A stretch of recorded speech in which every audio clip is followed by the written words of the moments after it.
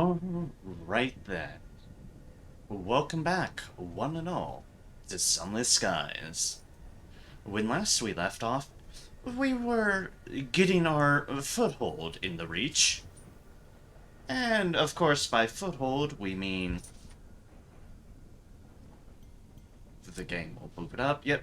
And by foothold, we mean just getting our finances in order and a better... and a better train. A better engine. For this, we can improve upon and expand our capabilities. Other than that, we've been mostly doing trading, and we've been poking at some stories. We have completed the story of the circus, where we certainly learned some mysterious things on that accord with the obelisk there. And we've had some close calls and such. But at the current moment, I believe our intention, considering I seem to have let myself with 5 sacks of verdant seeds, and we have this, is to find Titania. Of which we will need to be going southeast. We can go there at some point too. And we're keeping an eye out for more kaboom. We, we certainly have a number of stories just sitting around. Well, we will do what we can, how we can, when the opportunity arises. And so be it. Such is the way it is. But hello everyone, I hope everyone is doing well. Sorry about the little bit of a late start. Some things came up in terms of the dog avenue, but I have gotten a handle over them. And thus we can begin, hopefully without any concerns. Right, dogs? Hope you behaved. Yeah, you behaved? Good. I'll hope on that. But yes, we have some deals. Titania was one on my list. We apparently need to go to Old Tom's Well, which is south. And yeah, we shall see what we can find. Oh, I'm off this way.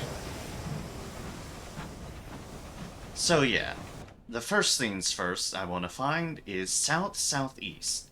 This is effectively southeast, so south-southeast is likely to be somewhere... somewhere around there. Somewhere. We'll see. We'll search. We have the capabilities and the supplies, so let us begin our adventure for this evening.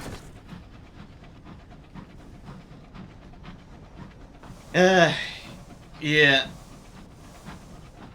Such is the deal of handling things you haven't had to handle before with animals, but they're alright. It's, yeah. Nothing that's of any concerns or emergencies or the like with it when it comes to them dog-wise. It's just some circumstances. Is my camera in the right spot? It should be. Question mark, question mark, question mark. Hopefully it is.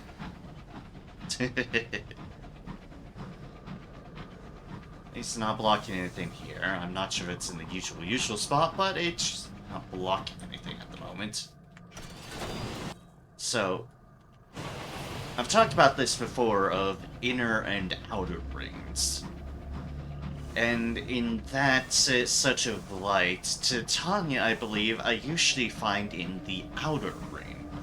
Which is why I'm heading off a starting basis on the nature reserve. Because the nature reserve is, I think it generally is considered an inner ring. Again, this is just like trying to dredge up memories from a while ago.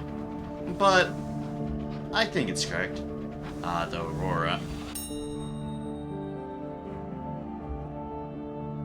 68.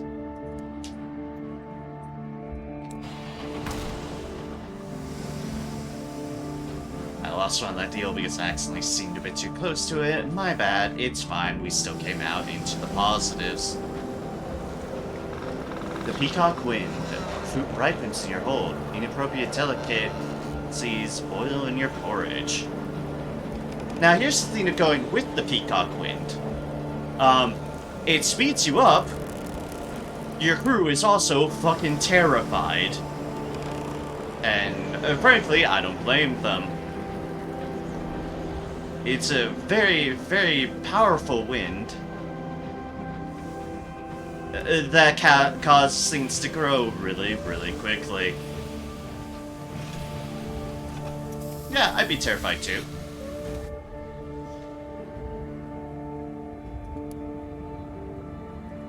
Let us reduce some terror, because reducing terror sounds like a lovely idea. Gather a port report, because we have these empty now.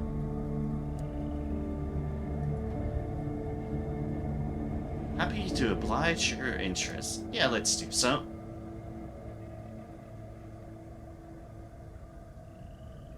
You delve into the reserve together. The birds sing around you. The flowers offer sweet perfumes. A pleasing breeze tumbles through a glade and whistles around a mountain bend. Stories. Alright, let's see here. Hours. Hours isn't something we overly need. I'm a pickup of fuel. So south-southeast should be off this way, so I need to turn around and go out this way. Ooh, that reduced terror was like a full 10%. That is very ideal. Very, very ideal. Terror management is certainly an important deal to, well, manage, to say the least. If it goes out of hand, it very much goes out of hand, and it's fairly simple for things to go out of hand here. Oh, there's Dreadnought over here. Hello, Dreadnought.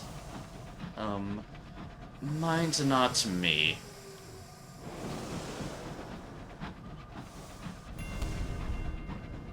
Hypothenians rest. Oh, one moment.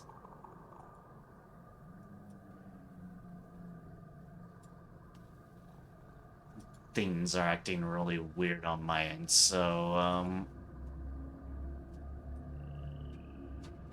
okay, we'll settle for that for now.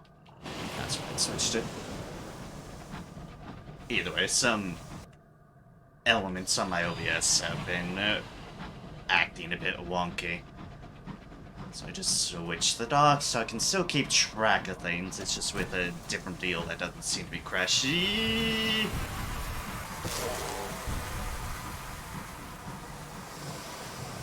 Bees! Bees!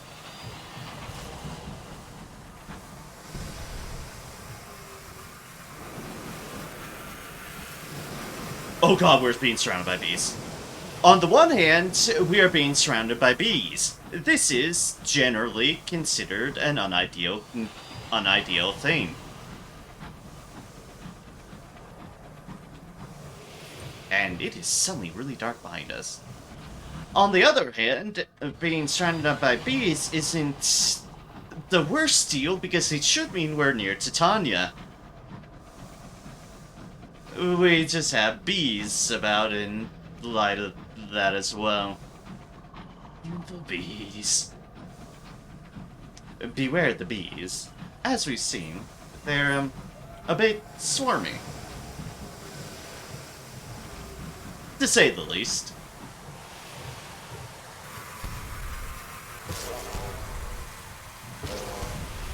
I don't usually fight the bees, but it says we need something from them, I remember.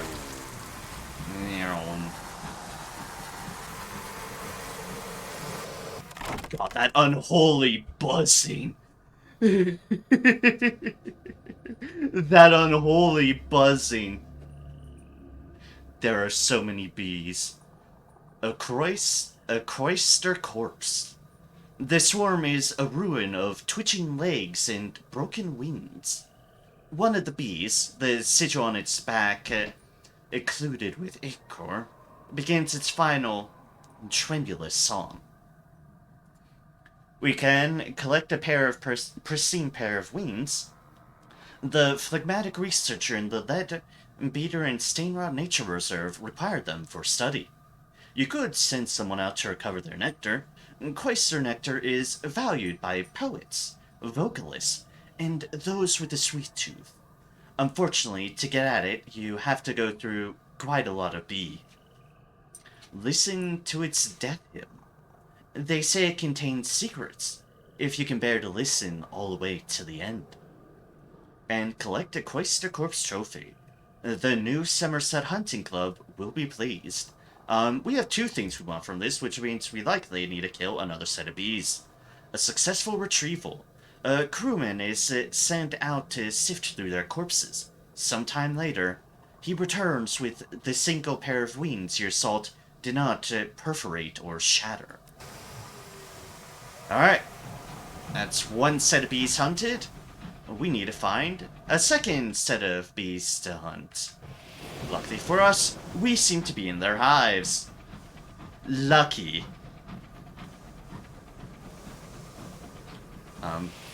Beware being in an enemy's home turf, to say the least.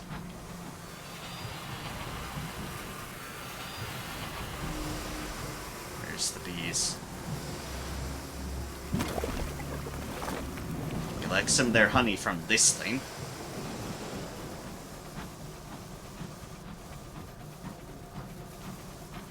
I hear the buzzing. It's just a matter of where. The repentant devils listen to the bees they sing of a well, and the unpleasant fate of the one who gave them voices. As you can see, there's a bunch of logs covered with honey and such. We are very, very, very much in their nest. There's a group of bees.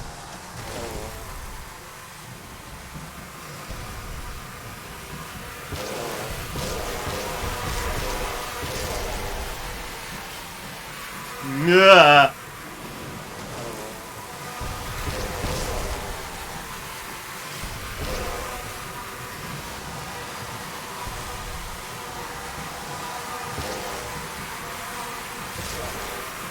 This is why one bewares the bees. This is why one bewares the bees in their home turf.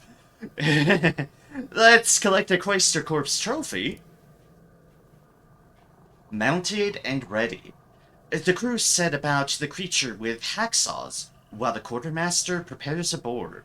Once the entrails are dried, they nail it firmly there. The hunting club will no doubt wish to replace it with something in mahogany or bronzewood once you deliver it, but this will do for the moment. Yeah, I got wedged between two bees there, and it was very unfortunate. Luckily, we are in a stronger ship. We need a stronger weapon. I'm killing these bees out of spite. They've damaged me. I could get experience from them. Get back here, bees. Stop playing ring around the nest.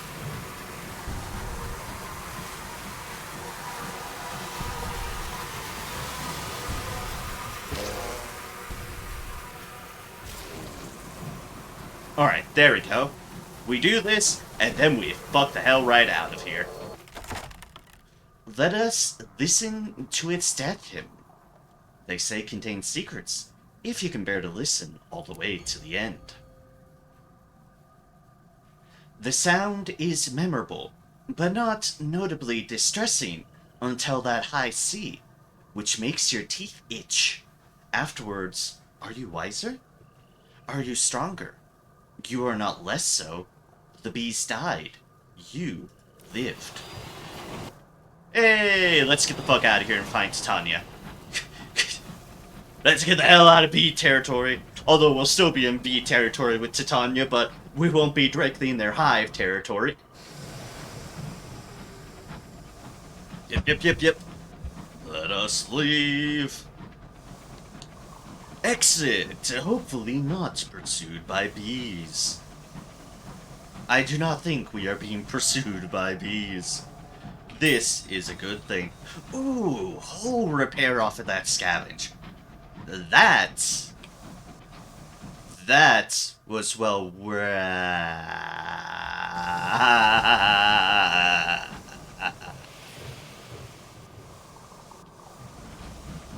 not right now. Well, I can tell y'all where Titania isn't at the moment, and that's where that horror lies. Which means it must be elsewhere. Where that horror is not. We might be back there with a little bit less terror, but not when our terror is already so high. Our terror is quite high at the moment. Oh, the bees. Alright, what do we have left for our various things? Scribe Spinster. Hybris Pus. Okay, we're not in the vicinity of that at the moment. I hear bees. We do not want to hear bees. We are leaving the bees.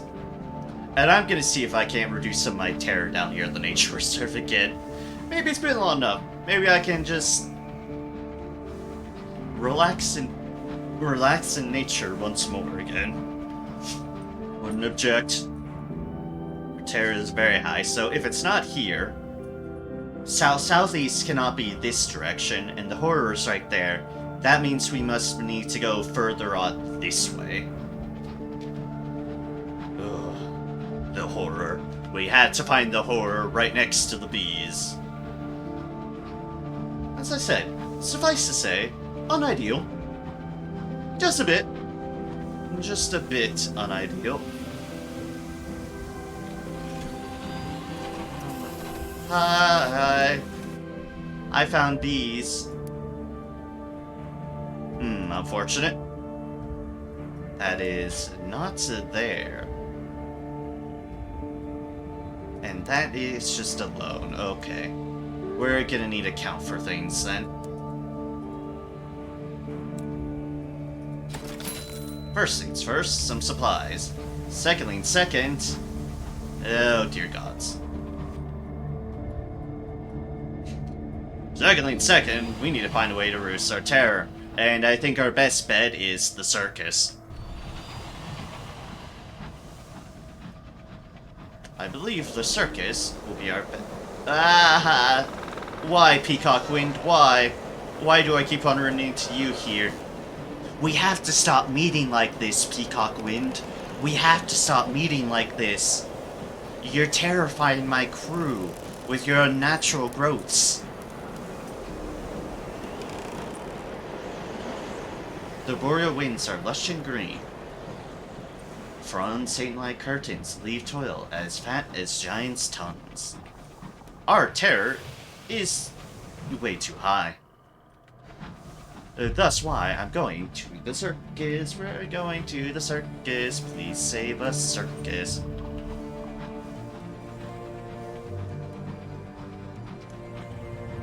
Bad things might start happening at 50%, which is why I worry. I don't exactly hide there. Yeah, like this.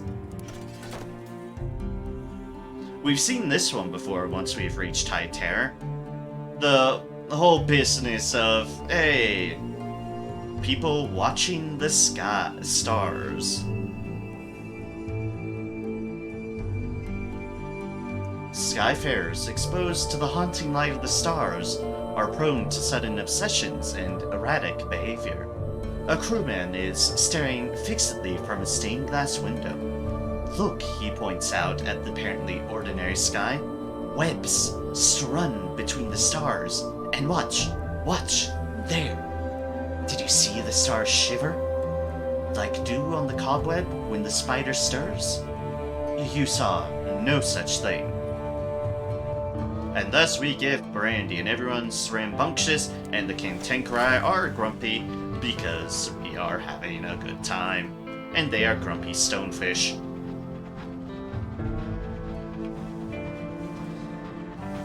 Oh yeah, that note, the other thing that slightly delayed me, having to deal with a big-ass spider.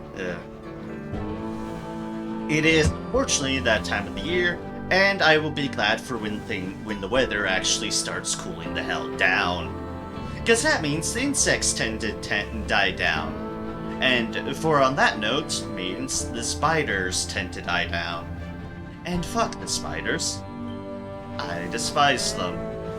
I fear them. I cry whenever I see a giant one on the wall. Ugh.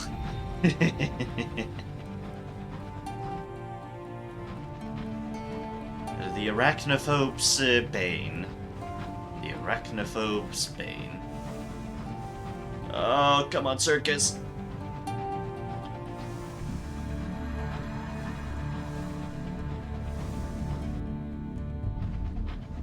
I need you, circus. Hark, a signaler cries. You do, and you hear the oomph oomph of distant circus music, perpetrated by straining tuba. Yes, please, please, please, please. There's circus lights.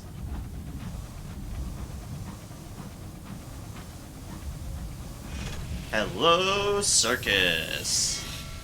Hi, I need some help, circus. Not you. Listen to their stories. There's some reduction on that. We write a port report. We grab some free tickets because we are family. Attend another performance. Ah, that's not terror. That's just, well, that's Sky Stories of Visions of Heaven, at least. Which we've read this before. And visit the amusements. The midway calls. You and your crew spend several hours enjoying the offerings of the newly revitalized circus. The strong woman salutes you, effortlessly supporting a heavy bar with the other hand. The urchin at the drink stand gives you a drink with probably no spit in it at all. By the time your ticket expires, your crew is considerably more relaxed. You can see we've revitalized the circus, and thus they are doing a whole bunch better. That's the same deal, that's fine. We are reducing our unmatchable terror.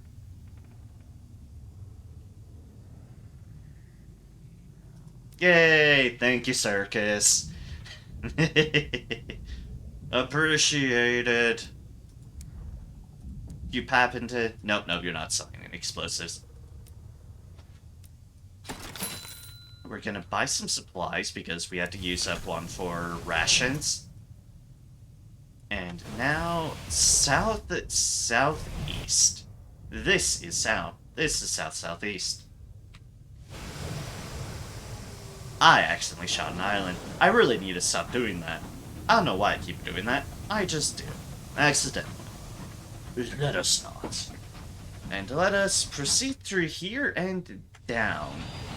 There's an opening gap here we haven't explored yet, and we should be able to find things this way. Oh, I see what I do. I'm, for some reason, keep on pressing left click and the map at the same time, so it seems to trigger itself. I still really need to stop doing that. The Von Zessen Waste. Sorry, Von Zessen Waste. I think I said waste. Von Zessen Waste. No, waste. Waste. And as you can see in the background, and it's always well worthy of taking note in the background, because there's a lot of stuff in the background around you. Like all this wreckage that's just around it. Makes it shows it's like a lot of people try settling this place, the Reach. The Reach is not a forgiving place. Efforts, uh, efforts to build and settle can be very overtaken by nature itself.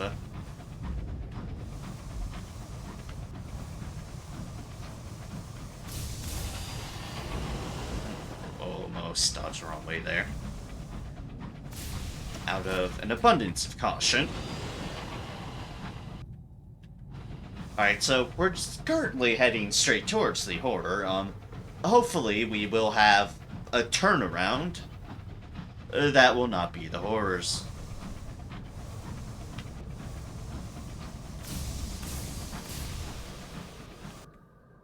Although that is not right now, clearly.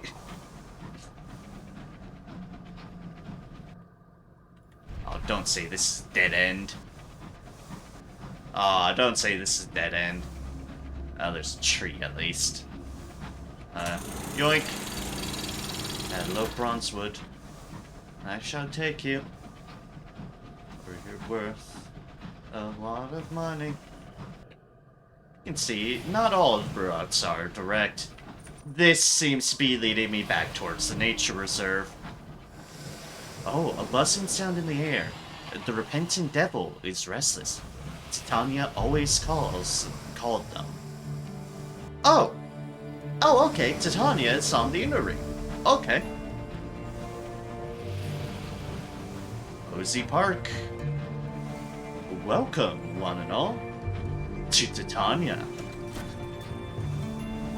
One of the weirdest, but one of the more cool stations. As you can see, in the foreground and in this is very much built on a flower. Yep, it's a flower. Titania.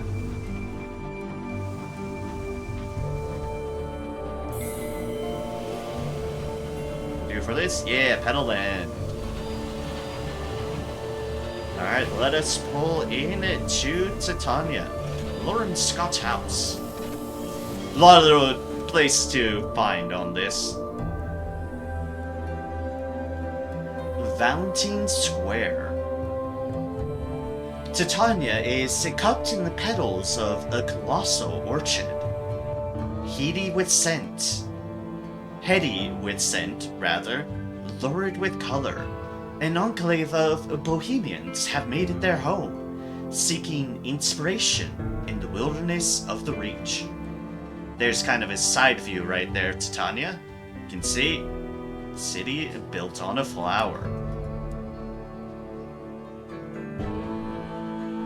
Oh, crockery. By gods, it's crockery. Flowers for Titania. It's been a while, so I'll reread this, but a florid landscapist is planting a modest floral garden in Titania to commemorate the birthday of whatever dead artist, composer, or poet is currently in vogue. She requires verdant seeds, and lots of them. 5 sacks to be exact. Titania lies to the south-southeast of New Winchester. Also called here. Let's get some money. That should do it, the Florida landscapist declares. She stores the sacks carefully away from any sources of water, for the flora of the Reach is dangerously ebullient when nourished. Impeccable service. Please accept this additional compensation. 100 extra sovereigns and experience. As for the bargains, crockery for sale, nearly new, cups, saucers, gravy boats. An irritable footman is taking whatever he can for the crockery. The dinnerware seems in mint condition. Why is his master selling it? He indicates the geometric pattern. Last season, isn't it? It's all wistful feathering now. We're actually going to buy these for, future storage. Because there are things that can utilize the crockery here in the Neath. There isn't places to buy crockery here, other than this occasional bargain. And so we're jumping right on this. Fine London china, porcelain plates bearing the Emperor's face, cups and saucers traced with roses. And, oh good, we can buy fuel here as well. Thank you. And now, let's get a taste of Titania. Oberon's Landing. The port unfurls itself, welcoming you ashore. This perfumed haven was intended for thinkers, artists, philosophers, and poets. Indeed, you enter its main dome to find yourself surrounded by arguing bohemians and the unfinished shells of buildings in a variety of styles. Nobody looks happy, but everyone agrees it's someone else's fault. Meet with the Rasputic mayor. As first amongst the founders, she gets Titania's only office. The mayor is only available when the port is undamaged. Spoilers, don't worry about it. It's fine. Titania's petals fill the air with a perpetual perfume, but eventually you become accustomed to it. Even so, the scent of the many flowers in the mayor's small office sends your senses reeling. Obviously unaffected, she sits behind her desk and gestures for you to take the other chair. Ask the mayor about Titania. How can a place like this flourish out here in the dark? Flower of the High Wilderness. A spectacular place, isn't it? We couldn't believe that nobody else had colonized it after, well, whoever built all the crystal domes and spires. Honestly, I can't believe our luck. How mighty convenient. Ask about the work in the port. Even a place like this must want for something. Ask about work in the port? A polite refusal. The Rapsodic mayor shakes her head. I think you will find us most self-sufficient, Captain.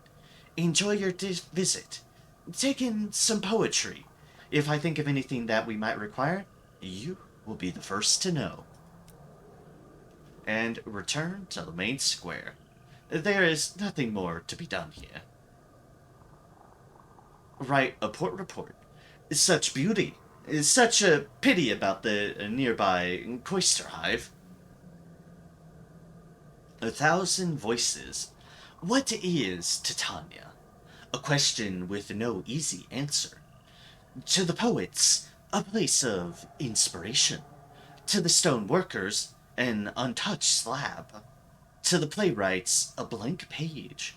A place of tranquility, of creation, and... Your interviewee pauses, suddenly looking worried. Do you hear buzzing? Apologies, must get inside. You can't see or hear anything, however, and must assume it's just force of habit. Yes, just force of habit. No, nothing to worry about here. Explore Titania. Such a glorious place. Every step reveals new wonders. The Jewel of the Reach. Light sparkles through the jeweled petals onto the marble white paths. Wherever you explore, poets and singers perform their latest work, while artists peer behind canvases to try to capture the beauty in oil and chalk. In the horrors of the high wilderness, this is a place of safety and wonder, where nothing could possibly disturb the peace.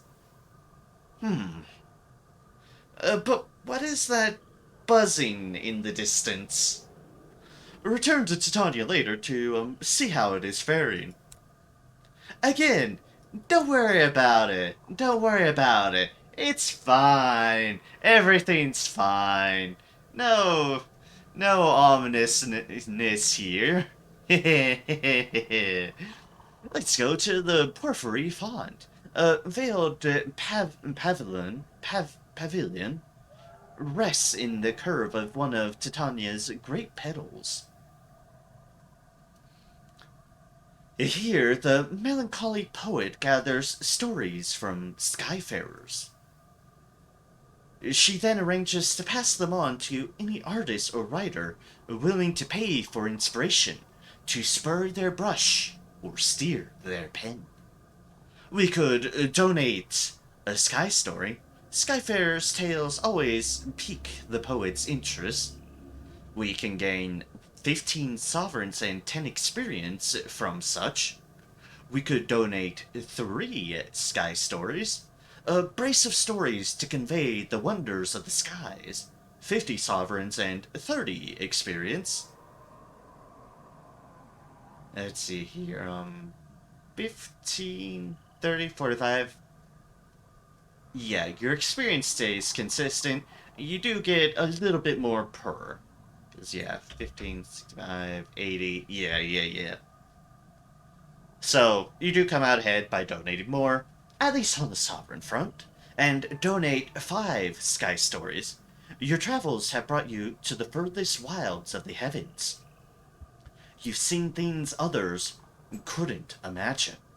Gain 85 sovereigns and 50 experience. We're probably going to do that. There is some other options as well, but we don't have many of those resources, or not at all, to do so. But you could donate a vision of the heavens, something precious, briefly glimpsed, forever remembered.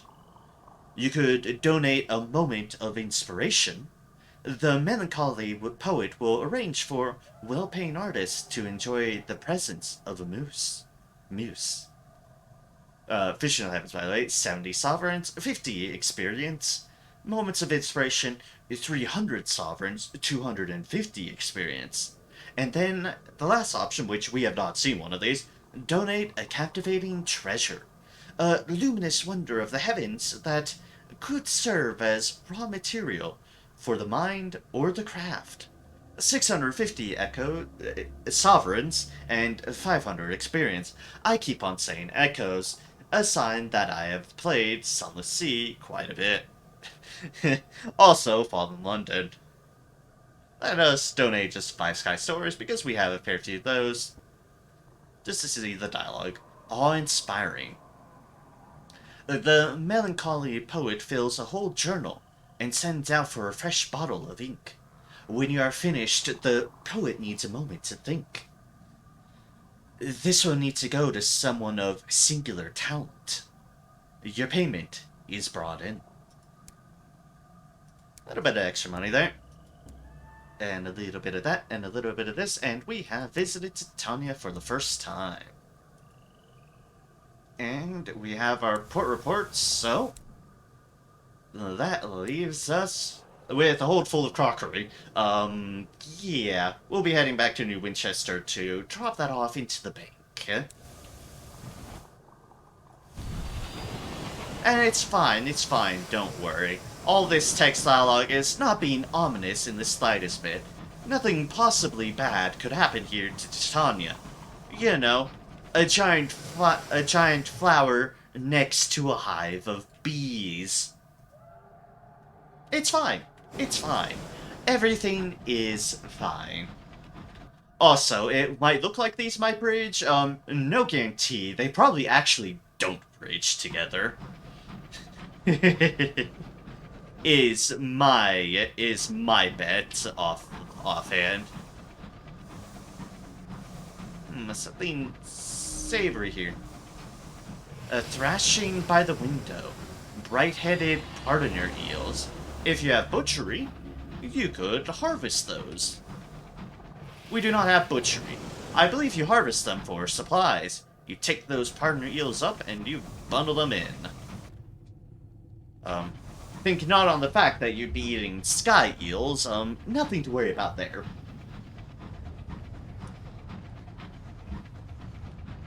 After all, when your supplies start dwindling, food is food.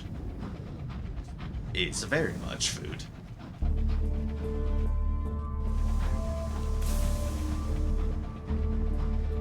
Grave of Tacites and stovepipes alike. Yes, indeed. And that dreadnought is just flailing around, but that's fine. There's another dreadnought right here. It's fine. We're not on the bad side of the dreadnoughts, and thus we have nothing to worry about. Probably about equal distance either way. Look. I think back further than I expected I would. I was just gonna go like, instead I actually went, familiar as a disagreeable uncle. Yes, indeed.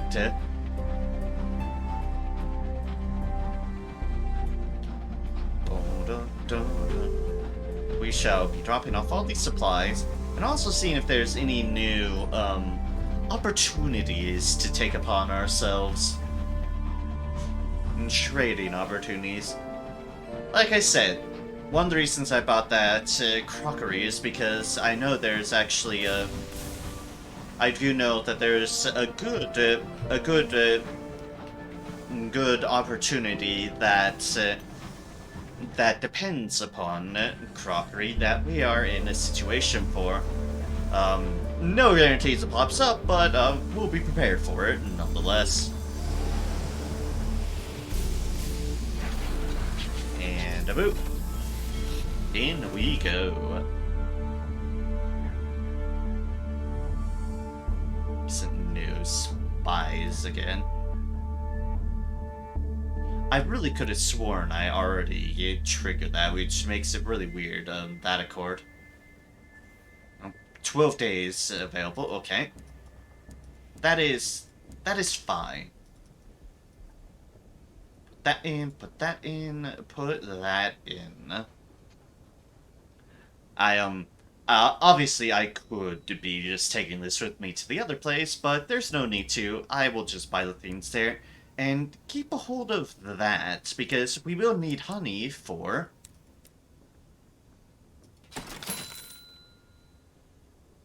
Well, we'll need honey for talking to them. We also will need some caddies of tea. But, for the current moment, we shall not worry ourselves about it.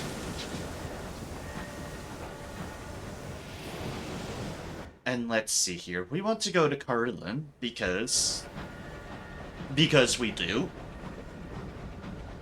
Because that'll give us the opportunity to do that one, in which we can just say, oh hey, I want to buy, I just want to buy things.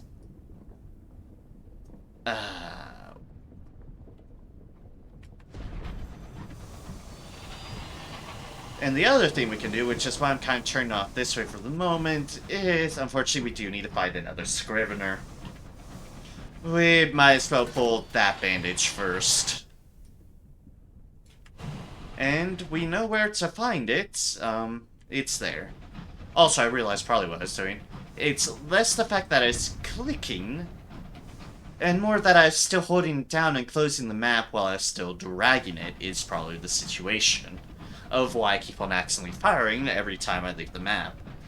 So, now that I'm aware of what foolish habit I'm doing, I probably need to correct it. I'll try my best. Because it could get me in trouble just firing willy-nilly.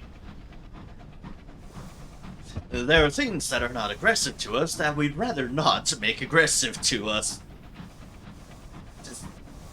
Just a minor thing.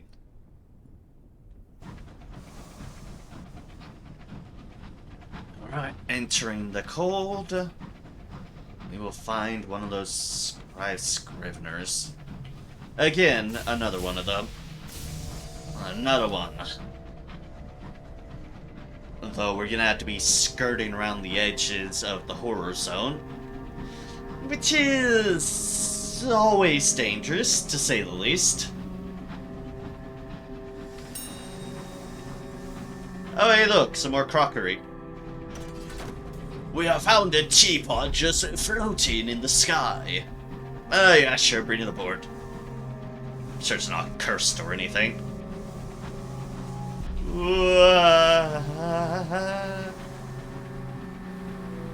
HML Scarlet, you are zooming around like a bat out of hell.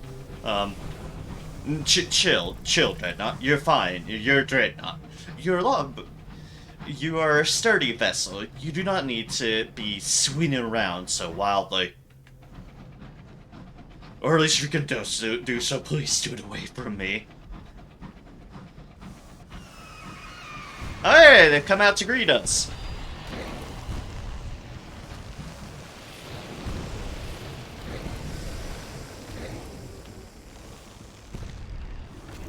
Long as it's semi just kind of stuck. We wanted to get as many shots off as we could.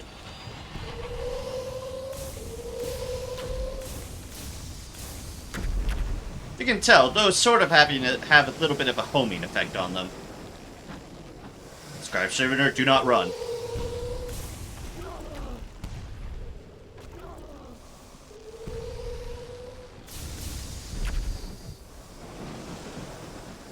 We barely avoided that one.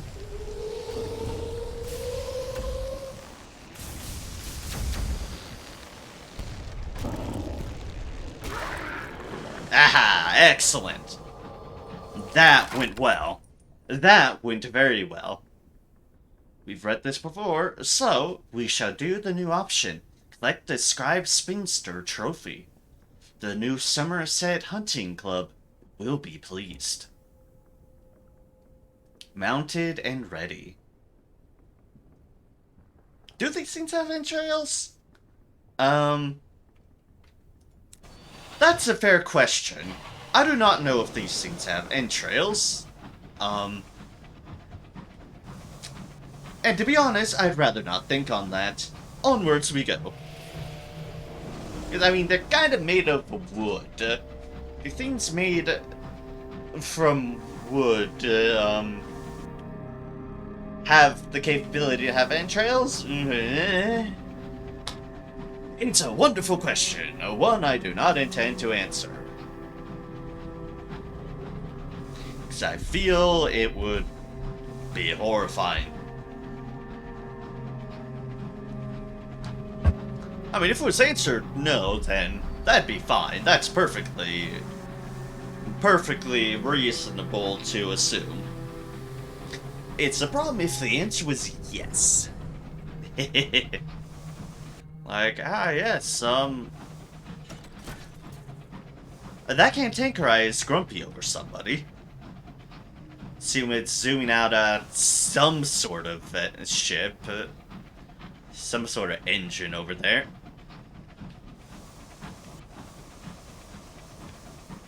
And it's still out for somebody's blood. We'll leave him be. I'll leave the grumpy son of a gun be.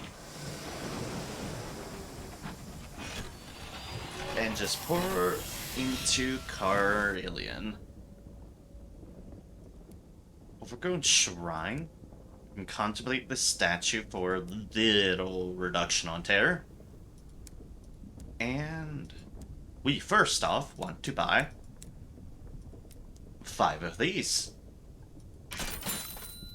And then we want to sell 5 of these. Otherworldly artifact, and some more experience.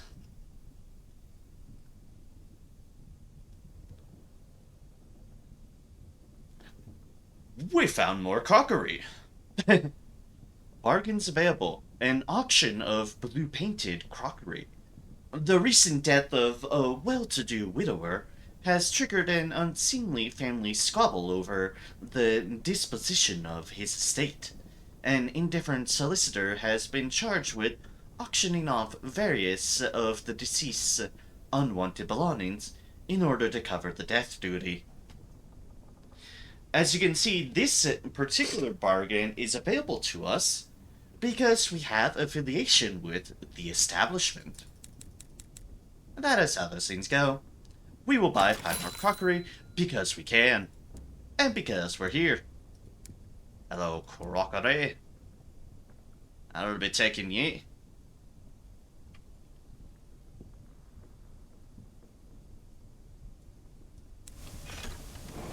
then taking you back to New Winchester.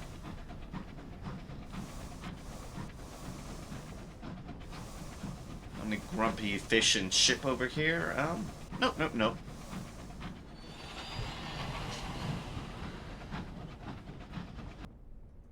By the way, the worst meal you could have, fish and chips. A little bit crunchy, one could say.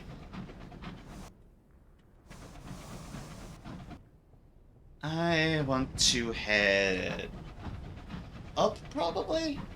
Probably up. Quite possibly up. Also, I think we're well sorted on crockery for the time being. We're probably fine on our tea appliances.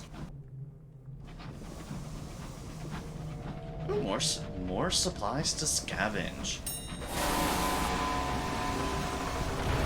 Supplies and a Star-Mad Explorer. These flighty things.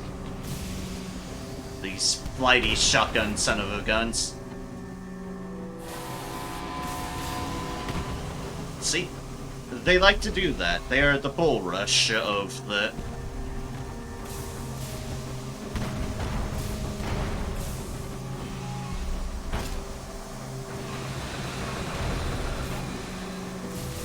We do not want to be right in front of it.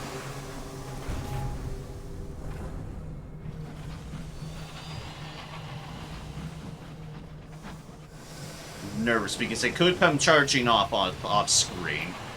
They do have a tendency to do that. Hey! The launch shot. We lost one hole from that, so that's fine. Find a sky story or a tale of terror. Yep, the Star-Mad Explorer is defeated. The crew of this weathered engine had been driven mad by the winds and the stars, and the things that haunt the sky. You could examine the captain's logs. They may shed light on what befell the explorer. Find a sky story or a tale of terror, or scavenge for parts. The explorer is beyond repair, as are its crew. But perhaps something might be salvageable. A messy business. You escort your crew to get over their damn superstitions and start stripping the explorer.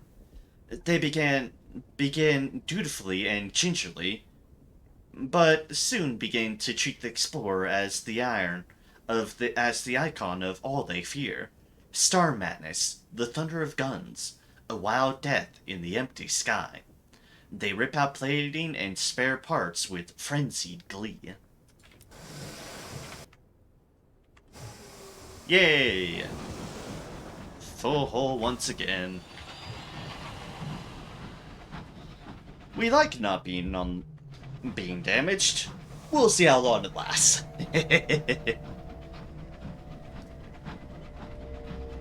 We will see how long it lasts. Don't count your bets on too long. And yeah, this way, and we shall take the underneath to explore our boundaries here. I guess that should be fine.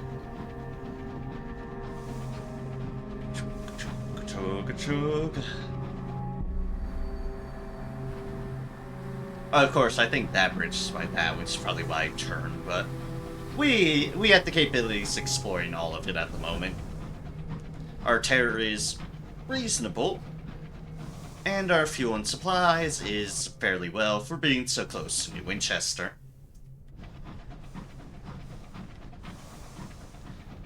So we explore the boundaries, and A, uncover map, B, well, see if there's anything named to get experience with. We are very close to another level up, huh?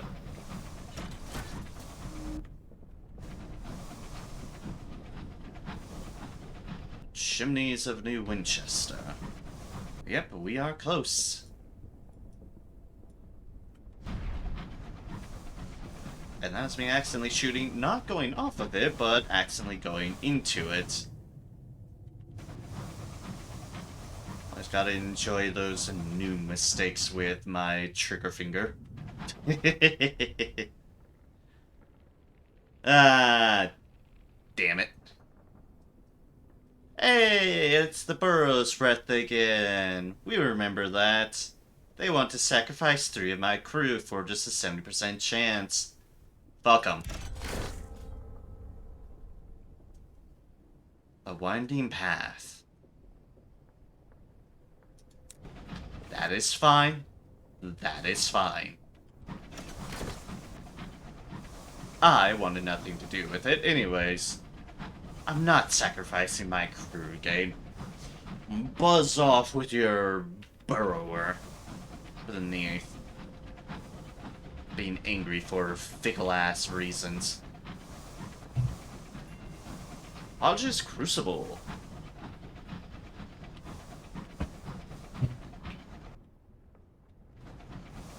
Hey, we did it. We found the Crucible in here. Show what those demons what's for. Oh wait, no, wrong game. We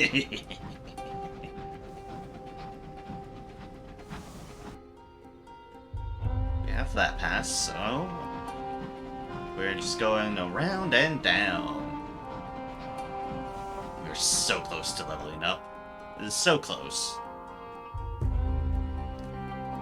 Of course, we certainly do have a number of things we have yet to find here in the Reach, and plenty of stories to do here in the Reach.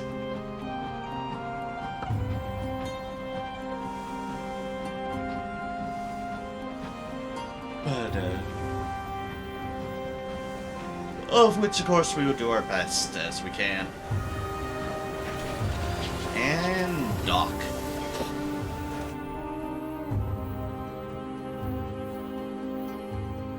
Anything new here? Definitely not.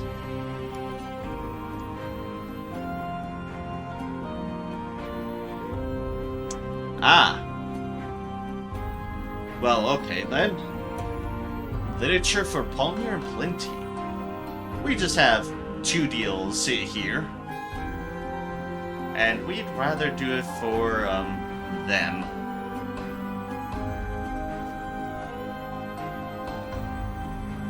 Move to literature. We have,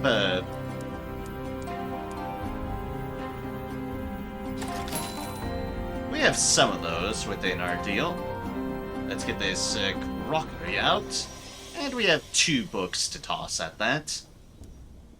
Won't be able to fully do it, but we at least have a couple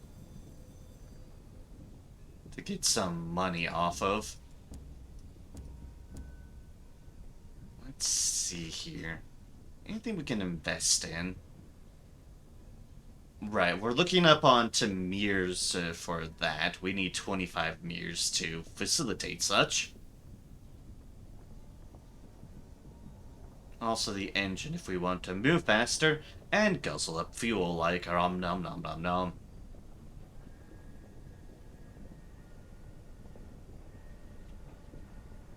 Sensible plumbing. We do have a captain slot as well, which orders applies to. Mirrors for that sort of weapon too. I see, I see.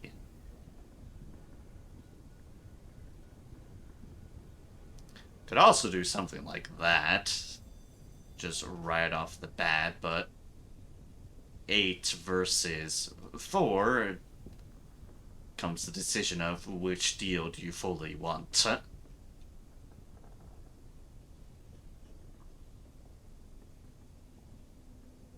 Auxiliary, auxiliary, auxiliary. Yeah, is this only Captain thing sold? It might be, actually. Yeah, it might be. Either way, we need mirrors. And mirrors. Let's do 10 damage, 750 range. 15 damage, 750 range. Less heat, too.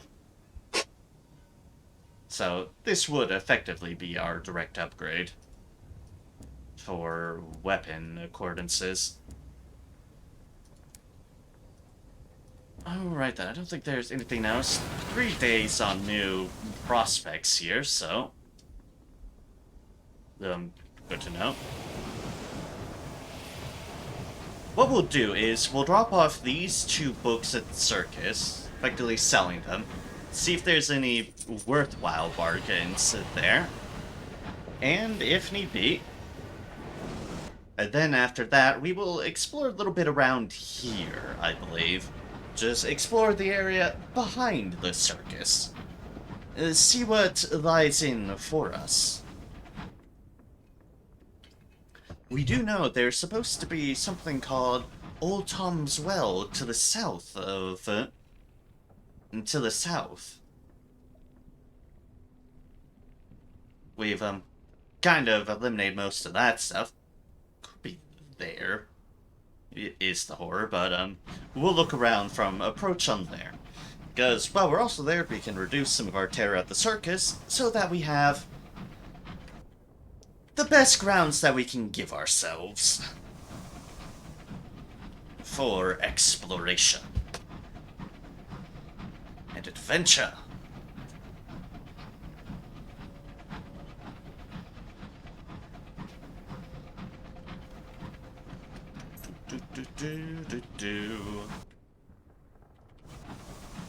Hey, wait a second, there's a thing there. Hold up, let's see if there's still something here. Shiny thing? Oh yeah, shiny thing. Supplies and stuff to scavenge. Ooh, excellent, more fuel. Well worth it. Well worth it. Very, very well worth it. Considering the circus does not sell fuel, it just sells supplies.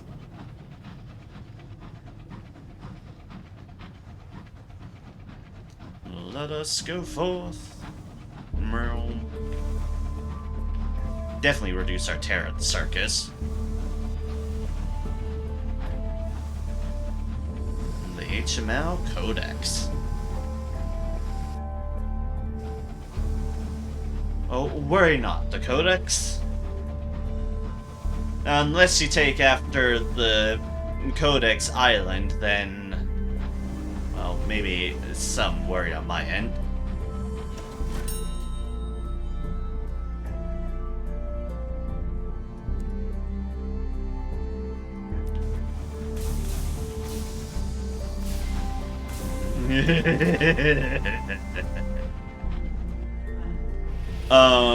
Talk about skirting things close, mate. Give nobody more a heart attack than myself on that accord, because,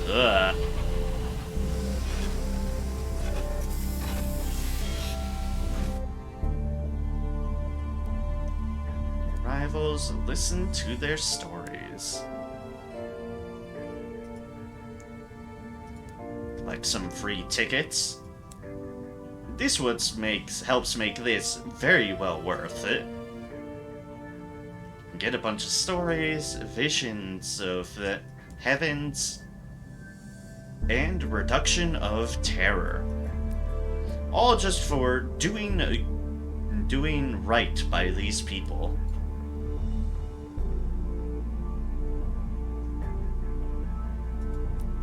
Alright, our terror's at 1, which is excellent. Ooh, Cloister Nectar. I think I'll pick some of that up. First, we'll sell a couple of books, which actually pays for buying those things. We still need 3 more books from somewhere.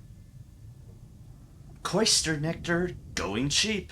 Whistling apiarist is selling fresh, or at least recent, Cloister Nectar. A versatile substance used variably as a sweetener and intoxicant, and a tonic for the vocal cords. That bread seems jolly, though his tune is not. We'll buy out there, honey. Honey for sale. good old nectar.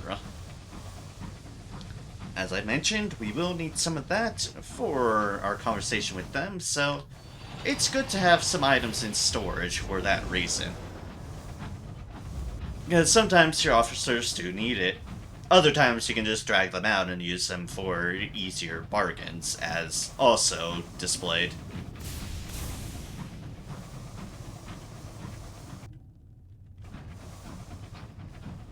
But in the case of the honey, we'll just grab, because while we could get more profit in theory off of it, Rookery Cove. Oh no, we've taken all this, crockery, and now we found corkery. The crockery corkery. It has come for our blood. It has come for us all. We must flee into the night.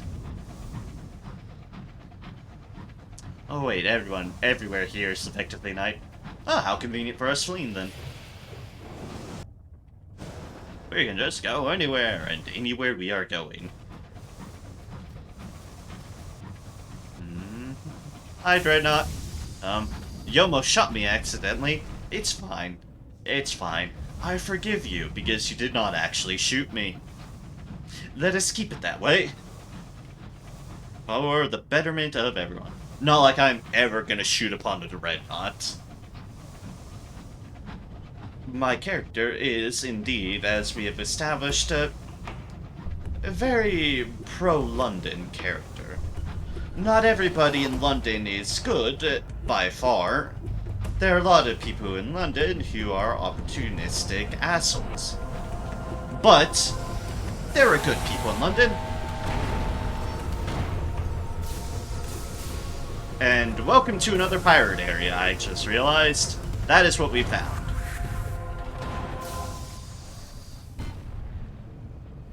Ah, almost.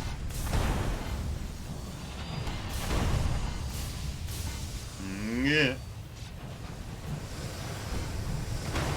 Hit him with the broadside. Yay. Aha. We have a different option here. Recover its weaponry. The bridge is in ruins. The hold is crumpled, but its main gun has survived. An engineering crew could remove it intact. This will give you a small weapon that you can equip while on dock, or sell to an equipment shop. A rare find. Your crew return in one piece, bearing the spoils of your victory. It was right devil to remove, Captain, says the lead engineer. Hope you'll make good use of it. The Marauder cannon launches chunks of jagged, superheated rock via a brutally basic mechanism. Simple, ruthless, effective. Now, we can't equip it while we're running, but here effectively it is. Reclaimed Marauder Mongol. The fire-eyed maid of smoky war, all hot and bleeding, will we offer them.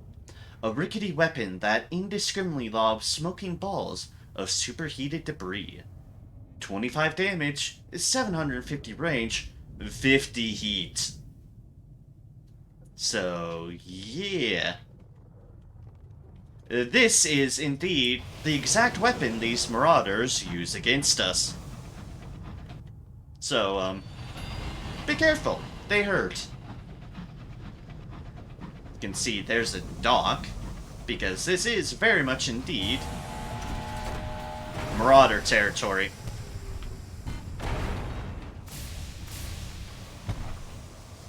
See, that sort of projectile that we've been seeing, that's their weapon. Oh god, Battle of Culverston. I thought I'd been hit or something. No, we just leveled up. Found the Battle of Culverston.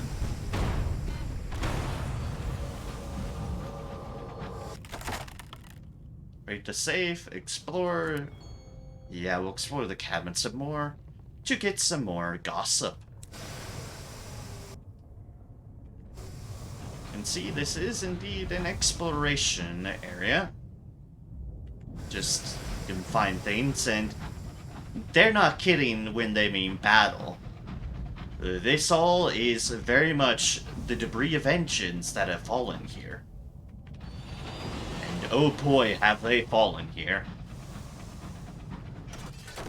Ah, and here is something I was halfway expecting, and I'm not surprised to encounter. You'll notice there's a bit of a change in scenery. Yeah. Let's take a faucet first while we're thinking on matters. Family footsteps, below stairs, a metamorphosis, all these we've seen. This one, however, is new. Okay, 24. A seance. London was obsessed with the occult. A flamboyant array of mediums claimed to be able to pierce the veil and commune with the dead. So we do want mirrors. That would give us 5 mirrors, which would be enough. What are the options for this, and do they seem like they were fit in my character? And commune with the dead. Your hands held those of the guests to either side, clammy in the dark. The medium's voice was raw and yearning. Why were you there? You could have been a believer. A medium spoke, and the dead answered. You got to speak one final time with someone who had passed. You needed it to be true. Or you were a plant. Not a literal plant, of course. You are certainly not a bowl of petunias falling out through the sky. No. You used a concealed device to contribute every eerie knocks and groans to the ambience. Everyone there wanted proof of the impossible.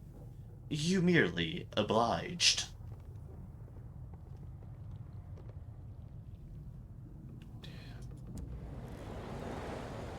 However, neither of those really, as much as I do want mirrors, neither of those really feel fitting for my character, to say the least.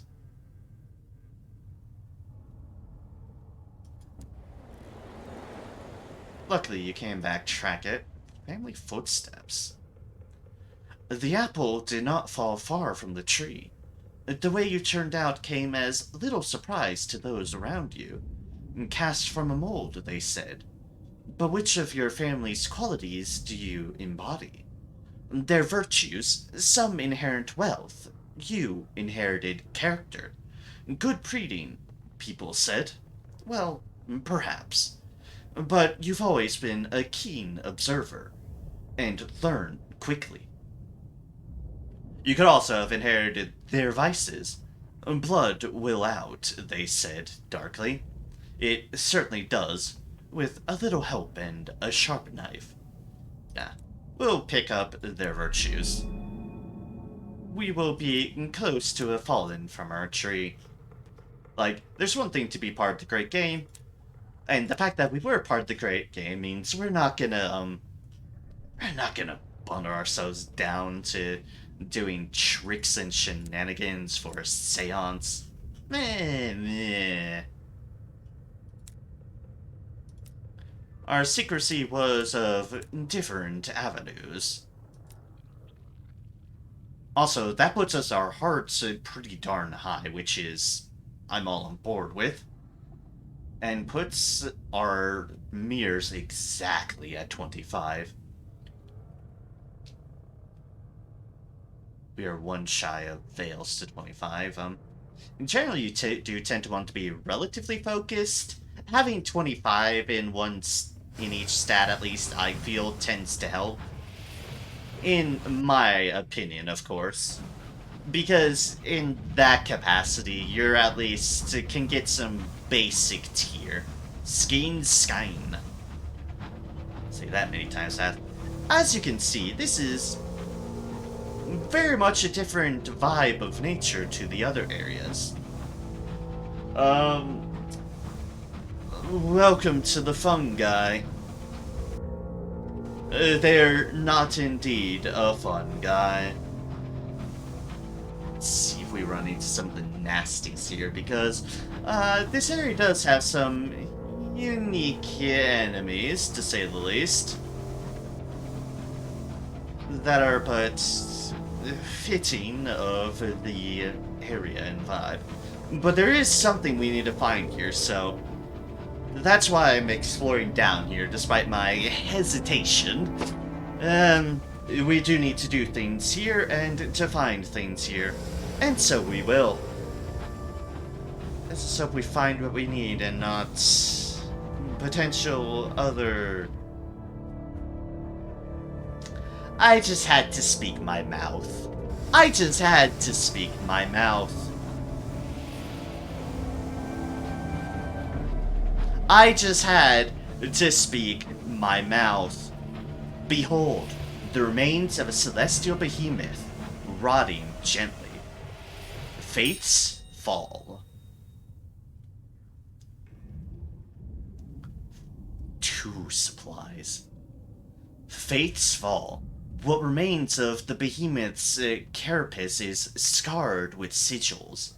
Most are marred and broken. Some still holding a sullen, resentful power. Your locomotive is stopped on a broad, flat section of the shell. The few sigils nearby are too cracked to risk much harm. You could repair your locomotive. The creature's chitinous shell is as hard as bronzewood. If you can hack off a few sections, you could patch your engine. Not risking that. You could just leave. This is a stagnant, forsaken place. It would not be wise to linger. This is the land of horror, this is fair. You could also delve deeper into the body. What secrets might you find in the depths of a messenger corpse?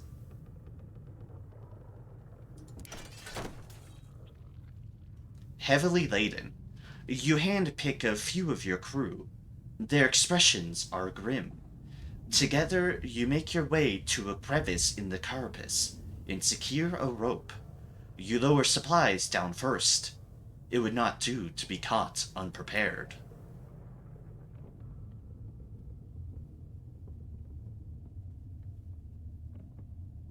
Ah, we need an unlicensed chart for something like this, I see. As you climb stinking, rotten caverns. As you climb down, a sickly scent fills your lungs. Sweet and heady and corrupt. You have to pause at the bottom to tie a scarf around your face. Your crew does likewise. Dissection has created tunnels in the behemoth's corpse. The walls are wizened flesh, stone hard, striated with muscle. You could leave empty-handed. You are exploring a corpse. This is not a place you are meant to be. You will not get your supplies back. You could break through the hardened membrane. A crack reveals a chamber beyond. When you press your ear to the crack, you hear a faint groaning noise. What could be inside? 37% chance, but we're probably going to go for it, as foolish as it probably is. You could also, if you had an unlicensed chart and not absolutely horrendous terror, this is the corpse of a celestial messenger. You have a chart that claims to point the way to its heart. Failure. Collapse. The membrane must have been weight-bearing. As a stoker removed a large piece, the flesh above abruptly sagged. Only swift work with picks and a team on ropes means no one remained trapped for long. The crew, however, are eager to return to the surface. Unfortunate. Let us leave then an unlicensed chart.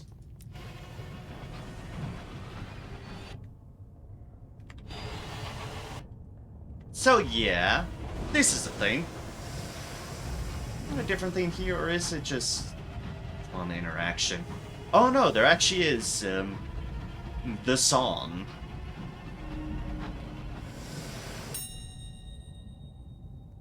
signal the wreck. Nah. We'll do something to help with our terror. And then apparently ram into everything because, yeah. Let's keep this place in mind. And, get the hell out of Dodge. Supplies are a bit low now. I tried to check. I tried something brave, so my supplies did not go to waste. Oh wait, this is actually a good thing to add to notes, because this is something that's not generally tracked. One moment, please.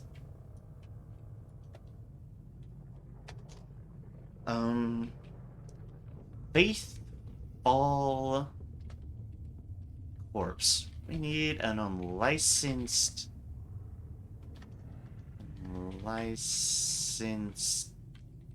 I've forgotten how to spell unlicensed. Well, it's fine. An unlicensed chart.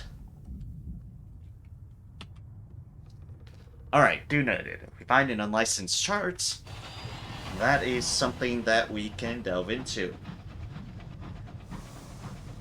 A deal not tracked in our journal like most things because it's not attached to like a quest or anything. General's Weave.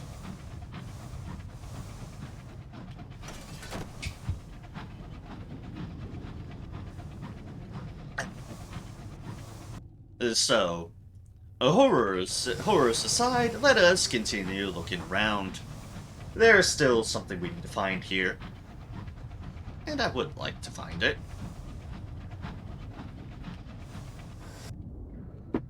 So, one moment. We might be in migraine territory. Because of course, nothing this evening wants to go fully correct for me.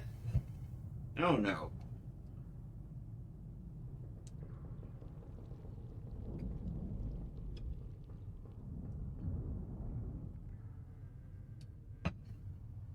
Oh no, we just have to have everything going wrong.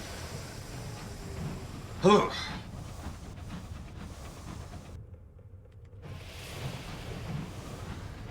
Alright then, hopefully that'll temper down the pain. With the full barrage. Migraines. Why do you have to show up now? Why do you have to show up ever? Really? Thou art tremendously uninvited.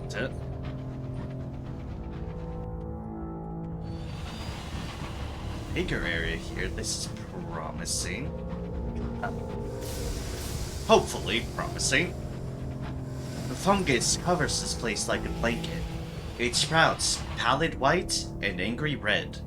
And god damn it. Why? Why? My head terror's not that fucking high. Whatever. Send them back to work and keep their hands and their head busy. And back to the grind. Oh wait, yeah, we have different dialogue here. Someone has been making subtle amendments to your navigator's calculations, presumably in an attempt to alter your course. The culprit is discovered to be a reticent engineer. You demand an explanation. She once encountered the storm that speaks, and it spoke to her in voices that she had thought she'd never hear again. Ever since, she's been trying to find it once more. We send them back to work, keep their hands and their head busy, back to the grind. You issue them a grueling list of new duties. They have no time now for starry obsessions or wild notions. Engine grease and elbow grease. As you've heard old Skyfarers say, pallid white and angry red on every outcropping and asteroid. There we go. Terror's even that high.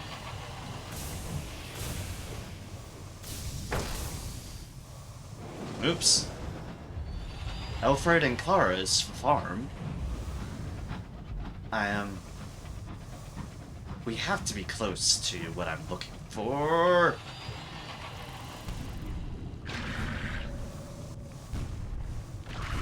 Full cane tanker alert. Full cane tanker alert.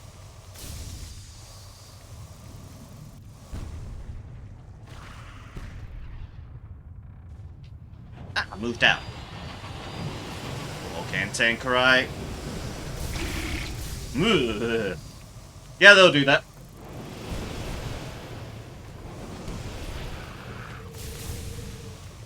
Olay. Alright, sure, that works.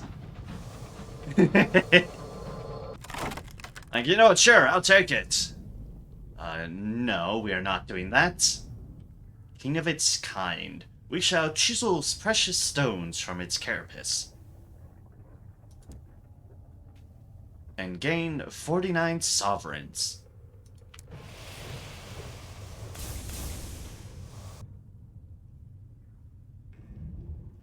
Clar's farm. Is this near to where I'm looking for? I don't recall. Twitch at protest at Hybra's sleepy atmosphere. Okay, good. It is. We are here at Hybris, a speck of a colony in a lonely fungal waste.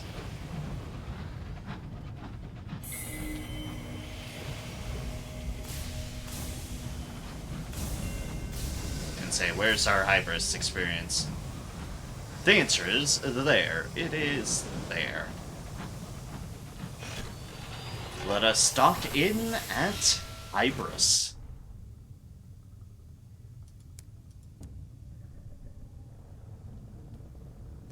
Hybris Bazaar. Captains tread reluctantly on Hybris. Some mutter of infection. The few that stop huddle by the dock to trade and converse. You may find bargains here, or fulfill prospects you have claimed. Hey, we need some explosives. Yoink. Trade with the locals. The only things to buy at Hybris are edible mushrooms and the seeds from the blotchy crops grown by the locals. Well, luckily for me, I do need supplies. And now, Hybris. A fledgling colony trying to dig its fingernails deep enough into the spongy, fungal fabric of the Reach to cling on when hard times come. It is a sad truth that many more settlements are founded than flourish. Hybris. Nestled amidst sprawling, sporing gardens of fungus, Hybris is a colony of octogenarians. Rotting buildings slog gently into decay. Maintenance is poor, the population aged. An insect speckled with fungus flies past drowsily. Growth asks no license, reads a barely legible sign, staked into a collapsed pile of fungal eggs. Sorry if I'm struggling to read a little bit. It's, a minor detail of visual auras. I'm very much in migraine mode. Yay. A venerable welcoming party has gathered. The wizened mayor approaches. His back is bent, but his pace is steady. When you do not have Insula da Brazil. Let us be greeted. He has a firm handshake. Welcome to our little hideaway. Watch your step, that one's about to fruit. True enough, the little white sack at your feet suddenly splits. Snaking tendrils of red fungus explode outward. The mayoral assistant, a severe woman of slightly less advanced years, guides the mayor to a nearby bench. You may stay as long as you like. Something is changing in Hybris.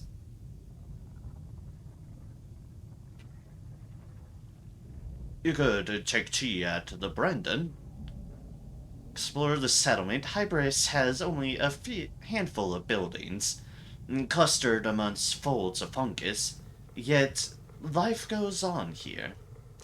Take tea at the Brendan, the only lodging house in Hybris, and the only building with more than one story.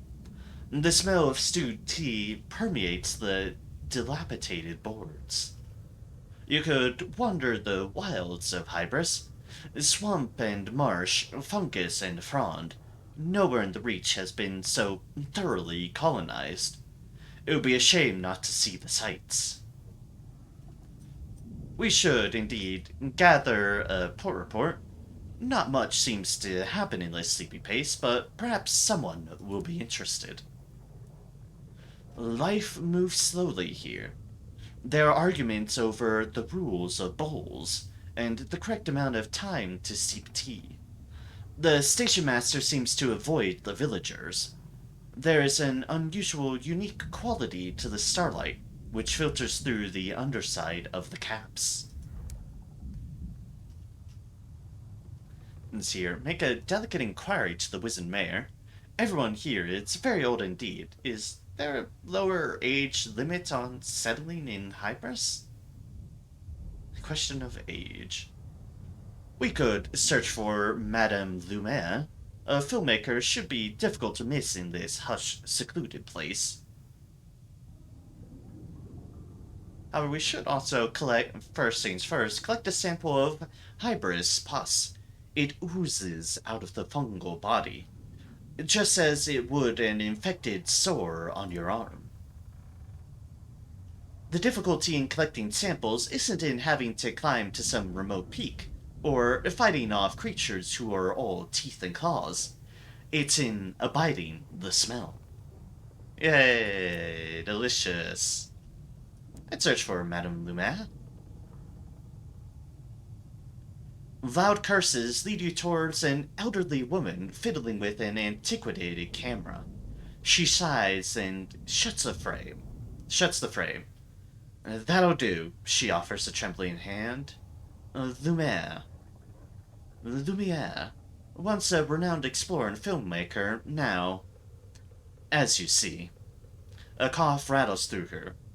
You from New Winchester? I'll leave with you. I can pay my way. I'm done here, and my lungs won't tolerate much more of this. She smiles wanly. I've a premiere to plan. Madame Lumiere has boarded your engine. And 15 sovereigns. Let us make a delicate inquiry to the wizard mayor. Sure. The mayor chuckles. Oh no. We'd welcome youth, but we don't get many settlers coming out this way. We're happily secluded here.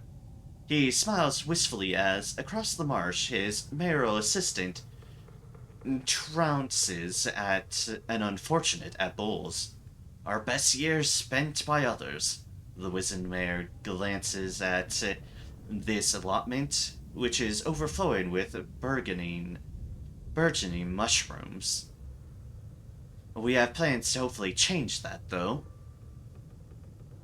The colonists are enjoying a second youth on Hybris.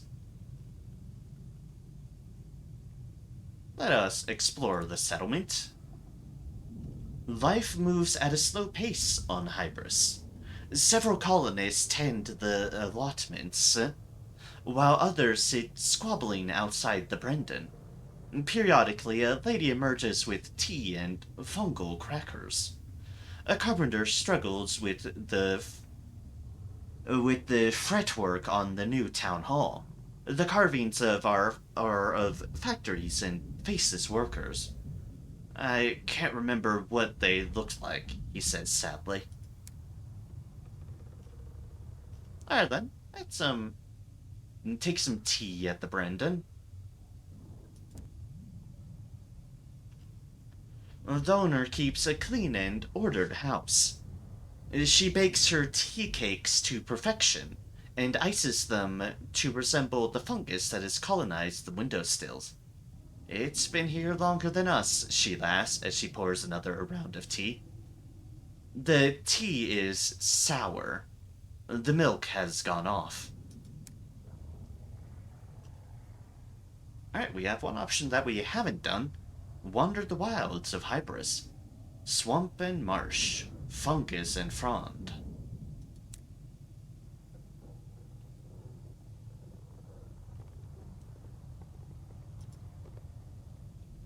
Um,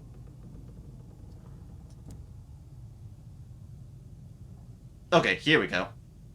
Fingers of black and red mushroom rise from the sodden ground. Tendrils of white fungus form vast arches. An earthy smell pervades the air and follows you through the swamps like a lost dog.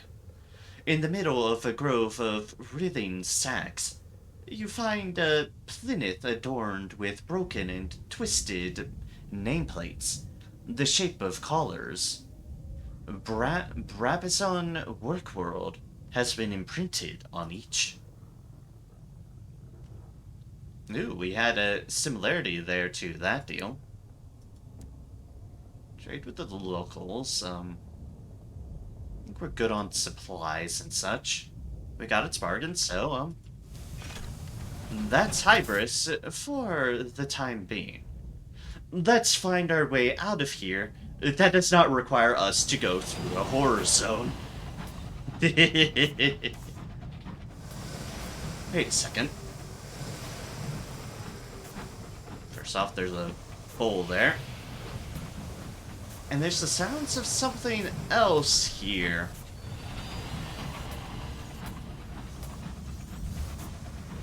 Where are you, you? Is an enemy I want. There we go. Ooh, the meadows. You'll notice something over here is making very off noises. Yeah, hello, say hi to this thing. This is the enemy I wanted to show off.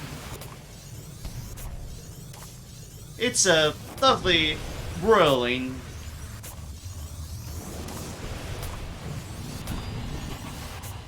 thing, to say the least. Oh, no, I missed. That just kind of shooting spore stuff everywhere. Oh, lovely, ain't it? Lovely, ain't it? Fairly easy to hit, you'd think. Yeah.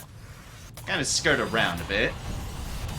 If you're trying to do things up close, then yeah, it'd be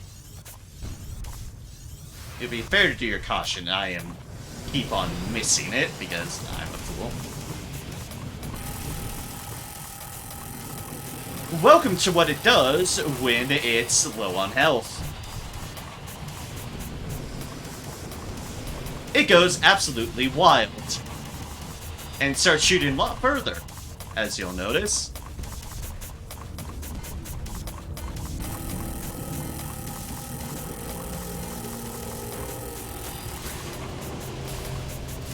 Drifting spores clog your engine's chimney. It sputters and coughs, spanning them with the belch of steam. I know my aim is being absolutely horrendous. I partly blame the migraine visuals at the moment.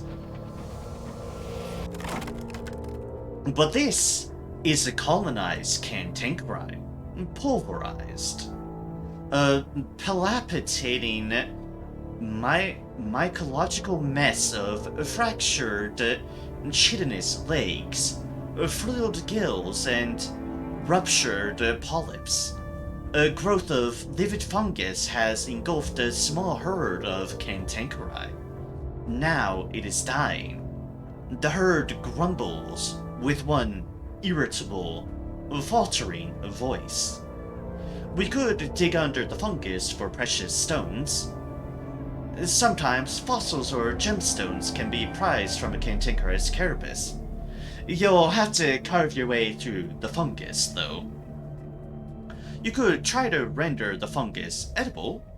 Eating unprovenant celestial fungus is, of course, a ticket to madness, infection, or a colorful death. But hopefully your cook can render it inert. Or you could just destroy the remains. They are... Pardon me. They are an unsightly blemish upon the sky. We're just gonna do that. Obliteration. Your guns thunder again and again until the conglomeration is pulverized. Your crew cheer, like spectators at fireworks. Lost some terror and gained a story. And we've shown that this bridges with that, most likely. It, technically makes it a way out. A way out still through horrible terrors, and thus why we're still gonna check elsewhere. Shasta's Leg. As we're doing a little bit of exploration, too, for that matter. Just a little bit. I don't want to stray too far. As something tempts me to go further. Alright, what is this thing on the map? The Wayward Company carefully monitors the mineral resources of the Reach. Just an abandoned place. Let's leave. Nothing to be gained from here.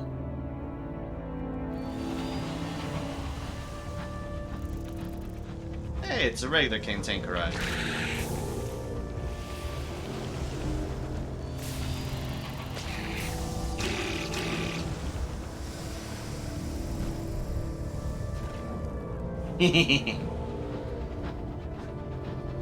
Cantankerite are lovely in that you can occasionally bait them as such.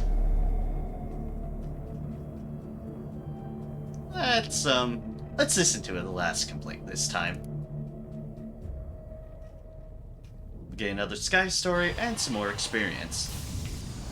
Both being good.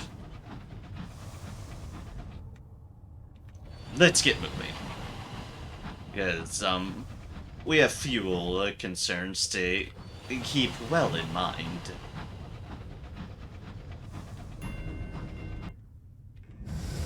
Gata's Way. We shall be keeping generally to the right side. Because the right side is likely to bridge the gap. Likely. Fingers crossed. After that, we will be making our way to, but of course, New Winchester. And after New Winchester, we have things to turn in. We have all the items for both the researcher at the nature reserve, and we have the remaining trophies for the hunting club in Port Avon. So we will be heading towards both.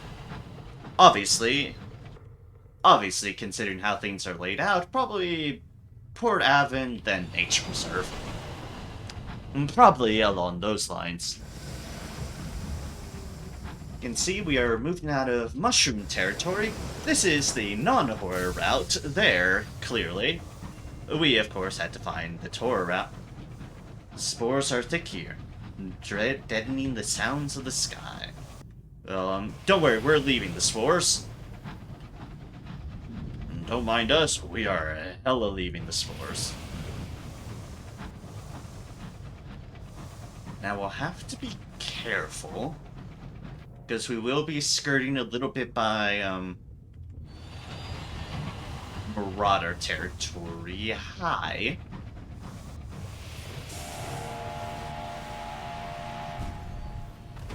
Speak of the bandits!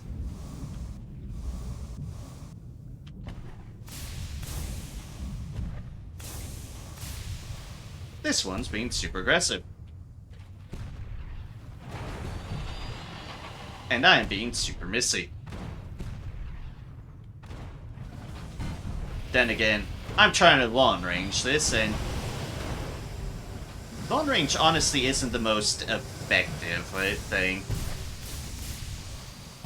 At least, generally, one of the things I've generally really ended up relying upon tends to be the shotgun deals. Let us... we've never raided the safe, sure. Your guns have reduced the door to a smoldering heap, but sovereigns are surprisingly durable. The Marauders haunt the Reach like bats in an attic. They spend their ill-gotten gains in the more licentious ports, acquiring sins in the riot of Lustrum. before weeping their confessionals at Magdalene's. But a few meager funds remain. 28 sovereigns is 28 sovereigns. Let's keep on moving because, fuel and supplies. Kind of less worried about the supplies because we're a bit close to the circus. Fuel, on the other hand, well, we're a bit more limited. There's that dangerous territory music of, yo, you are in Marauder turf. Are you sure you want to be here? The scream of train whistles in the distance. Marauders embarking on a raid.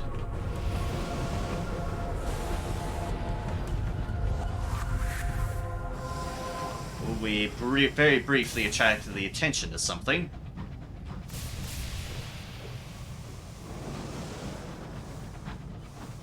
But it's fine. It caught us only off screen.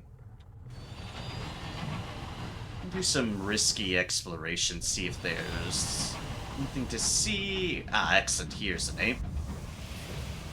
Ah, hello, Rek. You trying to grimly give me a sign? The Divot. Scavenge. We don't really need the repairs, but at the same time, that's just gonna increase our tear, so we might as well repair.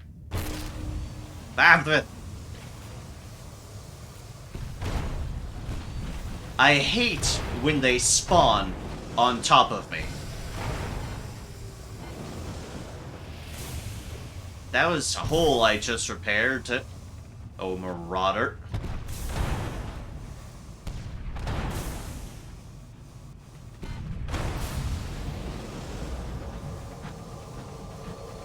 And that's for doing what you did. I could repair off of it. That'd be silly, not worth it. We shall loot its hold. A clasped jewelry box. Something precious has been concealed. Hey, more gossip. A sheaf of letters falls from a concealed compartment. The pages are rife with scandal. Yeah, see, if you're pretty well supplied and generally decently enough equipped, farming marauders can actually be fairly productive of an endeavor. How you doing, Dreadnought? You just have marauders? I'll leave you be, because I'm running low on fuel. I'm low enough that I'm heading straight for New Winchester, not even stopping by the circus. There's no need to. It'll probably just get me in trouble. I just need to steam on forward. Spent enough time dithering about killing things. We need to go home. Hi, Dreadnought. Hello. This corner of the sky is little traveled. It has been given over to the fungus and the wilds and the lost. I say as there's both me and two London dreadnoughts just chilling around, patrolling the area. But yeah, it's little traveled besides the three of us. And the third dreadnought that was further down the road. And all the marauders that have set up a base even further beyond. But other than all of those, little traveled. Yes, some little traveled. Just awkward glance.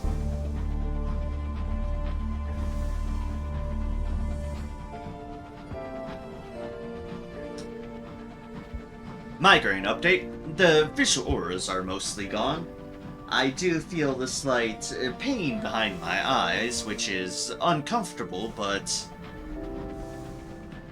at least likely lesser than it could have been if I hadn't prepped it, but it's still uncomfortable.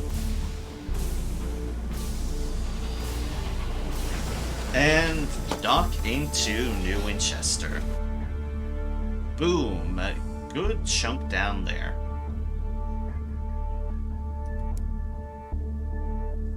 Alright, bank. How many munitions did we need for Port Prosper? Which we do need to go there as well. We have one more to complete the request. Okay. One more. Also, we will be moving this. Maybe I need to do it not from my bank. Doing it from my bank is foolish. From there, we'll just have this equipped because we can. And, look at that. More flowers for Titania. Let us grab that prospect. And how many do we have in our bank? 3. Okay, we have 3. We can pick up 2 more from the nature reserve, which we are hitting up anyways, so... Yeah, that works. That works. That works for me. You know what also works for me?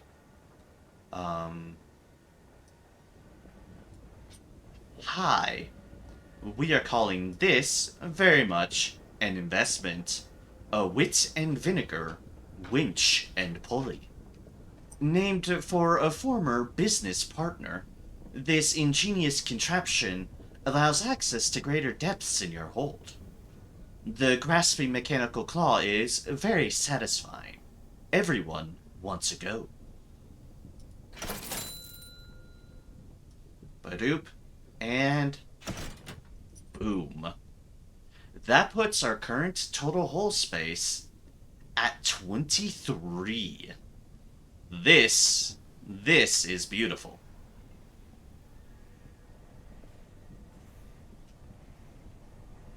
There's more plating too. That is an option. Bronzewood shielding. Bronzewood is resilient and readily replaced at ports. What more, it looks splendid. See it gleam. 500 for that? We're about to make some good profit, so yeah. I'm gonna invest in some plating as well. You'll notice it doesn't automatically counter it for us, but we can repair it. We can repair it. We have the technology. And now let us use the last of our deals to buy ourselves some supplies. Which we have plenty of room to kind of equip a little bit more. We'll do one more there, and we shall do that. We have one to deliver there to Port Prosper. We might do that last. Or we might just do that first, actually. Just go up and about, past there, drop back down along this route to Port Avon. Okay, yep, this is how we're going. If we find anything to repair, we can. But the important matter is, we are now up to 60 hull. And if we right-click, we now have the Marauder weapon equipped, if we so desire. The Marauder weapon, it is another long-range steel. It does pretty significant damage, all in all. It's, looks about the same size, but as noted there, that I kind of did an example because I knew I wasn't going to fire anymore. Beware your heat with the Marauder weapon. It's a decent, hard-hitting weapon with respectable range. Actually, pretty good range. It's one of the longer ranges along with your long-range weapons. But, ooh boy, it has heat. It has heat. Be cautious of said heat, and you shall be fine. As with anything, it's all about heat management. That Marauder weapon is on the right click, my main weapon is still on the left click. That's how having 2 different weapons works. One is effectively slotted to the left, the other into right. This applies whether you are working with two small weapons or one small weapon and one large weapon. Skywarn Urchin, careful. There's marauders around here. Oh, thank you, merchant. That might have been what was behind me. Unless that was a lighthouse, then, well, then it was a lighthouse. It's like, then, so be it.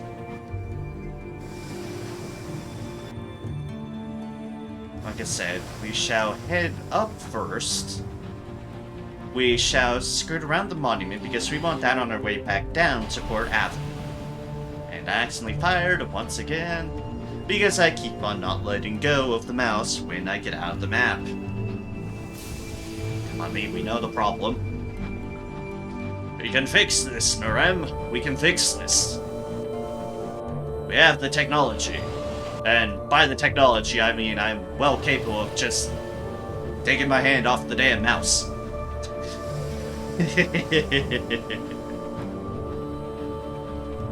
Resist the urge.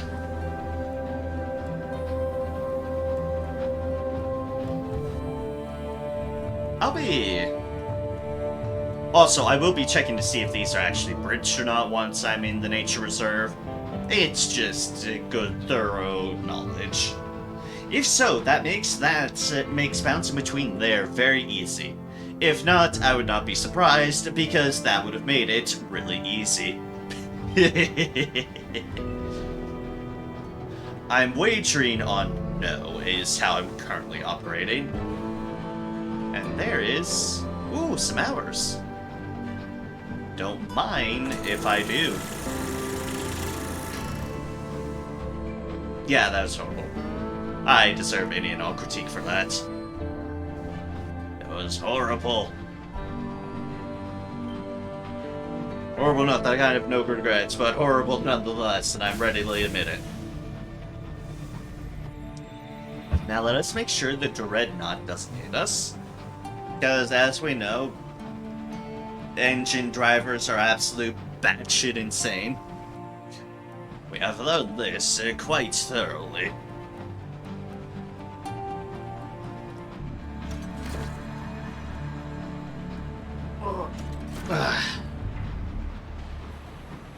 Rumble of far-off refineries. Yep, we are near Port Prosper. Hello, Port Prosper. We have explosives to deliver to ye. Premium grade explosives. Totally not bought off a scavenger. My scavenger. Just a bit. Oh, there's another party. Reputation down, reputation up. Deal is there, settled. Explosives, done. We have gained supplies. We have increased the fortunes of the stovepipes by 10. Our reputation has gained by 150. Reputation of the Windward Company has gone up, and reputation with the Tackities has gone down. More of these. Won't worry about that. Keep on seeing this deal, and while we certainly don't have access to stained glass, those aren't as often to find or see. Alright, let's see here. Ask about the Albion Transit Relay. No. Explore Port Prosper. First things first, a port report. And attend the Grand Ball. Another Grand Ball. Could be on our worst behavior. We don't want to be on our worst behavior. We want to be by our best behavior.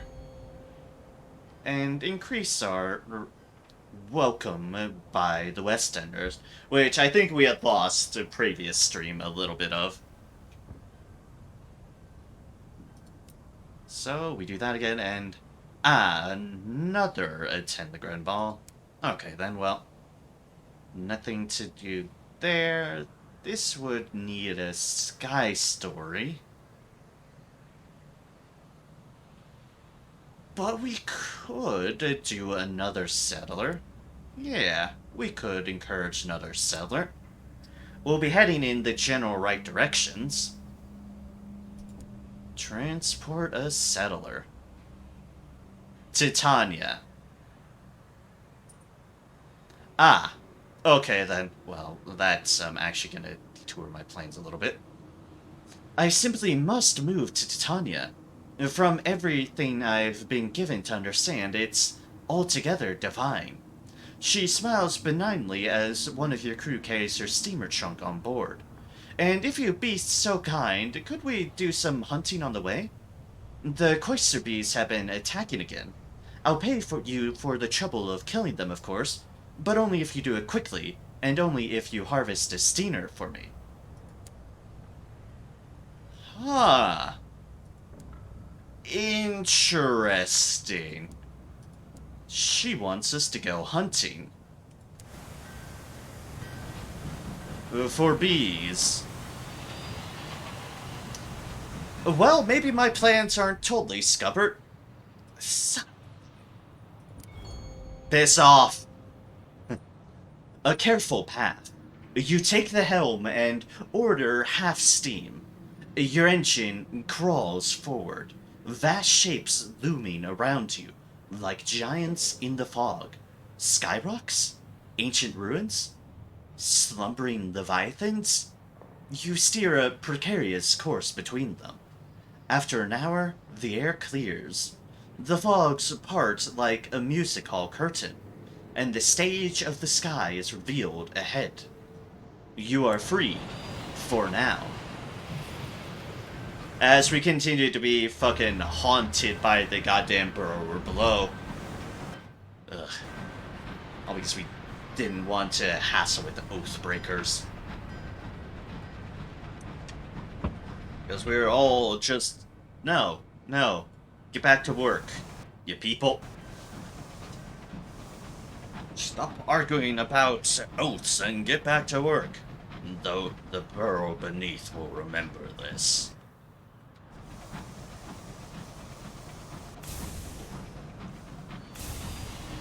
Oh, that's the same deal. Okay, nothing I can utilize.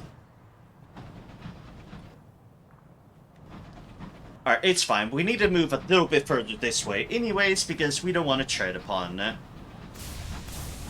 other territory. Dreadnought, please. Dreadnought, please.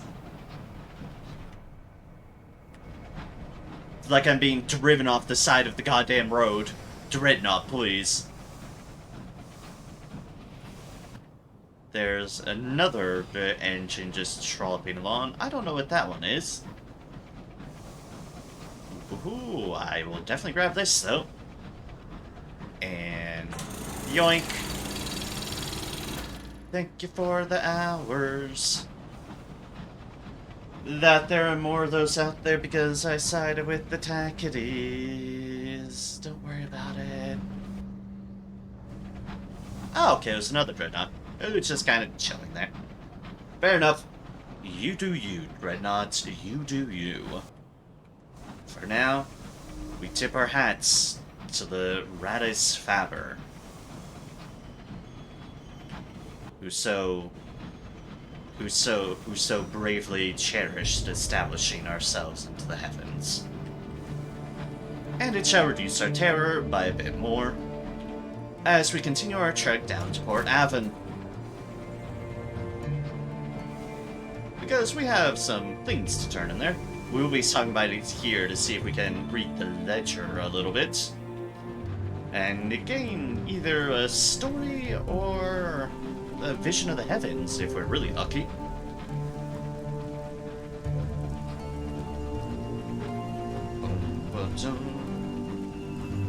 Oh, hey, it's a Tackety! Tackety Scout. Tackety Scout. Hello, Tackety Scouts. Please don't run into me, oh Tackety Scout.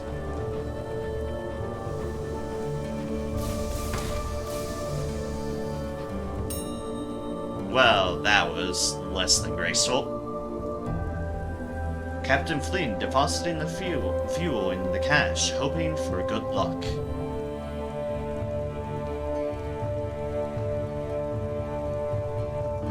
And he's talking about his horrible luck. We've seen that one before.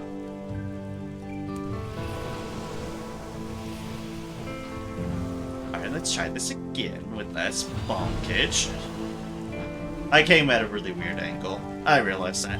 It was all on me. But it's fine. Support Avon we go.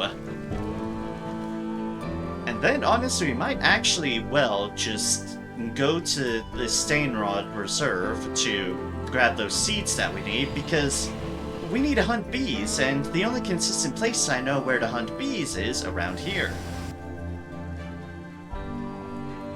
We'll see if this bridges. It probably won't, but that's fine, because we can just bonk on over to the other side like that. So, we have a plan. And I like having a plan. I like having a good, solid course of, this is where I want to go. This is how I want to navigate. Let's do it.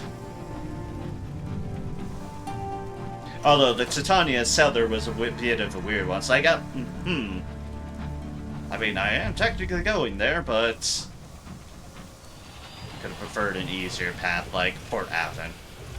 Well, at least this person isn't sick, which is a nice change from the other settlers we had been dealing with. Prepared for 25. Cheap fuel at the engine is very, very much better worth it. Let's see here. Write a port report. And let us see here. For your bazaar deal, for your bargain, you have bombazine. Okay, then. Interesting. But we want to head to the Nowhere Inn and go upstairs. For we have some more trophies to turn in. Like, say, deliver a Cloister Bee trophy. The glassy, multifaceted stare will reflect the firelight prettily. Mounted and delivered. The stout veteran looks deep into its eyes. Not so tough now, are we? He crows. Jenkins, fetch me the nails. 100 sovereigns, 50 experience. And now the next one. Deliver a Scribe Spinster trophy. They may need to clear some extra space on the wall. Mounted and delivered. The stout veteran refuses to touch it. In my day, we never had nonsense like this, you know? It was all marsh wolves and ambulatory fungus. Good, sensible hunting. I mean, what even is this? Feel like it's watching me and it doesn't even have any eyes. Jenkins! Put it somewhere I won't see it. 100 more sovereigns and 50 experience.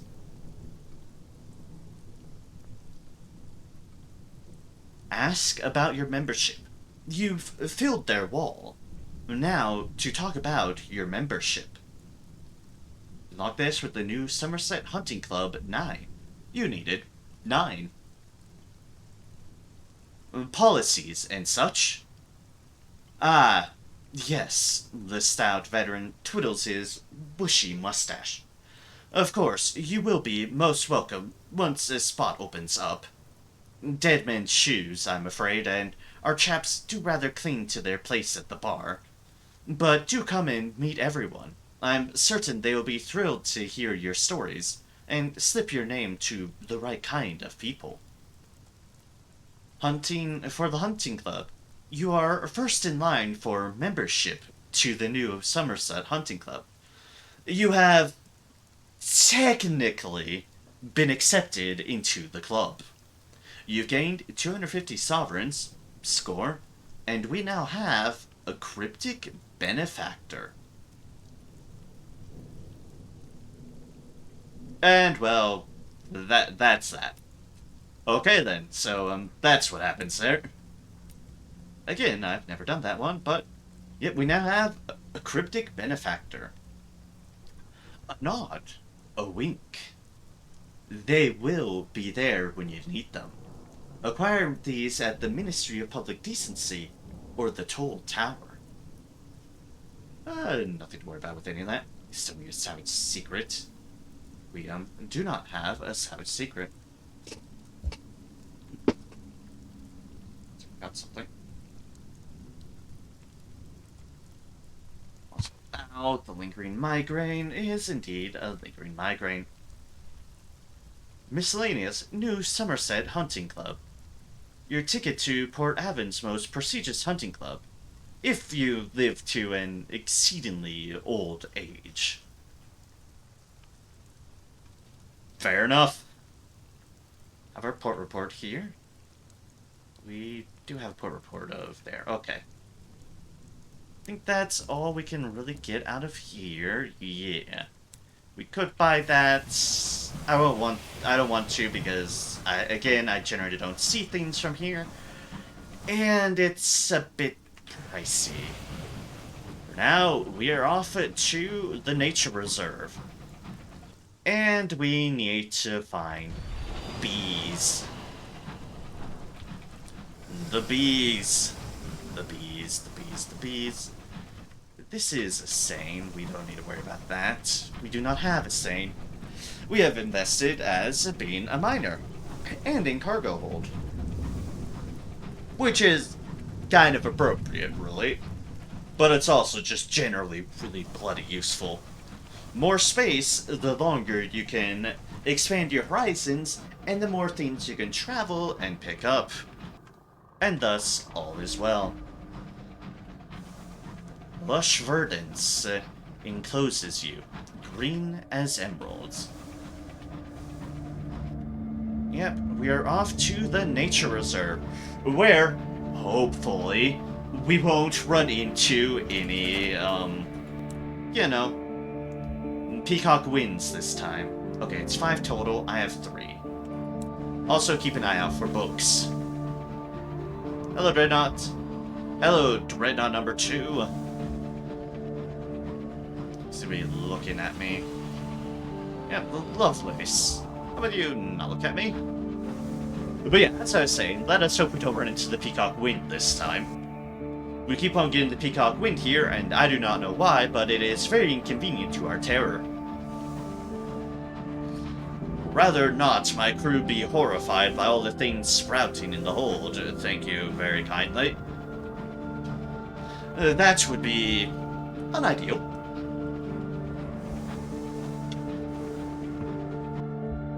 Like I said, if we need be, we can backtrack to there, but I'll take a gander along that edge while keeping out for bees in the process. Because, well, we do need to hunt some bees, now do we, and get them a trophy. Or they want something to prove that we've hunted the bees. Clearly. Not that they can't just look outside the damn window while we're fighting them. Oh, no, no, no, no. They need a reward.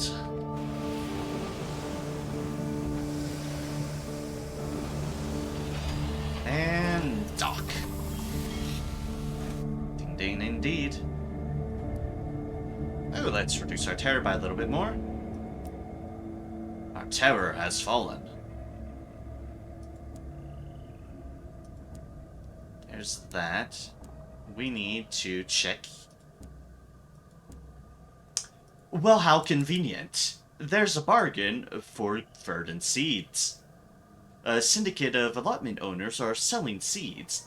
The vegetation of the reach goes boisterously, even violently, and the sacks are strapped tight with leather belts. Well, by all means, who am I to look a gift horse in the mouth like that?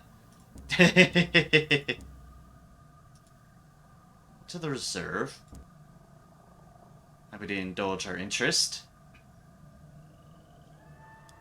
You delve into the reserve together. The birds sing around you. The flowers offer sweet perfumes. A pleasing breeze tumbles through a glade and whistles around a mountain bend. And then we go here to the base of research. There's a list. Current study. Ask about... Ooh. If he asks what he needs for research, return in 50 days to see the results. Ask the romantic... about the romantic ontologist bird. These scientists must have seen something of it, surely. Mocking laughter. A bird that can grind a mountain down to dust? The scientist wastes no time on manners. Surely its beak would wear down faster? Unless it is some kind of magic beak made of something harder than diamond? Is it a magic beak, Captain? A magic harder-than-diamond beak? It quickly becomes clear why the romantic ornithologist works alone. Ah, I see. But we have... You were looking for ants. You were looking for hybris pus. And you were looking for the wings of a bee. Do you have anything for him? Let us turn in our research. Did you bring back something for the phlegmatic researcher?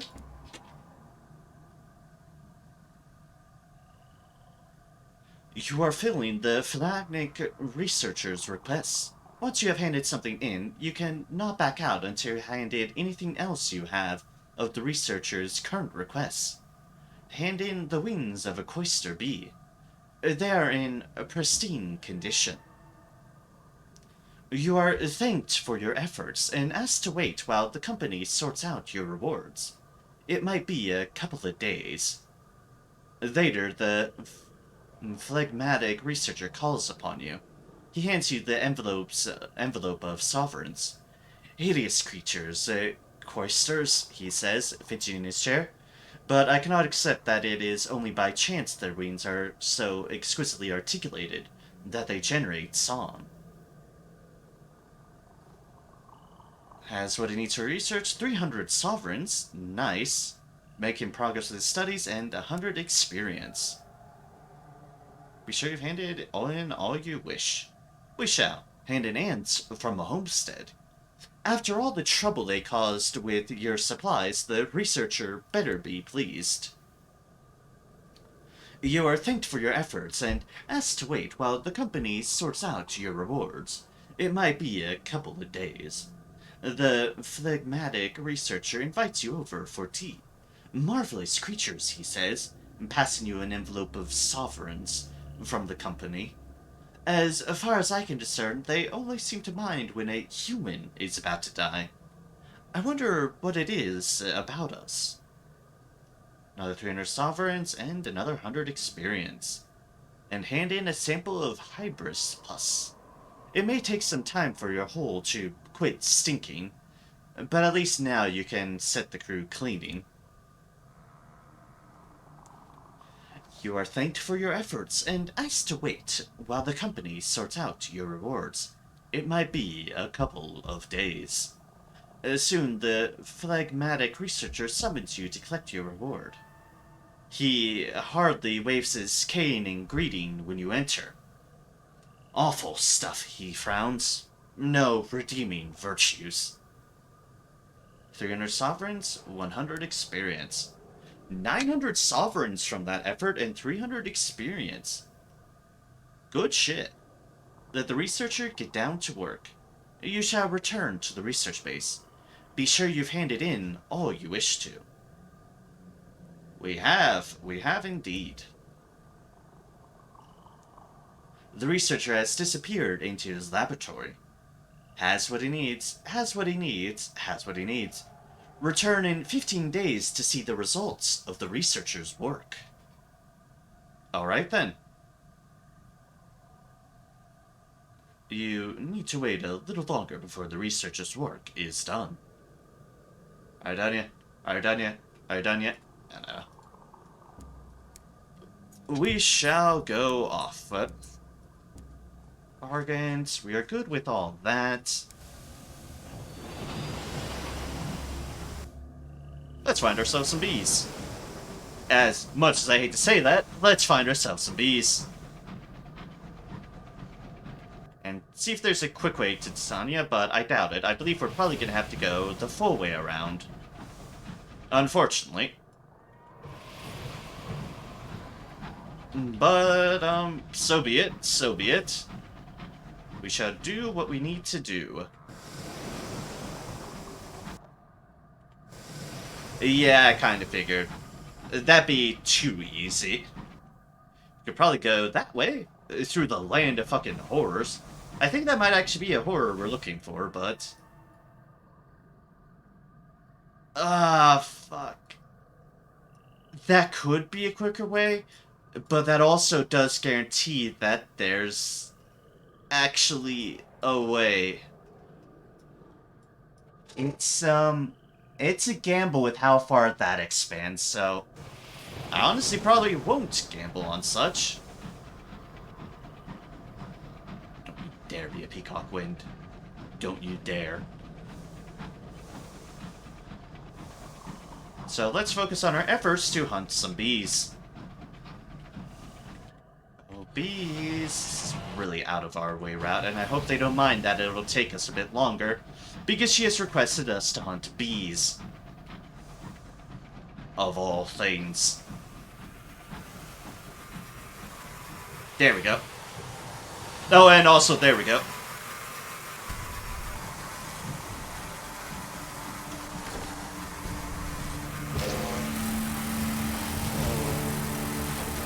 Oh, a little bit too aggro.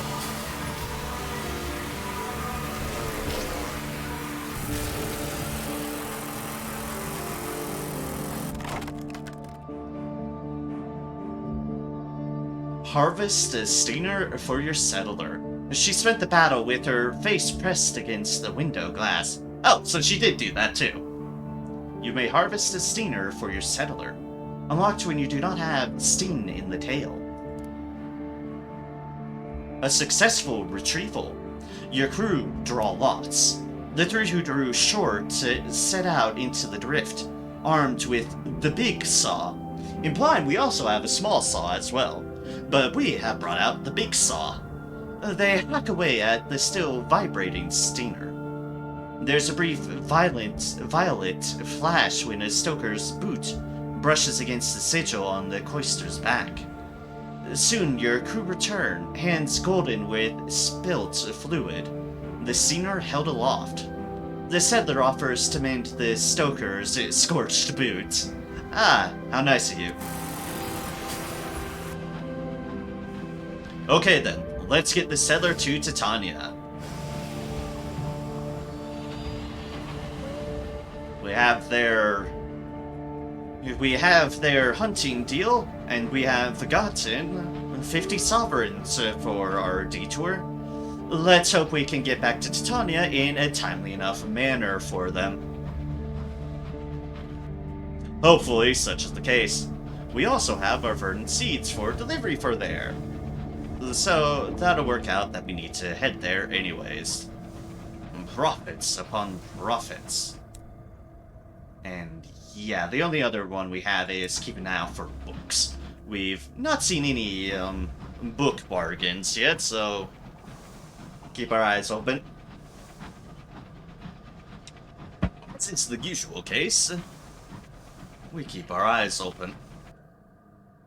So, up and then around. Excellent, excellent, excellent. This is a tiny cell again. Fuel and supplies. Okay, okay. Good to know, good to know. You know, just in case we want to stock up a little bit. We might want to stock up a little bit. We shall see. For now, we very much want to head to Titania ASAP. The quicker the better, for the sake of cutting down as much time that we have the settler on board. Because, I don't know how long or how short constitutes quick. All I know is, we do what we can. We do what we can. And there's no guarantee we're gonna find bees directly around the place. At least, I don't think so. We didn't see any the last time we were around, so why would there be any around in this case? We definitely 100% knew there'd be bees near the hive, and thus why we got some there. For now, let us plow on ahead. Cut these corners tightly. Very, very tightly. I say as there's now something loot-wise. Bronzewood. Yep, I do want to grab that. Luckily, it's not out of the way.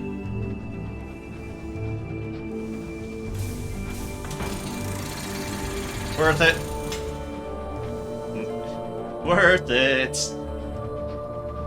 That's a small ceremonial bonk. It's fine. Skywinds are common here. Lazy breezes prickled with pollen.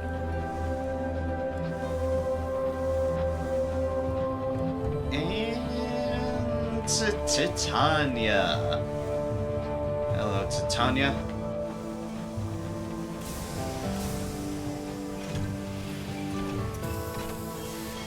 And Doc. Ah! Dies Araya. Dies Apis. Titania is under siege. Gee, who would have thought all that ominous talk of ominousness is actually panning out? Go figure. Cloister bees flooded streets and petals. The thrashing of their wings is the drumbeat of apocalypse, and the people flee in panic from their mighty steamers. But there's no safe harbor, and no respite. All is lost. You could, indeed, flee the bee-apocalypse. Back to the terrain, bees! Or you could help defend Titania. All hands, ready, all weapons. Fire. God, fire. We have a 98% chance on that. Excellent. Silence in the space of half an hour. Plainsong drowns the lamentation. Plainsong drowns the lamentation, and the fury and the mind. All the world joins death's hymnal. Those who proudly defy their fate, and those who beg for wretched mercy. Those who raise their arms, those who buckle their knees. The cloister hive takes the lyrics of poets, yet unwritten, the unsung songs, from lips now forever silent. It is only iron and fire that quietens the voice of carnage. But lo, the song ends only by its own accord. Once the nectar is gathered, the hive departs, and there is a lasting silence. We now have a gourd of cloister nectar.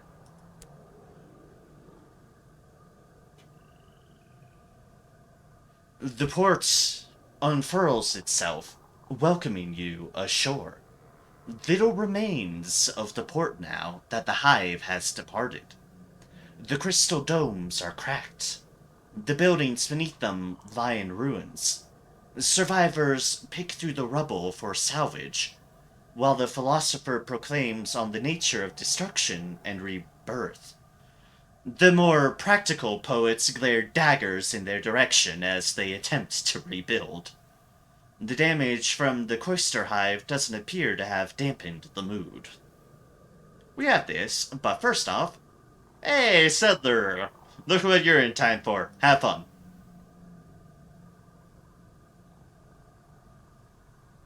They have arrived at their destination. Whether or not they still wish to be here is another matter entirely. Encourage your passenger to disembark. You've brought her to her destination, with a giant bee steamer to boot. Oh, wait, whoops. Wrong button.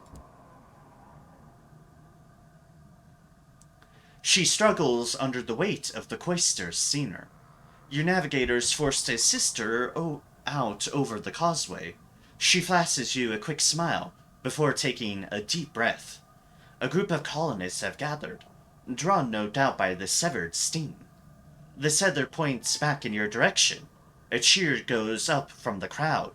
She walks toward them, and does not look back. You've delivered a settler. Steam in the tail quality is gone. Settler is no longer on your locomotive. Another 200 sovereigns. And recent events, a settler settled. And 100 experience. Alright, next thing we want to do, just to be sure we do it, turn in our seats for them. For 400 of this. And another 100 sovereigns. And more crockery. More crockery. You know what, sure. Boop.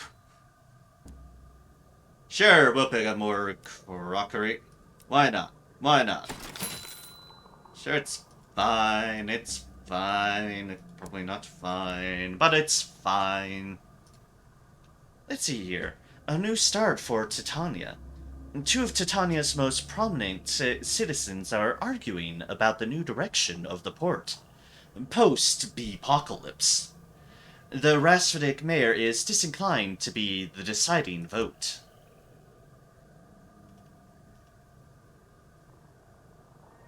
The Rhapsodic mayor looks relieved to see you. Ah, Captain. Perhaps you can settle a little matter for us. We've agreed that we need to choose one style and stick with it, but... She sighs, gesturing at her fellow council members, the melancholy poet and the stone-faced sculptor. Well, we find ourselves at an impasse. An impasse. Your thoughts? You can, and this is like we have to do, back away. This is none of your business. You can return later and help make a decision. You could advocate for an Albion style. A little... Look, pardon me, a little slice of home in the reach, says the stone-faced sculptor. A sturdy rock from which we can help guide the future. You must have visited Albion to choose this. Advocate for an Eleutherian aesthetic. For dark beauty, the lure of the classic and the pagan. The melancholy poet almost cracks a slight smile. What inspiration we can draw from that horror. You must have visited Eleutheria to choose this. So, this is where we stand on Titania's stuff. We need to have visited other places. Which, fair enough.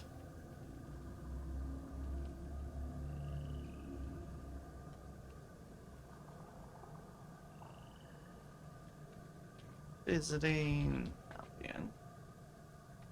We, of course, will tend to go for the Albion style, but we need to first visit the place.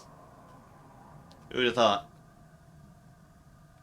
Let's see here. Let's, donate 5 more Sky Stories, because we can. And it's money on the table. We do have a new option, too, attending an art exhibition. Titania's largest petal hums with activity. Titania's largest petal hums with activity.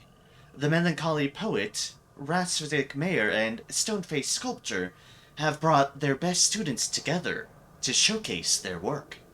They stand at a respectful distance, glaring at each other. We don't seem to have this option, encourage a visitor to invest in Titania. A few brave art lovers from Albion are wandering the exhibit. We can, however, attend the exhibition. Rickety wooden stages showcase the students' latest work. Basking in culture. You spend several pleasant hours surrounded by art, much of it painted with pigments sourced from the Reach's unique flora, and inspired by the cloister bees. Once the visitors have moved away, however, they immediately launch into lengthy diatribes on the many ways they could have done better. Alright, so we'll need to come back for here. we have that. We have all the supplies we can stock up on, so let us part.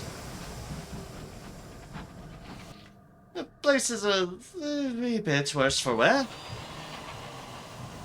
I'm sure it's fine. Okay, let us explore along the edges here, see where there actually are gaps or may not be gaps in this sideways scenery. That is what I'll do now, since we are well equipped and literally next to a port to resupply. We should be very, very fine on that. To just see where the gaps are here and to see if we can get further south from this direction or not. Now that we no longer have a passenger on board requesting swifter presence to a destination. Although so far it looks to be nothing at all. I am not surprised.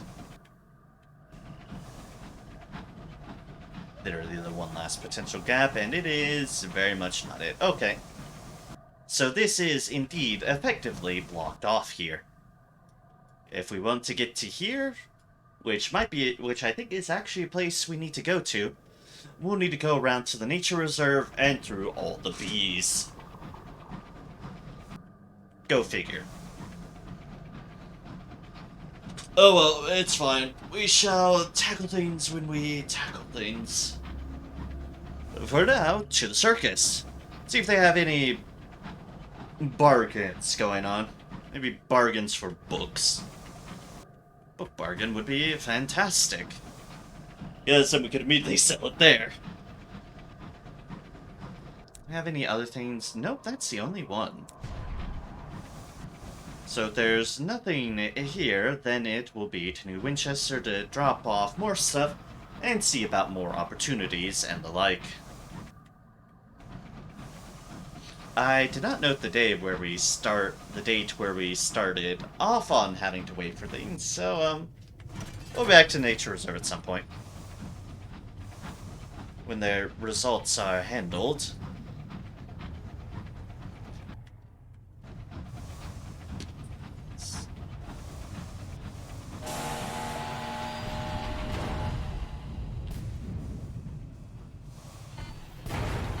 You can see part of the problem with the Marauder weapon is it's quite slow, to be honest.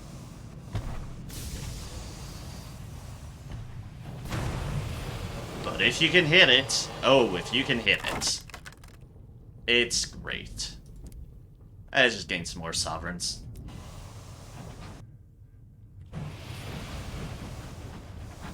Is this abandoned? Is this full of cannibals? No, it isn't. The homestead is warm and welcoming in the white night. Its windows are gilded with lamplight. The sturdy settler beckons you in.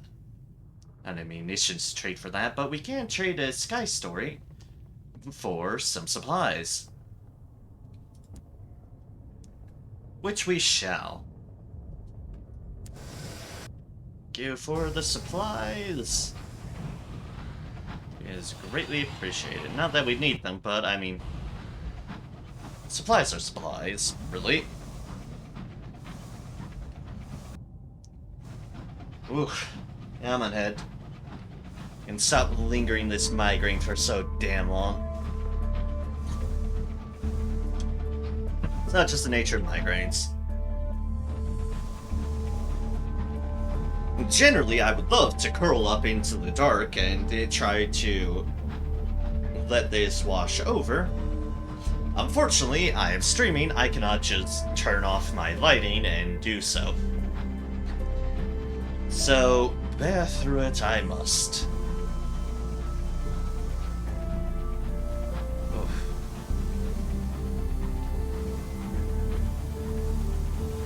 In we go.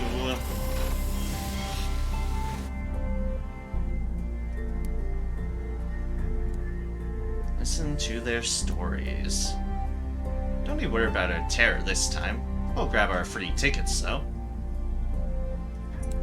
Grab our free tickets and attend another performance for a restock on Sky Stories and A Vision of the Heavens. Yay! Alright, let's see what we've got here. Bargain Bronzewood.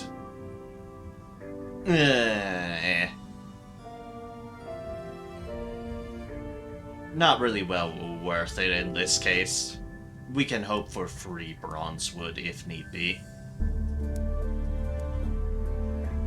And trust me, we do. We still need one more Savage Secret and...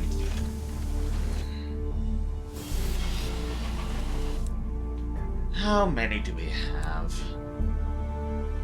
1, 2, 3, 4, 5, 6. Be 7 with that.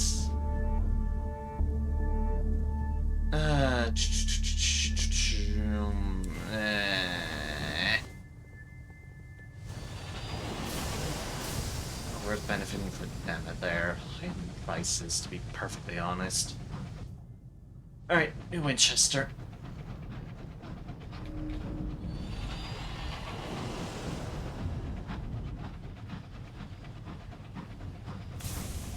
Some dreadnoughts here.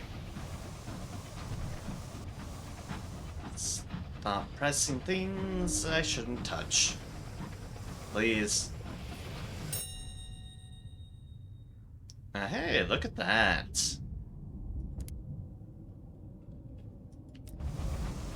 Some more supplies for us.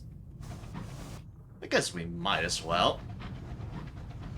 Means we might need to touch up on a little bit of fuel, but supplies should be good for wherever the hell we intend to go next. I'll figure that out once we reach New Winchester. See if there's some more prospects around and the like. Right now it's just kind of chilling there. You do you, Dreadnought. You do you.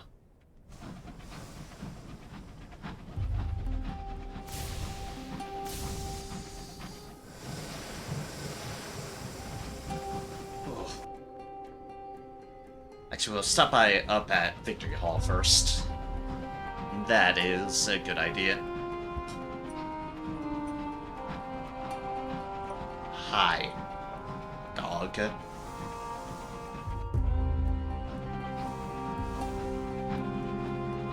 You are kind of in the way at the moment. You know that, right? Of course you do. Of course you do. Why wouldn't you? Know exactly what you're doing.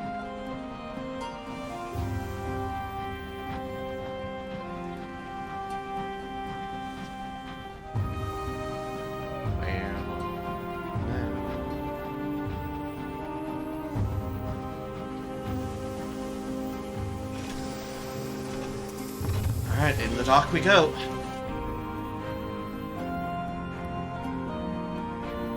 And deliver our port reports. 6 gratitude, 600 sovereigns, and increasing the fortunes of the stovepipes and decreasing the fortunes of the tackities.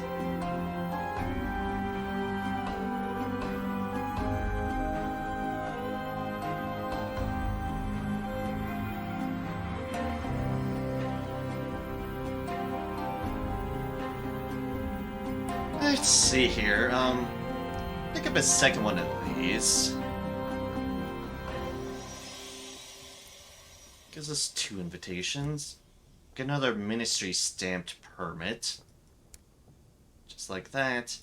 And some saloon stewed gossip. Alright. Perfect, perfect, perfect, perfect. Then around to New Winchester.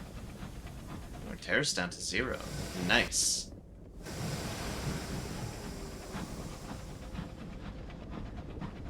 Oh, ow. Ow, ow, ow. Ugh.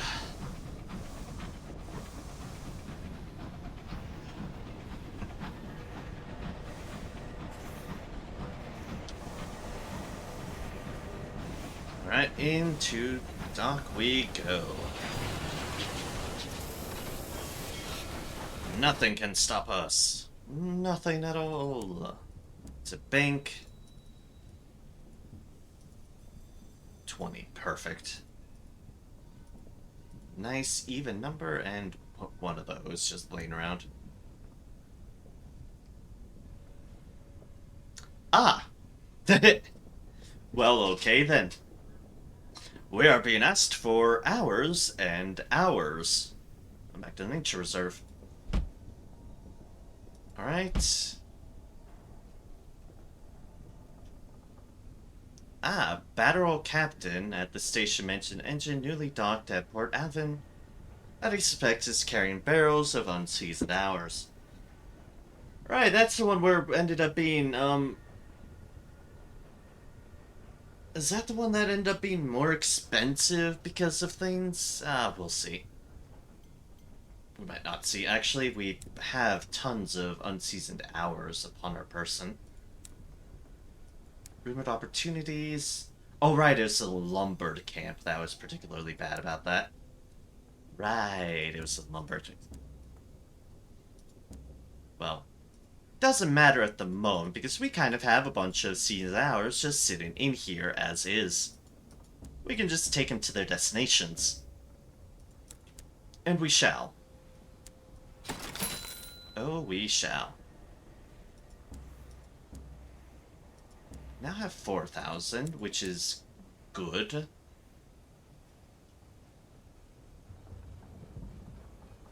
Trade for minus 42. That's the repair cost. 16,042.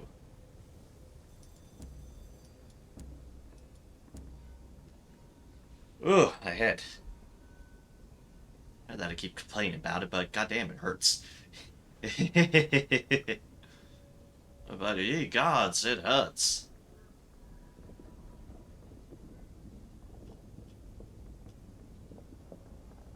There's always a potential better engine, but I'm not sure how those pan out in this game. Really don't. So we'll keep a decent stack of stuff upon us. Thing to explore.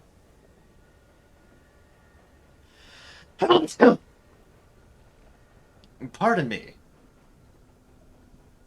First things first. Let us drop off Mademoiselle Lumiere. She's eager to get back to work. She gives you a brisk handshake as she departs your locomotive. Better accommodation than I'm used to. Now, I have a premiere to plan. You're invited, of course. It'll be next week, assuming I haven't keeled over. She bustles off into the smog of New Winchester. Your quartermaster complains that it's going to take weeks to get the spores out of her berth. Madame Lumiere is planning a premiere suit. You're to be invited. You've gained 100 sovereigns, and Mademoiselle Lumiere has departed. That's fair. And we have an opportunity. A pernickety factor requests a meeting. A neat calling card was waiting for you at the station. The paper is scented, the envelope ironed. Unlocked when you do not have escorting the pernickety factor. Sorry, the pernickety factor. Look by having no the pernickety factor. Unlock this when you have hybrid matters. You have 270 in all, and you may now set up a meeting. The meeting takes several days to arrange. She rejects the round table as a venue, and all of the cafes in the upper district, even that nice tea room under the bridges. Eventually, you agree upon the parlor at Company House, which is open to visitors on Sunday. The pernickety factor requests you change tables 3 times before she is satisfied. I'm looking for several disappeared colonists. I believe their destination was Hybris. I'd be much appreciated if you were to take me there. She wishes to go to Hybris. Alright. Something that's dragging us back to Hybris. First things first, we have trading opportunities to complete. But before even that, I'm just gonna refill my water really quick because I'm going through it quicker because of migraine. So, be right back.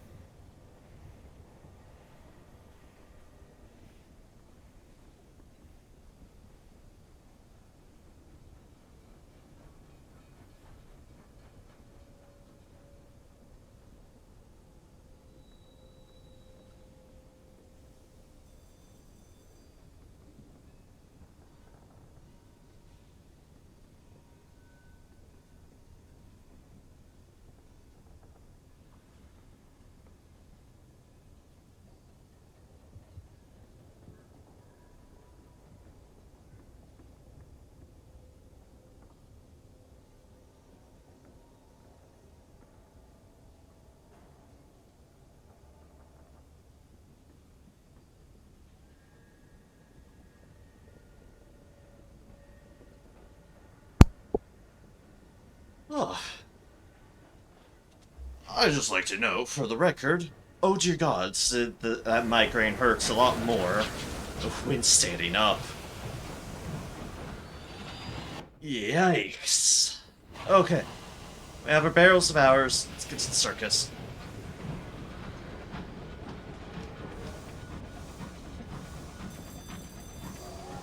Welcome back. Thank you kindly, Geeky Dolphin. Also, hello. Good to see you. Good to see you. Hope all's going well for you evening-wise. Wrong way. I already committed to the wrong way.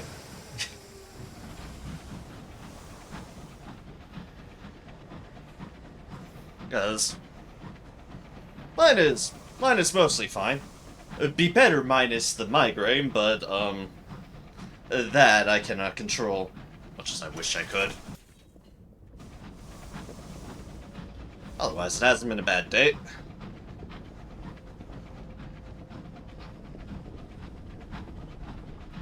Just yikes, yikes. Migraines are the worst. Will always be the worst.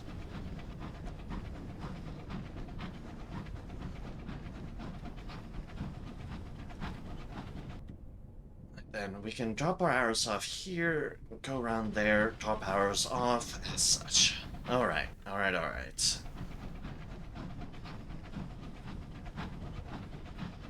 that shall be that.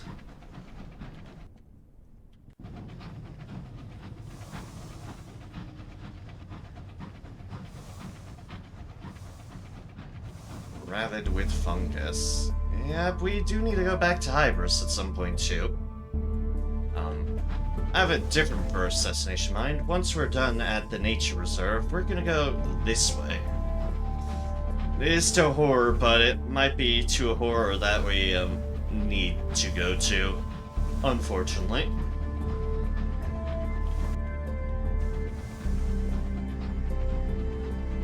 But so it is.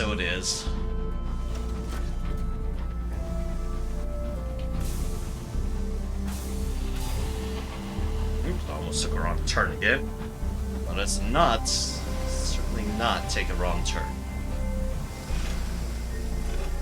And dock right back in.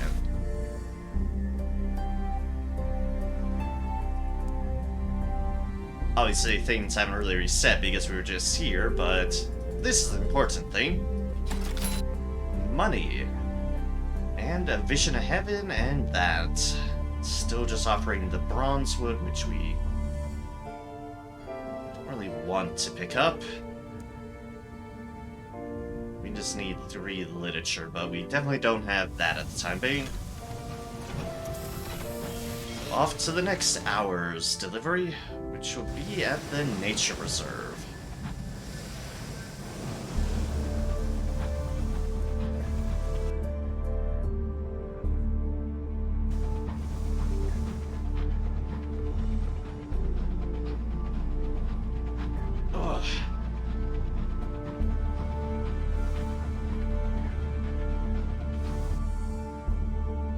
We're on the right trajectory. Yeah, definitely apologies for the little bit quieter stream than usual. The migraine in my back, it's not the most pleasant of circumstances, but hopefully they wear down soon. Hopefully. Be nice. Be very, very nice. Do want to still get a little bit more progress out of this stream. My own unavoidable condition be damned. Because let's be real, it's not like I'm gonna be doing much in this state anyways. It's certainly not sleeping like this. Ugh. Oh hey. We found a nest. They seem of a well, and the unpleasant fate of one who gave them voices. Grab some nectar and be on our way. Alright, we found bees! And they are fighting a marauder.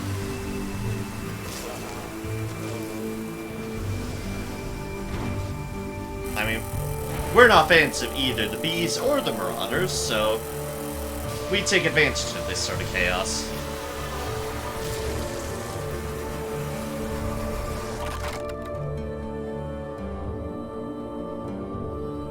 not much other options to do, so let's just listen to its death hymn and gain some experience from it.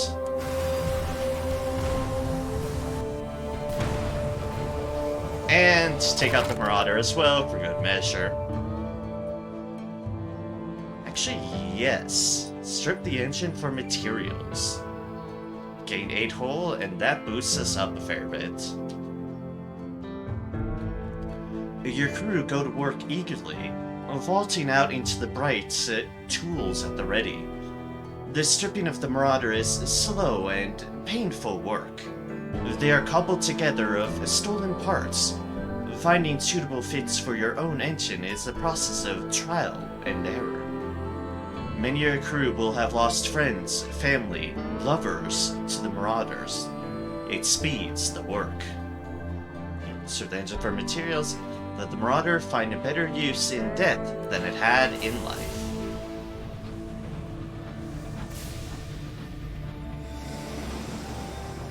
Teammate has the Rainmaker, but moves backwards.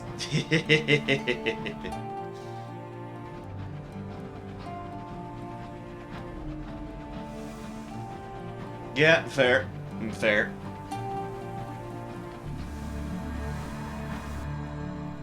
Nature Reserve. We definitely want the Nature Reserve.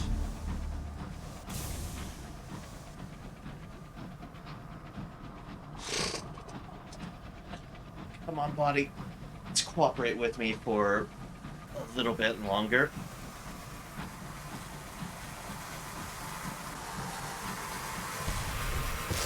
Wow, we're having a lot of more bees this time that we did not encounter last time.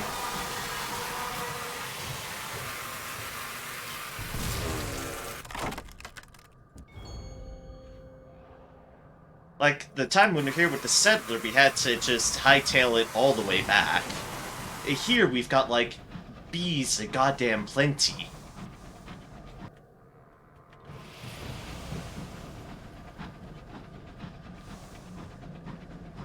Just show all the bees who's boss around here, and hey, that's us, the one with the guns.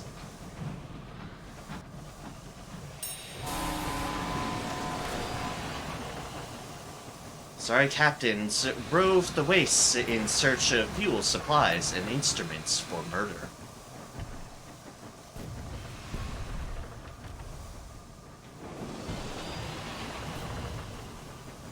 Let's be careful here because we need to be able to dodge.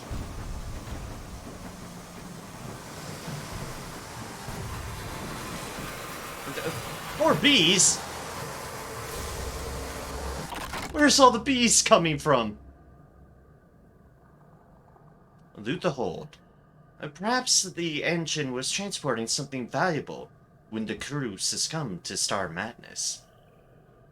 A faintly luminescent cage. A light burns from within. An uncanny specimen. The things being transported in this cage did not survive the journey, though they still glow faintly. And Coister bees.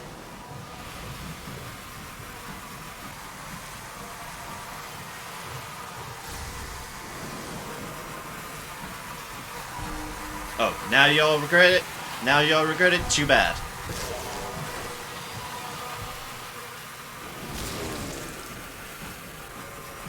Too bad. No bees. More experience. Excellent. Decent amount of experience, all that. Not that I was expecting to fight so many damn bees around the nature reserve. Still no Mitsuzune played. Oh no. My sincere condolences there. I've been in a similar boat in previous farmings. I don't remember which, but definitely I've been there, and it definitely sucks. It definitely sucks being just struggling that much for one item. I can definitely feel you there. This is for my silence. 1, 2, 3, 4. And Badoop. Farming Gormagala back in the day. Never again. Fair enough. Fair enough. I'm trying to remember what gave one of the things that gave me a lot of trouble. I think in Iceborne, I had a lot of trouble getting the reactor off of Raging Bracky. And Raging Bracky is a hell of a fucking fight as is. Struggling to get the rare piece off of them was an absolute nightmare as well. That one is definitely one farm I recall that was like, yeah, no, this isn't fun. This isn't fun at all. Report. Oh right, we probably could have gotten a poor report from the circus. Whoopsies. Sadly, Bracky isn't in Rise. I wish Bracky was in Rise. Bracky is a fun fight. The super buffed up Bracky could be a difficult fight, but Bracky in general is a fun fight to do, so it's actually really sad they're not in Rise. Ooh, here we go. Ask the phlegmatic researcher about his completed research. He left a note at the dock asking you to drop by. The phlegmatic researcher welcomes you to his table with the booming, "Sit down, sit down." He calls for one of his scouts to pour you a brandy. Thanks to the hard labor of my fine colleagues, we've done it. Witness the culmination of their efforts. It's just outside the window. The phlegmatic researcher points with his walking stick and raises his eyebrows theatrically. An orchard is growing outside.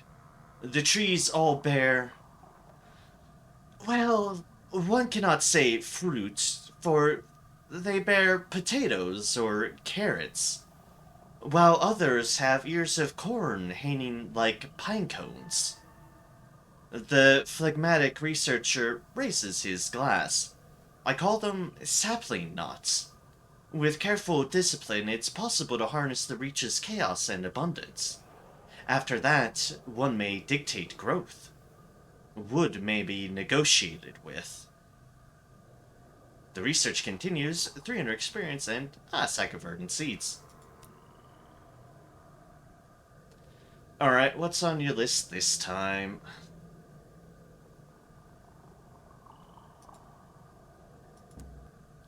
Researcher's list. Let's see here.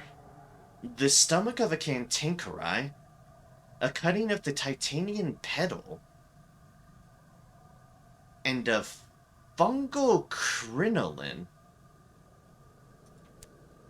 I'm not sure what the fungal crinoline is from.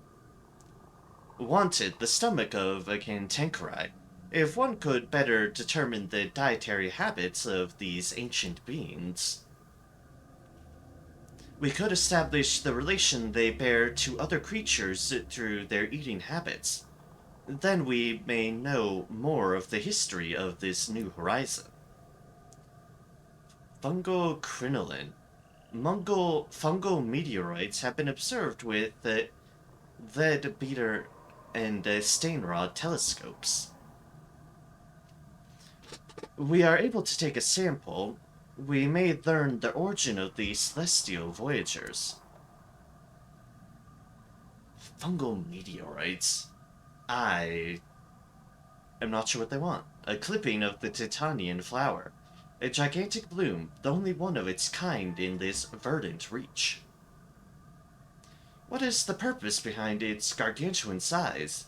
Is it a unique species or merely an unusually large variety of the common orchid? Right then. And that is that. Anything new we can ask? No, not really.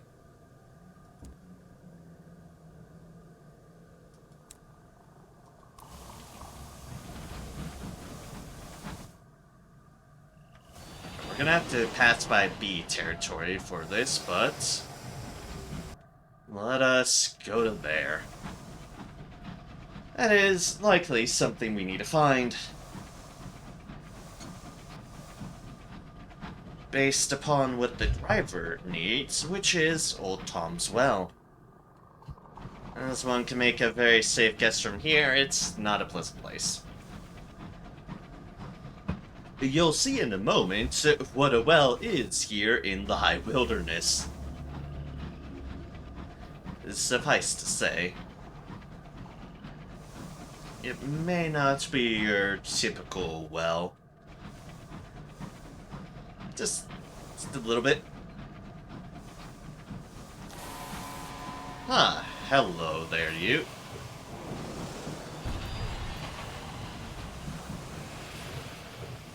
Star Madden Explorer. Yeah, now what if you're gonna go all the way over there,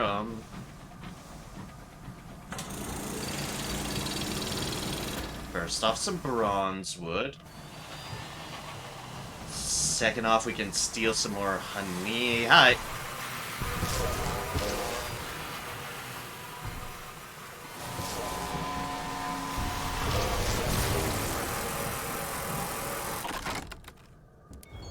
Stuck between a little bit of a buzz and mad.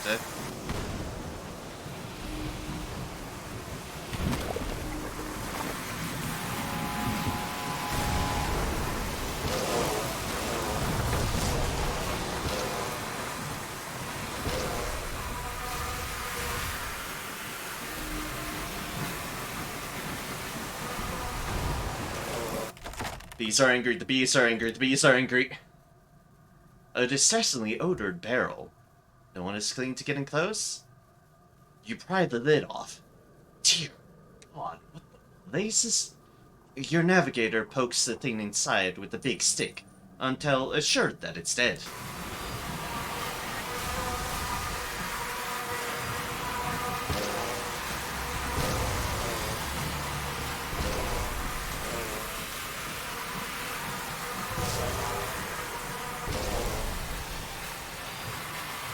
Piss off, you damn bees.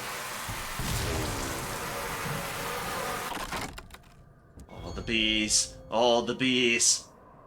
I was nervous about going through this area. Okay. Gain some more experience.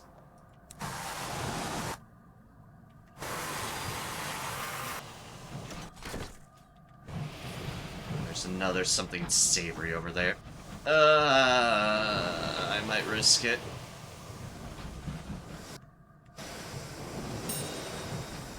Oh, more supplies. Excellent. Fuck it, in for a penny, in for a pound.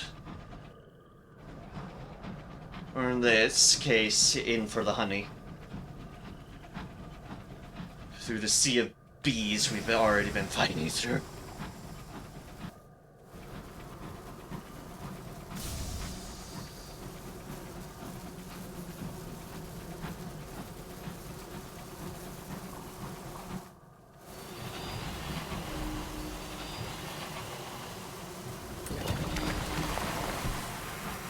Take it. An incessant buzzing fills the air. The hive is watched. Those bees actually might be damaging themselves a fair bit already.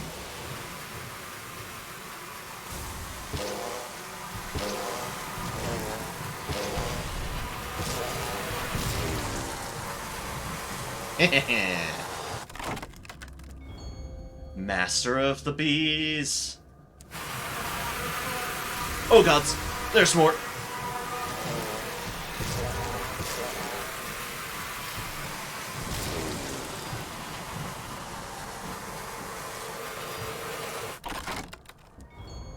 I apologize to those who's watching for just bee sounds. All of the goddamn bee sounds. My apologies for that. Those bees are definitely shockingly loud.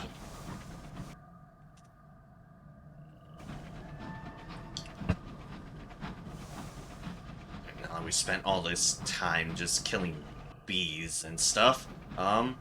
Let's go and find something nasty and horrible.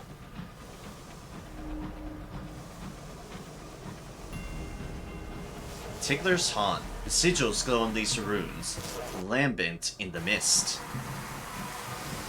More bees?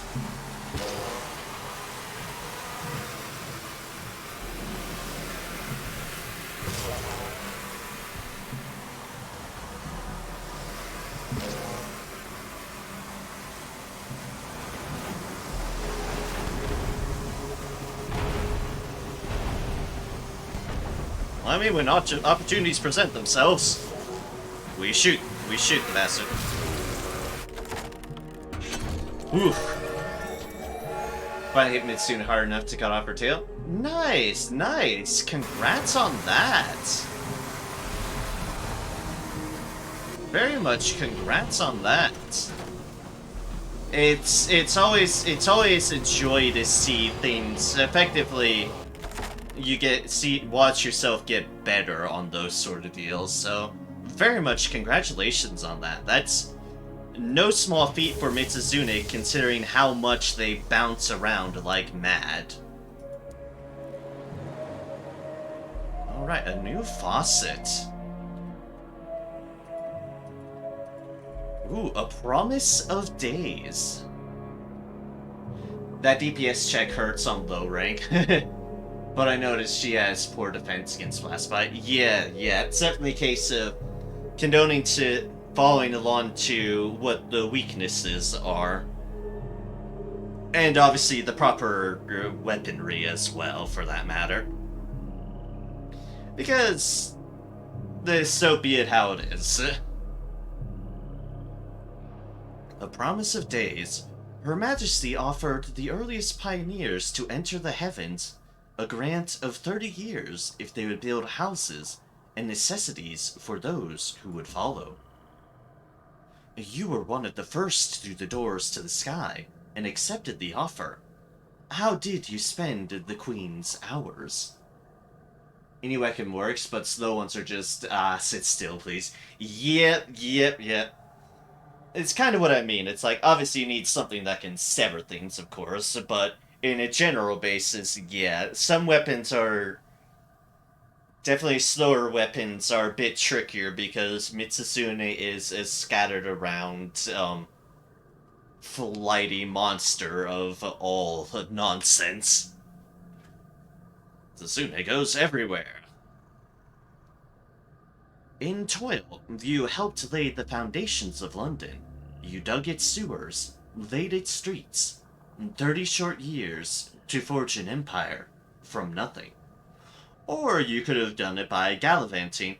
You took the offered time and fled, leaving your crimes and past behind. While London grew, you explored the wide sky, untroubled by laws or horizons. We shall do it in toil. Get some iron, we gain some mirrors, and another sky story. We helped lay down the foundations. We worked for our business. For our time. Mirrors 230. Nice. Briefly untroubled here, of all places. Interesting. Oh, son of a... Leave me alone, burrower. Leave me alone.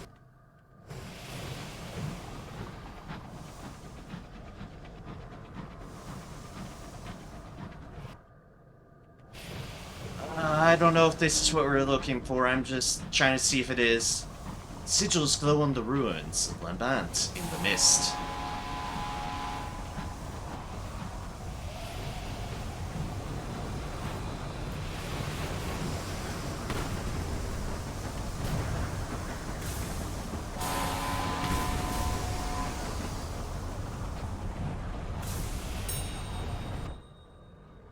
Yeah, this is where we need to go.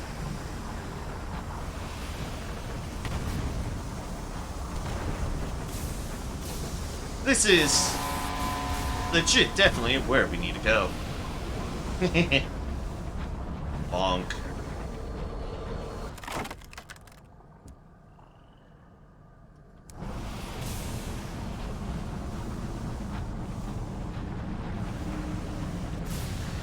Candle flame wicks in the darkness, winds howls through the plating. Your crews draw close as their bellies groan. The well's depths are as black as a strangler's heart.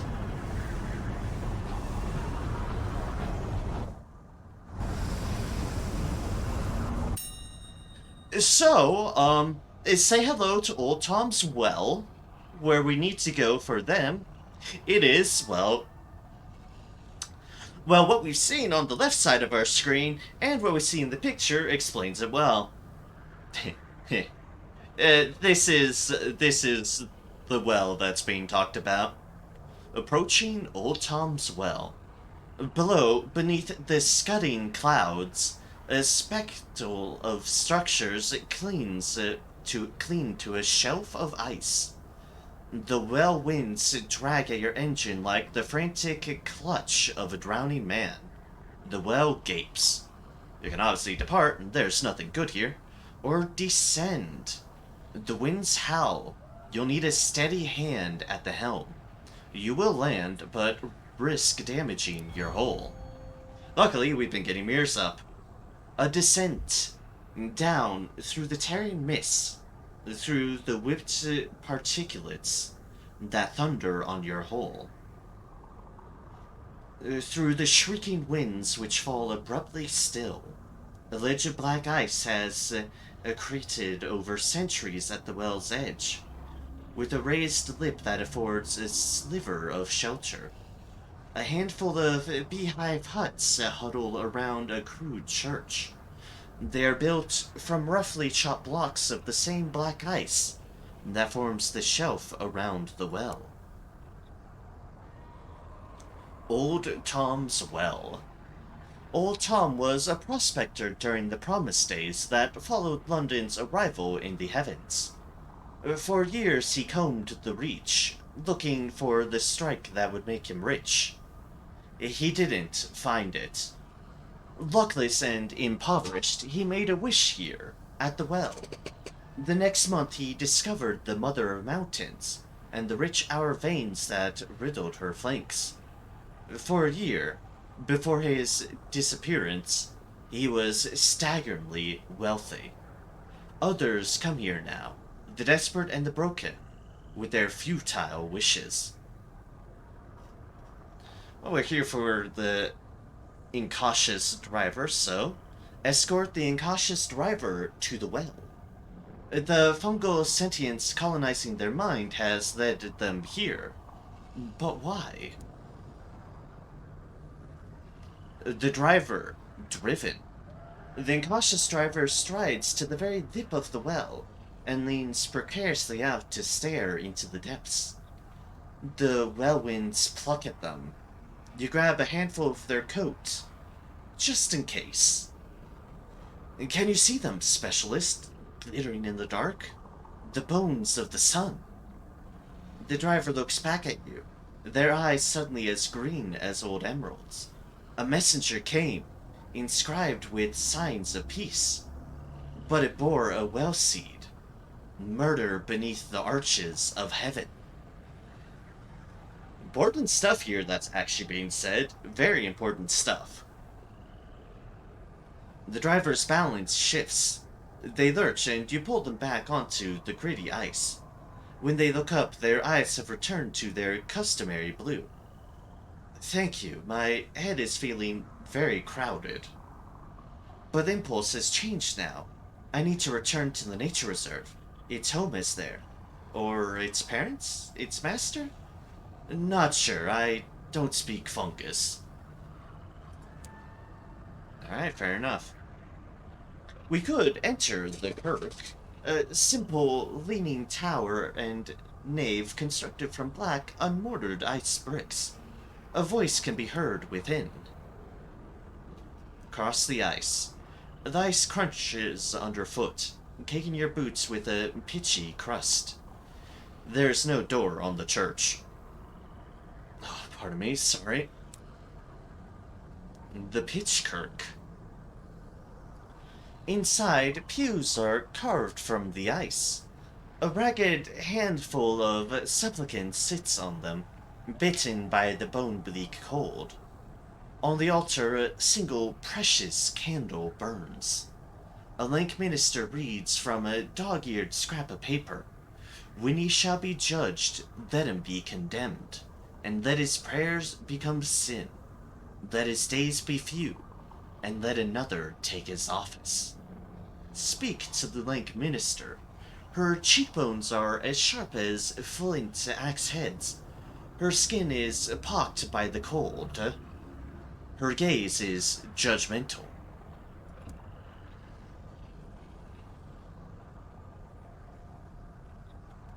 Once her dress was elaborate and fair. Now the hems are frayed. Much of the lace has stiffened with frost and snapped off. Her hair is tied in a greasy bun. Well, ask her denomination. What branch of the church does she represent? The compassed. The ignorant call us the cursing church, but we are the compassed, who dwell on the brinks. We are the lambs who are torn by the wolf. We are the undone, and the angel of the pit hears us, where it would not hear others. Ask her about their holy texts. What is that pitiful scrap of paper? It looks like a bill, or a promissory note that has passed through too many hands, and should have been cashed long ago. The cursing palm. Her congregation raised their hands. Each has their own leaf of paper, a single paper torn from the Bible. The only page that matters, the Judas palm. It contains the only lesson that we need to hear, the promise that those who wronged us can be made to suffer.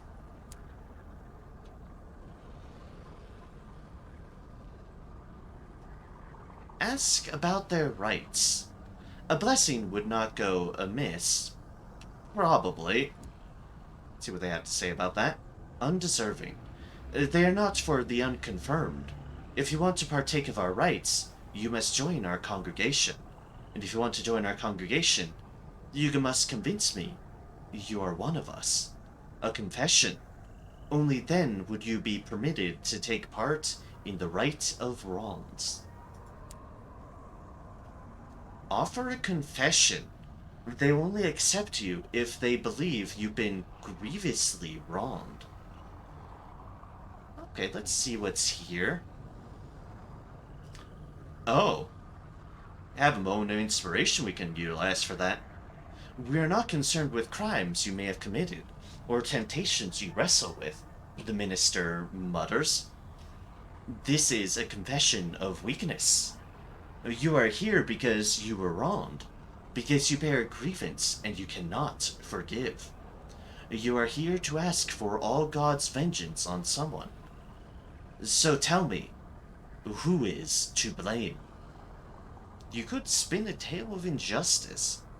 Perhaps your grievances are invented. Perhaps they are complex and need to be translated into more compelling terms to meet the minister's flinty standards. Or you could excuse yourself. On the whole, all things considered, you'd rather not, actually. Let's see here, do I want to use my... Do I want to utilize that? That is a fair question.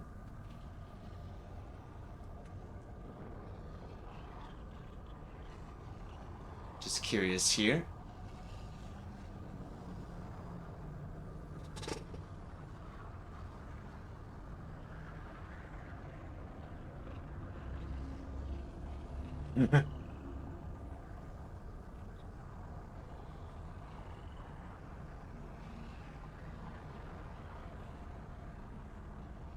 Okay then.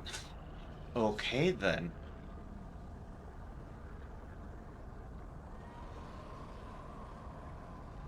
Okay, an origin deal.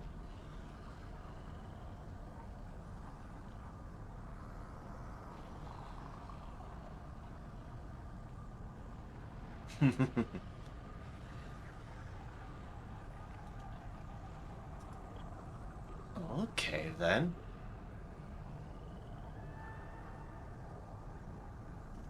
Okay, so I don't think I want to use up my item here because there is a couple of things I can do for a more free thing, but I will mark this down in my notes because that is how I do things. Old Tom's well.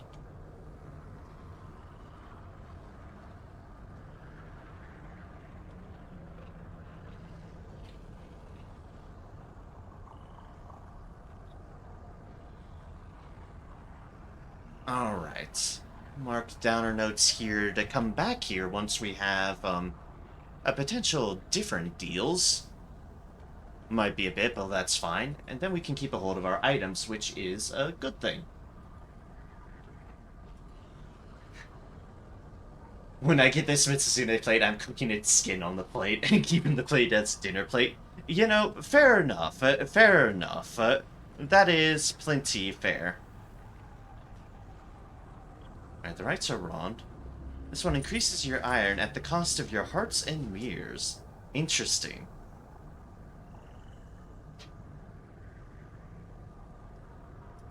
Alright, well, we'll leave this for now. Actually, you know what? I should mark that down on my notes as well, in case that is how I want to approach things. Notes, notes, notes. This is... increase iron at a cost of hearts and mirrors.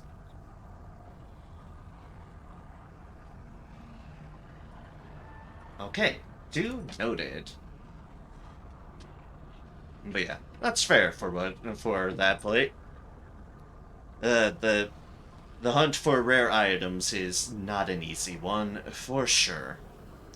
Explore the beehive hovels. They serve as temporary homes to those who have come to make a wish at the well. Barnacles clinging to the edge. The sky churns as you make your way to the pitiful domes. Most are empty, awaiting a well-wisher, but the third one is not. It contains a corpse, stiff as an icicle. Some supplicant who died before their wish was granted. You move on. In the fifth dwelling, you find a sallow petitioner, her eyes feverish. I saw gold in the well, she croaks, unprompted, glistening in the deeps. Ah, lovely. Let's depart. Return to your engine. Leave this place. Away. Use steaming water from the boiler to melt away the ice that clings to the windows. Then you depart, your locomotive heaving as the winds try to drive you into the well's yawning mouth.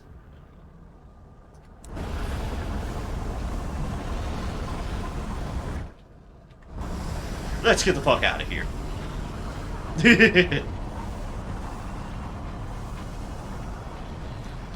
Let's leave this well, this wretched, wretched well.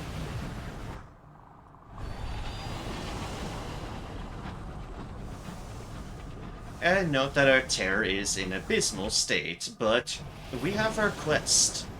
We have our quest, and it is to return to the nature reserve. So, not that far away.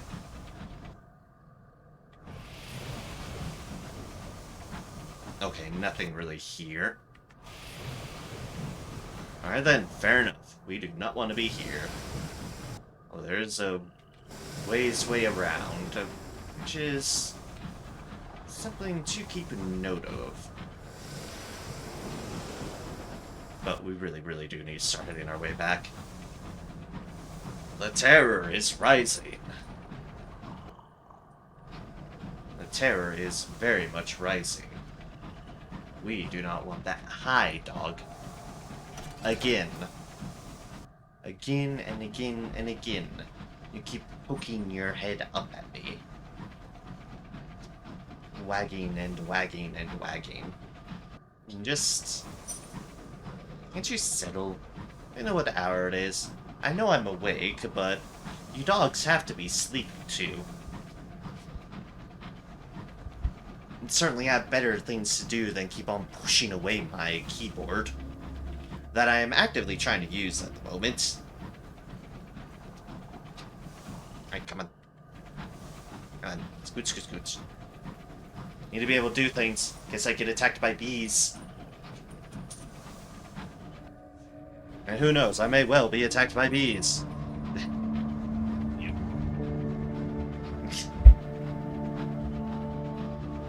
I have another dog down here too. Ah, we finally got a tutorial. A grim foreboding. What will become of you? Terror. As your terror rises, bad things will happen. You can reduce terror by discovering new ports, or returning to major ports like London or New Winchester, and through special opportunities at ports you've been to before. Try not to let it reach 100. This is usually fatal, and if you do survive, you will suffer grave harm. Yeah. Don't let your terror get too high.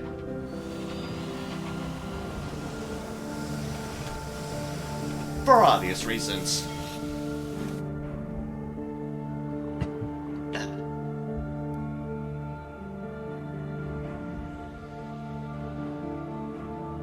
Ooh, that's a new option. Explore sapling knots. Someone has ordered them from Leadbeater and Stainrod. There's an open call, export sapling knots rather. There's an open call for captains willing to deliver. The clerk smiles as you sign your name. This one's going to New Winchester. Certain items can be exported from the Leadbeater and Stainrod Nature Reserve to Port Prosper and New Winchester. Ah, neat. More opportunities. I'm A-okay with more opportunities. Into the reserve. Follow the incautious driver into the reserve. The verdancy in their head drives them deep into the wilderness. Reunion. Deep in the wilderness stands a mighty tree, shriveled and dry. A fungal growth twists around it. Its blooms flecked with purple and black. The incautious driver approaches it, lying down in supplication. The verdant pulses, its buds splitting open and erupting in a spore fall that soon coats the driver in shimmering emerald dust. For several minutes, silence. Then the driver emerges, their faces crestfallen. It wasn't enough. What I brought it was only half the story. It needs more. You escort them back to the train. They should be more coherent after a good meal and a few hours of sleep. The driver needs time to process what just happened. Anything here? Nope. We can pick up more fuel and supplies. We shall.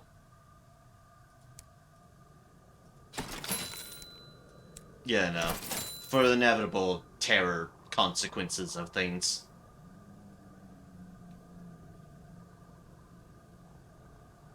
But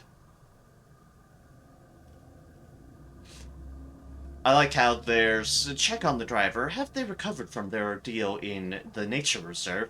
You can also, if your hold is no more than 20, you can ask the driver some pointed questions. Your locomotive has suffered significant damage. Has your driver been even more incautious than usual of late? The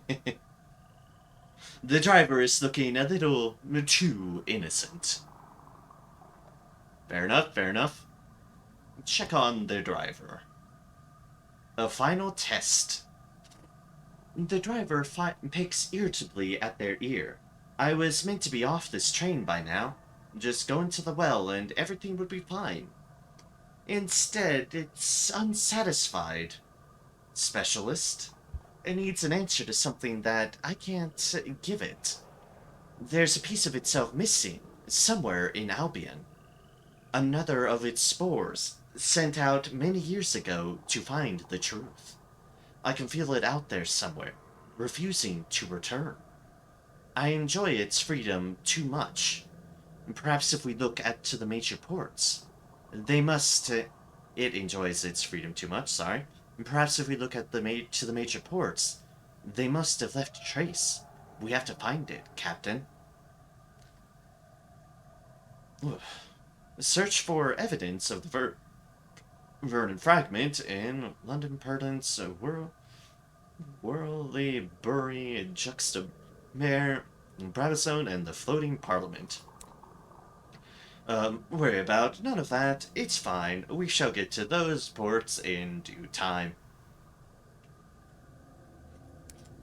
Due time. Onwards. Discontent.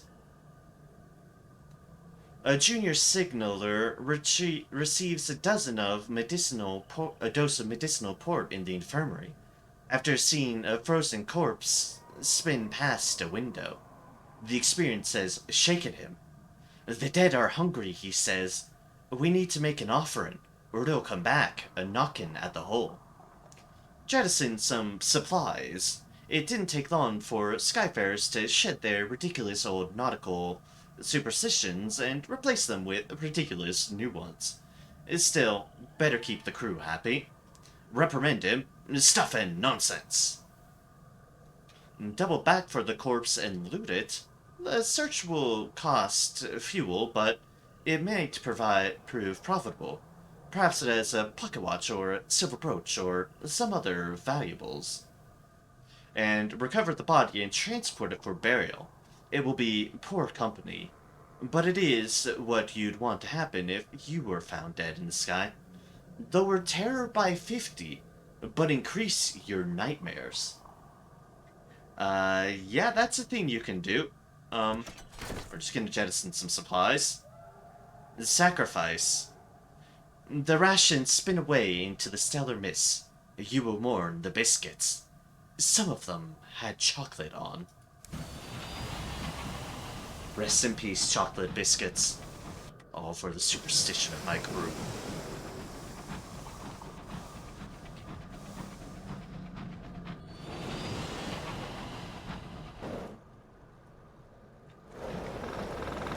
Oh, come on, Peacock Wind.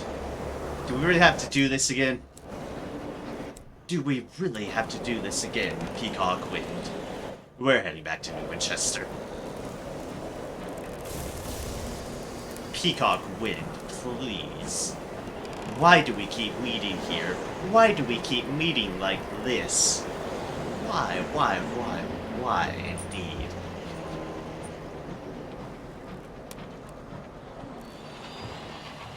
Hear the creaking noises. Come on, come on. Fuck out of here.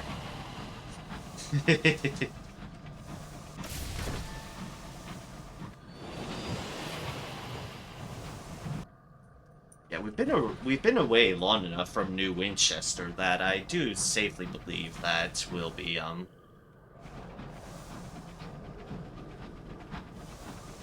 that we should be able to take a terror reduction right there. If need be after the fact, we can head over to Magdalene's for potentially the first time in utilizing its services. If need be, so be it, I will. It's a resource there for that purpose. If so needed. It might well be so needed. Enduring Dreadnought. HML Mischief. Ah, causing mischief, I see. Please don't run into me. I'm your ally in the cause here in the Reach. I'm certainly not an enemy, that's for damn certain. Just a good, well-meaning London Empress-fearing citizen. Nothing to concern yourselves with here. They are Terrace 55, which is lovely. And dock right in. 55 to 30. Still a bit on the high side, but better we actually have something to do here.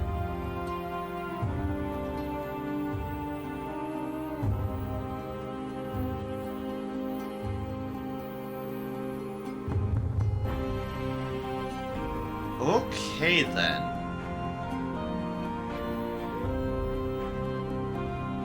We have some more prospects available.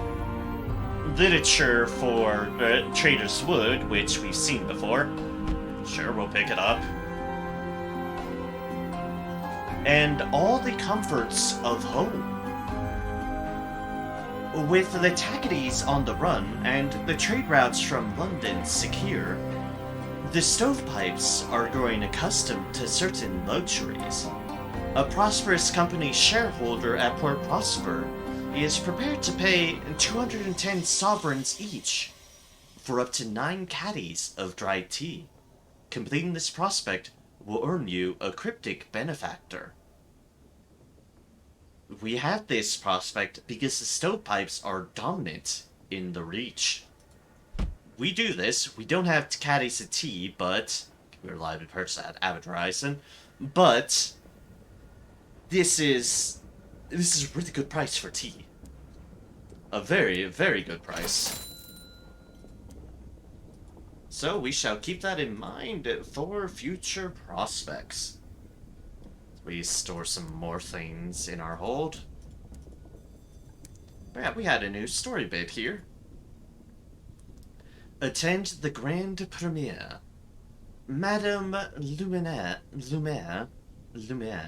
has wasted no time in organizing her premiere. To express her gratitude, she has given you tickets. You may now attend the premiere. Mademoiselle Lumiere is planning a premiere soon.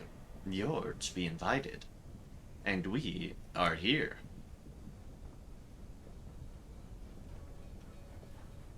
Mademoiselle Lumiere has reopened a theater beneath the arches of the Bishop Bridge. Prominent Tackities sit with London sympathizers. They have formed a brief truce, united in their loathing of the cramped velvet seats. A light flares on the plaster wall.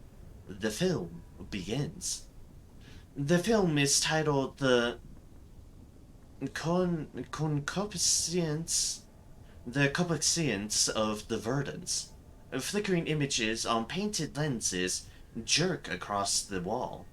The camera luxuriates in the collapsing brown flesh of a fruiting fungus, the flight of a sporing body, the sudden bursting of a violet fungal sac, the prolonged death spasms of a cameraman. There are gasps from the audience. Take in the detail. Lumiere has an exacting eye. Some of the shots are blemished, but what has been captured reveals much about the Reach's flora. This work is worth careful attention. You could admire the wider picture. If you avoid looking at the foreground, there is much to appreciate. The film strips have been painted to reveal the lush colors of the landscape, the violet purple of the fungus. There's an awful beauty to the whole thing. You could also close your eyes. If you put your hands over your eyes, you could almost consider this a relaxing interlude. Well, in the name of science. The final sequence of the rotting fungal husks collapsing onto the settlement is exquisite. And yet you're the only one who remains behind to congratulate Lumiere. I wish more were so discerning, she smiles. Still, this was only a start. Please, meet me later. You've gained 2 uncanny specimens. You have attended the premiere. God help you. Mademoiselle Lumiere would like another meeting. Meet Mademoiselle Lumiere again. Mademoiselle Lumiere has promised a meeting. She's currently occupying one of New Winchester's cafes. She's provided the table number. Hello again. A life's work. She rings for 2 cups of nectar-infused tea. I crave the stuff, she says, a smile creasing her face with like a well-used cushion. I'm too old to be lugging cameras about anymore, waiting for the perfect shot. My own fault. I could have stayed in London, but I wanted to see the stars. Thanks for helping me home. This is where I'll stay now, I think. She coughs into a yellow-stained handkerchief. Time to fund films rather than make them, I think. The coughing worse. Please excuse me. She leaves you with the hurried goodbye. And the bill. Ah, lovely. Tired filmmaker. Marcel Lumiere has retired from filmmaking. You've gained 500 experience. And off she went. Let's deliver our sapling knots while we're here. Drop them off with the clerks at the loading bay. They'll see it gets to its destination. Splendid, the clerk with the horn Rambulasa says. And here's your delivery fee. I'll see it makes it to the lady's home. You've delivered the sapling knots. Return to the reserve for more. 150 sovereigns. Excellent. Excellent, excellent, excellent. Bazaar, nothing there. We have supplied up. As best we can manage. Okay then. We're going to stop by there, and we are going to head into Magdalene's. And then we're going to head to Lustrum. Yes, I know, shocker there, but... Actually, how many do I have? Well, let me see here. Maybe I can make something work. Not there, not there. Here, no. I'm totally forgetting what I need. Look. Is it here? Yes. Okay, we have 1 port report. 1. Okay, then 1, 2, 3. Well, maybe.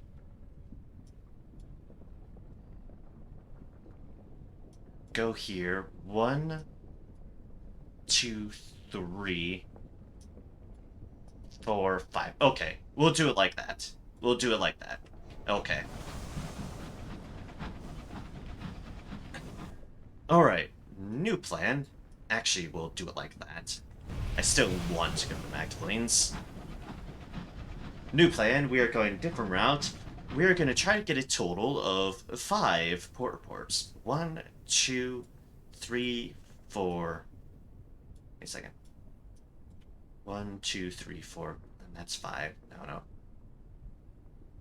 1... Because we have 1 here. 2, 3, 4... 5. Maybe I'll do it like that. Yeah, I'm sure. I know I'm being indecisive, but 1, 2, 3, 4, and we already have 5. Okay. We'll do it like that. And if we still need Magdalene's by the end there, we can head there from Lustrum. We want Lustrum the end of this, though.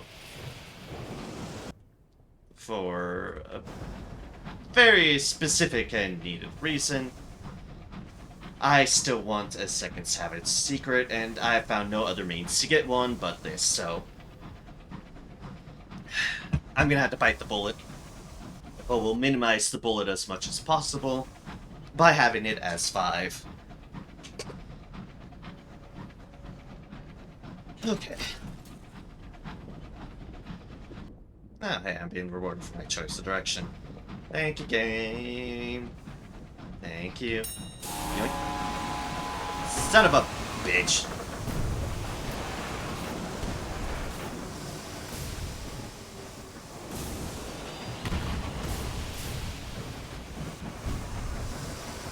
Come back here, you.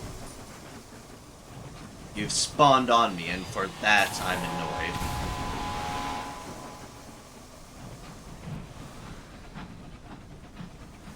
How dare...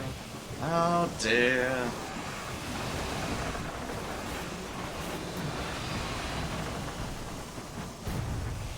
These are so flighty to actually hit.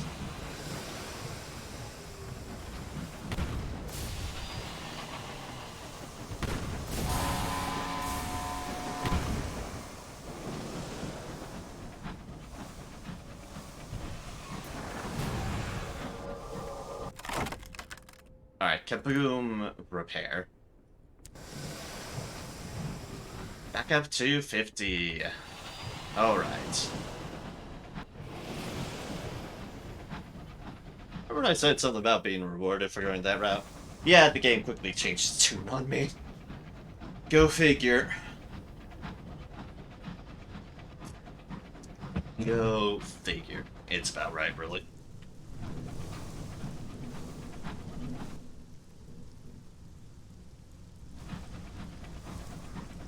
It is, in fact, exactly right, because...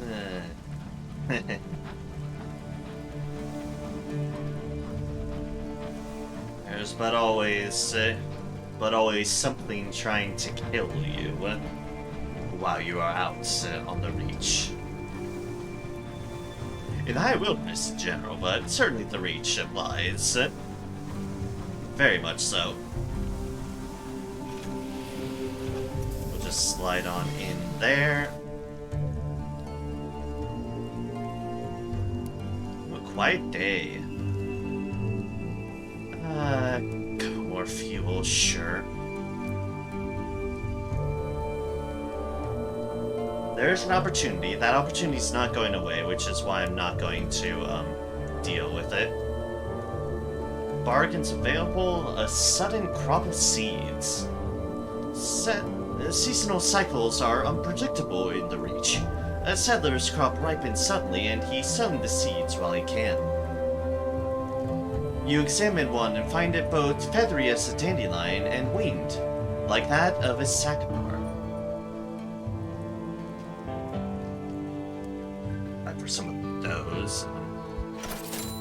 Don't necessarily need to pick up some seeds in this accord.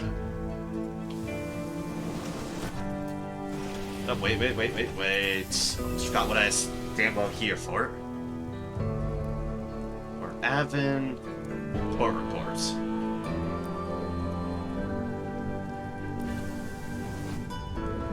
Alright. Next destination, the circus.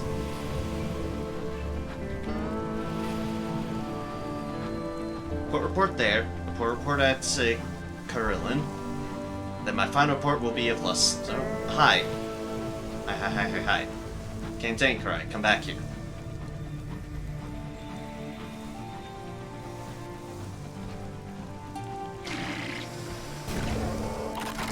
I need your stomach. Retrieve the stomach. The phlegmatic researcher in the Leadbeater and Stainrod Nature Reserve believes this will aid his research. He'd better be right. Short straws. Its shell is too tough to crack, but it is large enough to crawl into. And that's what the unlucky winner of the impromptu lottery is obliged to do. They're given a knife and a sou'wester to cover their skysuit, and crawl inside. They emerge later, dripping, cursing, and clutching the withered knot of a stomach. You collected the stomach of a cantankerite for the phlegmatic researcher. Yay, the poor guy. The poor guy. What are the other ones I needed? Oh, a titanium pedal. Oh, a titanium pedal.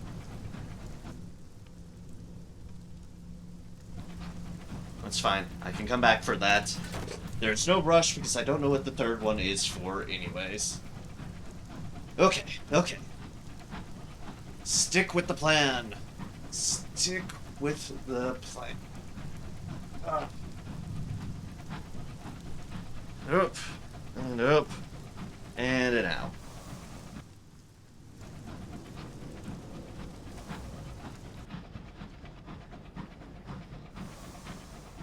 Where is it? It's after 2.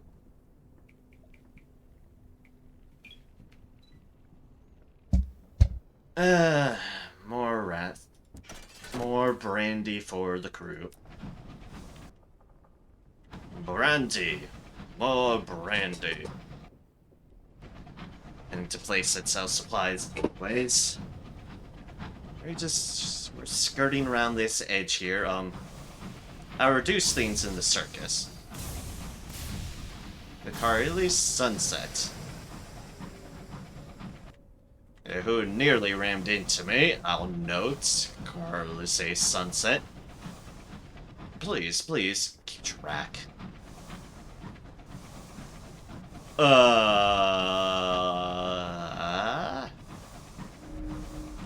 driver is considering the fungal rocks with an expression of what? Recognition, perhaps? Oh! These are the things we're looking for. I've never seen these before, to be perfectly honest. A fungal fragment. In skysuits and spore mass, your crew hauls a porous asteroid aboard. The top half is veiled by a mesh of fungus, like minty crinoline. Lichen of all shades cling to the underside of the rock, in an iridescent coating. You could scrape it for supplies. Harvest anything that probably won't poison, infect, or inhabit you. Your crew are not keen. Gain supplies, but also terror. Destroy the fungus. Who cares if it's edible? It's a danger to shipping. Destroying it may give the crew some cheer. Reduce your terror? And what we need, cut free the fungal, the crinoline. The phlegmatic researcher in the Leadbeater and Stainrod Nature Reserve requested you bring him the lattice.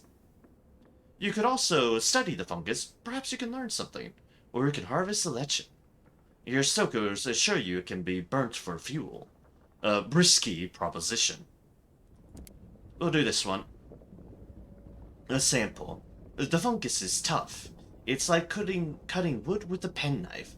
But it eventually gives way. You've collected a fungal crinoline for the phlegmatic researcher. Interesting. I've never seen those rocks before.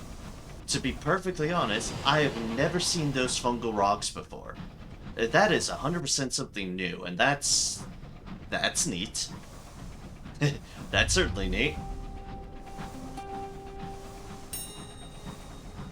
Ah, some crockery. Another teapot from outer space, huh? Ah, yes, I see. Put it with the rest of them. Or rather, in this case, I should be saying, another teapot in space specialist. Because they are indeed a specialist.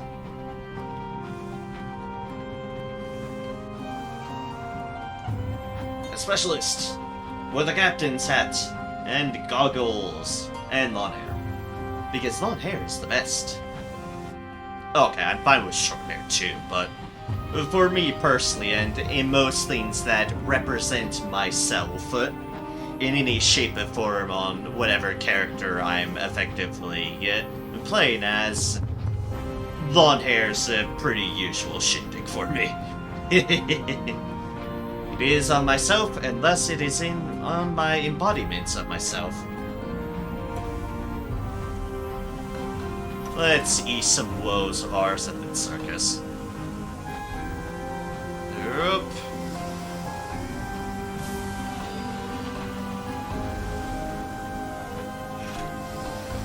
And dock. Listen to their stories, introducing terror. We will be back here, I'll note. For that, collect some free tickets because we are family to these fine folks. performance for more stories and vision of the heavens, and visit the amusements. And once and twice should be good. Should be good indeed. Bazaar, we still need books, and they are still only selling bargain bronzewood.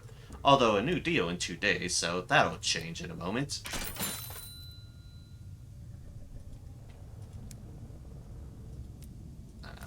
Buy 1 rack of supplies, and now head off to continue our plan. The plan. And capitalized the plan. To Carlin. We are indeed at 3 port reports. You're looking for 5. Also, by going to Lestrum, we can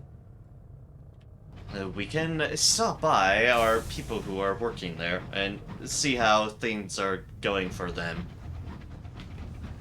Well, horrible. We'll see. We will see. I don't know what the odds on any of those outcomes are. If only because I've never done safe to claim on the mountain before. Why? I don't know. I just generally never really popped over to Lustrum very often, so it never came to mind.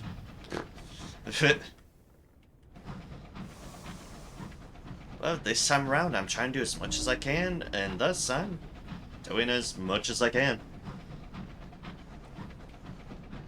Sky grows cold.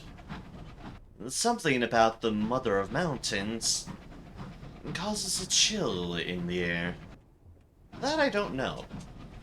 That I really don't know. Well, hello, Dreadnought. You are shockingly close to Lustrum, Dreadnought. That is brave of you. But also very, very telling of the state of this war.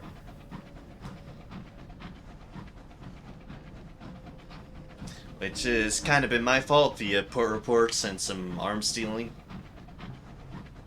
The repentant devil sneers. They are incompetent. They could never, replicate my techniques. Something to say for this. We do have things to talk to you about. We have the honey in reserve. We have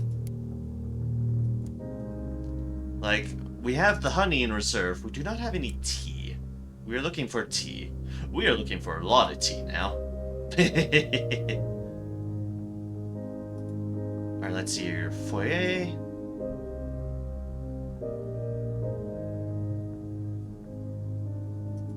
Port report.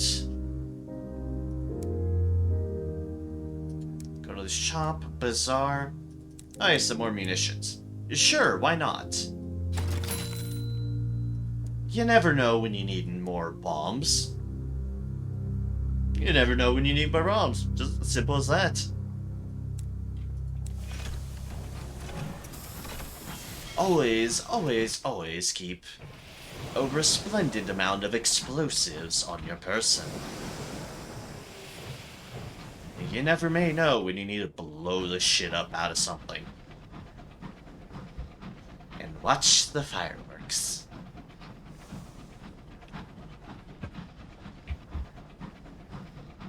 Especially here out in the high wilderness, where there is plenty that, well, as we said, plenty that is out to kill you. So notice with our experience, it's effectively been increasing 1,000 apiece. I figure I'll mention that now while I'm just steaming along, instead of being awkwardly quiet, but increases 1,000 apiece, I believe, is how it goes. That's how it feels like. And thus, how we are just kind of trekking along and getting experience where we can. Obviously, the biggest sources of experience are exploration, the occasional hunting and destroying things that actually do give experience, mainly beasties of some sort, and story stuff. It's how you want to try to balance things. And Captain Smith withdrew from the cache, citing desperate measures. Captain rights of a homestead.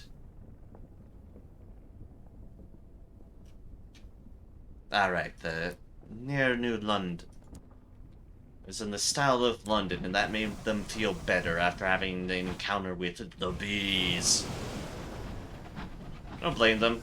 You take what comfort you can after the bees attack you.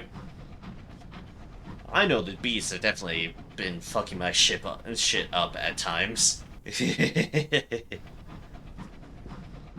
But, in one favor, we've been able to work back our repairance.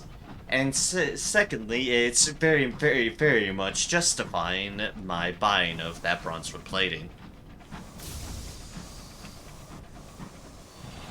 Oh, wait. The zealous Nathaniel.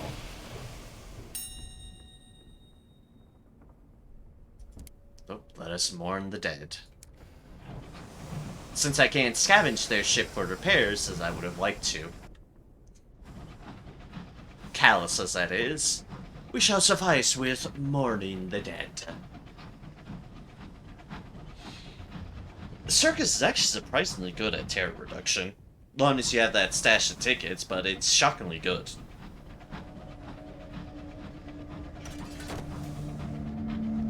Let us approach in on Lustrum. Hi. Hi.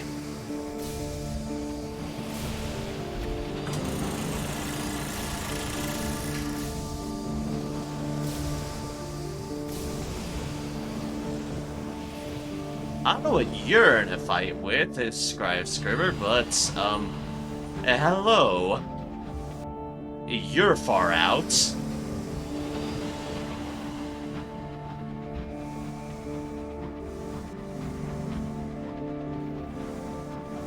Oh, but then they're just off. They screamed, took some potshot at us, and left.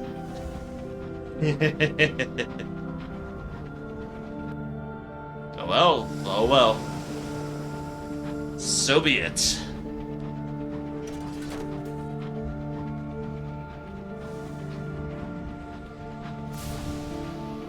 Now let us pull into Lustrum. With the ceremonial dog bonk. Been a while on that. Mountain scenes once more.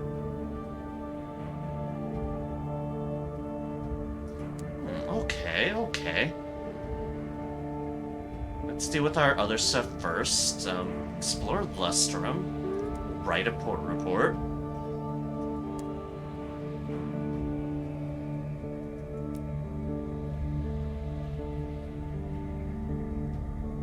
Your very own claim.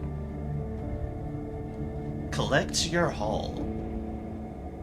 Your crew takes a break. The fruits of their label are barreled up and ready for your inspection.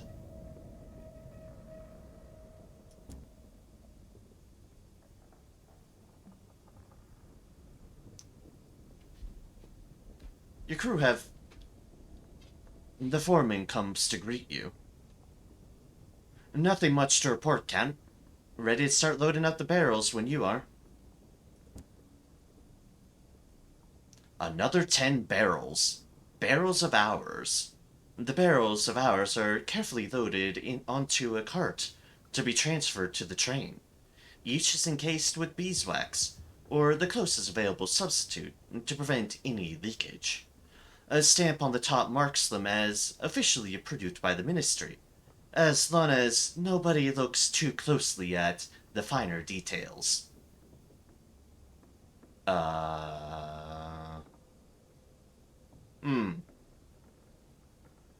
You okay, computer?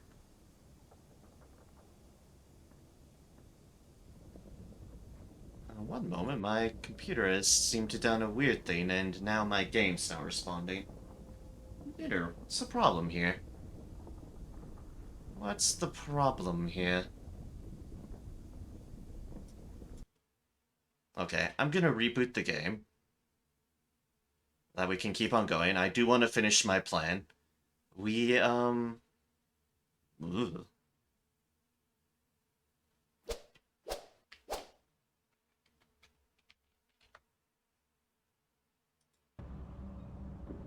May or may not call things a bit earlier than usual for today's stream, but,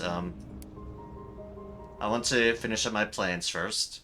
That, worried me a little bit. All my stuff went black, and then this did its thing. Alright, back to Collector Hall. Nothing much to report.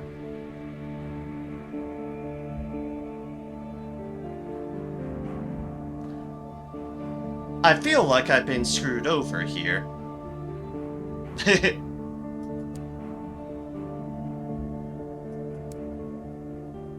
One moment, please. Oh, my OBS just wonked out completely too. Things working properly here? Uh, hmm. Guess I'm gonna need to see if it's, working.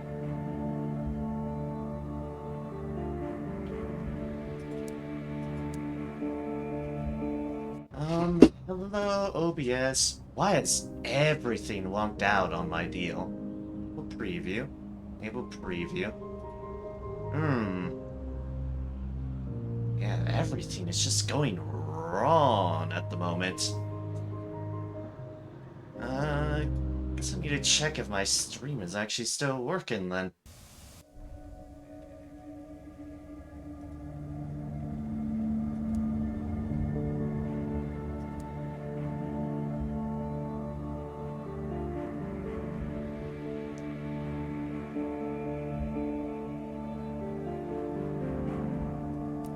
Sure, we'll settle with that. That's close enough.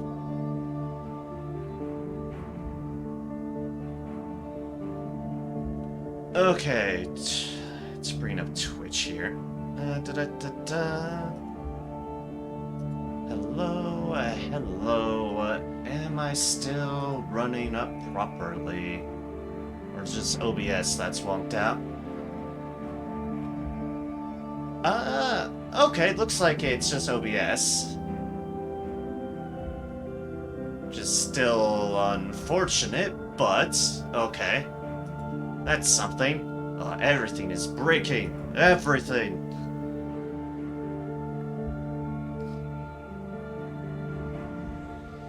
But okay then. Alright, if this is still working, then y'all still see it. I have settled for only 7 barrels of unseasoned hours instead of the 10 I did get, unfortunately. That I got before said crash, but we'll settle for what we have. And now we have this. Your foreman has bad news. Your claim has run dry. It's time to call it a day. Back aboard. The crew gathers together your final haul of hours and awaits further instructions. Their frostbitten fingers twitch for the warmth of the train.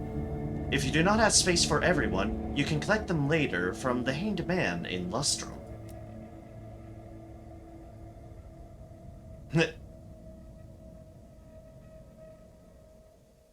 Okay, return to the hanged man. Can retrieve our deals. Join a plot against the Windward Company. I'm not sure I want to help the Tackities any more than I'm about to, but the Windward's company's factory poisons the air. Worse, their miners take all the best claims. At the back of the hanged man, schemes are in motion. Well, okay then. Turn to the street.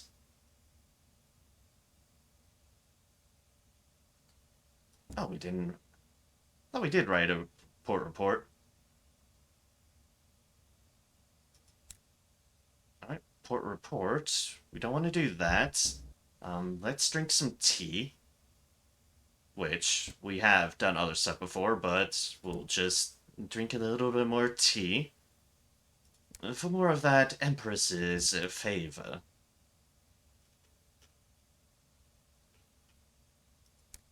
Perhaps not on that. Go back down along here and... Let's go to the mountain scenes, join the celebration. A rousing chorus. Hall in Exile, that. Yeah, okay, it seems like the claim deal has effectively run out, which... Fair enough, I suppose. Fair enough.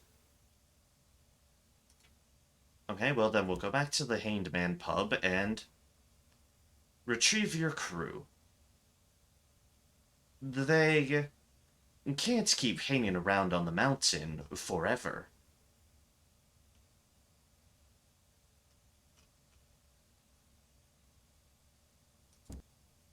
Or at least the one crew I can pick up. Every day it becomes harder to tell them apart from the regular miners. But they'll be glad when their work is over, and it's back to the warmth of the train. You must have space for your returning crew. If you do not, you will be able to collect them later. 7 crew and them. Retrieve 1 crew member. You, over there. You're needed on the train. Your crew member rejoins you. Her bank is just as she left it. Messy. Lesser mining crew, you've left some of your people mining Lustrum, and you've gained 1 crew. Fortunately, we do still have crew, but we do not have whole space for them, so, they'll have to deal with it for the time being. Goodbye. Alright, Victory Hall in Exile.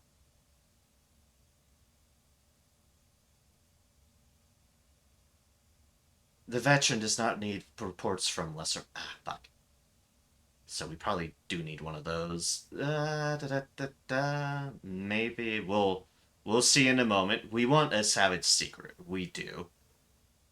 Failure to affect the balance, power, and the reach. We really do want that one right there. Alright, deliver your reports to the Indurate veteran. Her tireless exertions during the collapse have earned her a continued seat on the Assembly and enemies in London.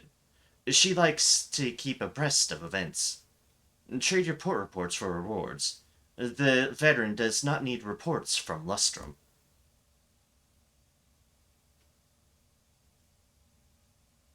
She listens with a scowl. Well, I'd rather know than not, I suppose. And thank you for bringing this to me rather than the bloody stovepipes. I'll arrange a gratuity. Oh dear, we're given fuel and supplies. We've been given 2 fuel, 1 supplies, 40 sovereigns, 4 Tackities gratitude. Tackities have gained 4 fortunes, stovepipes have lost fortunes. So I need 1 more Tackity gravity. Ah, okay, 1 more. 1 more from something. Verdant seeds? Yeah. Well, I never. Alright, let's see what we can do about how much of our stuff is occupied.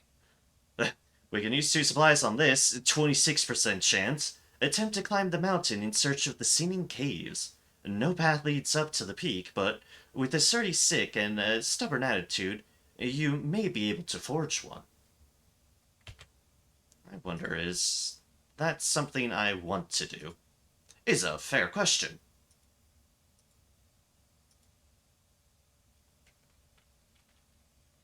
Let us see. Let us see, let us see, let us see.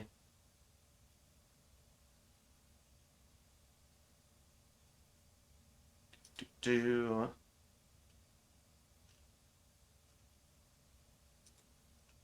Is like that. The mountains. No, not that one. Uh, hmm. Let's not worry about that. Ugh.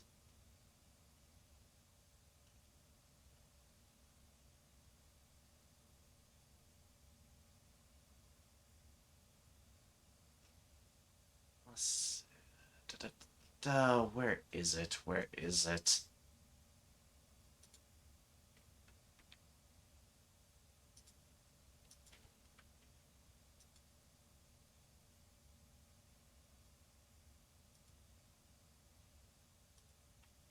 Da-da-da-da.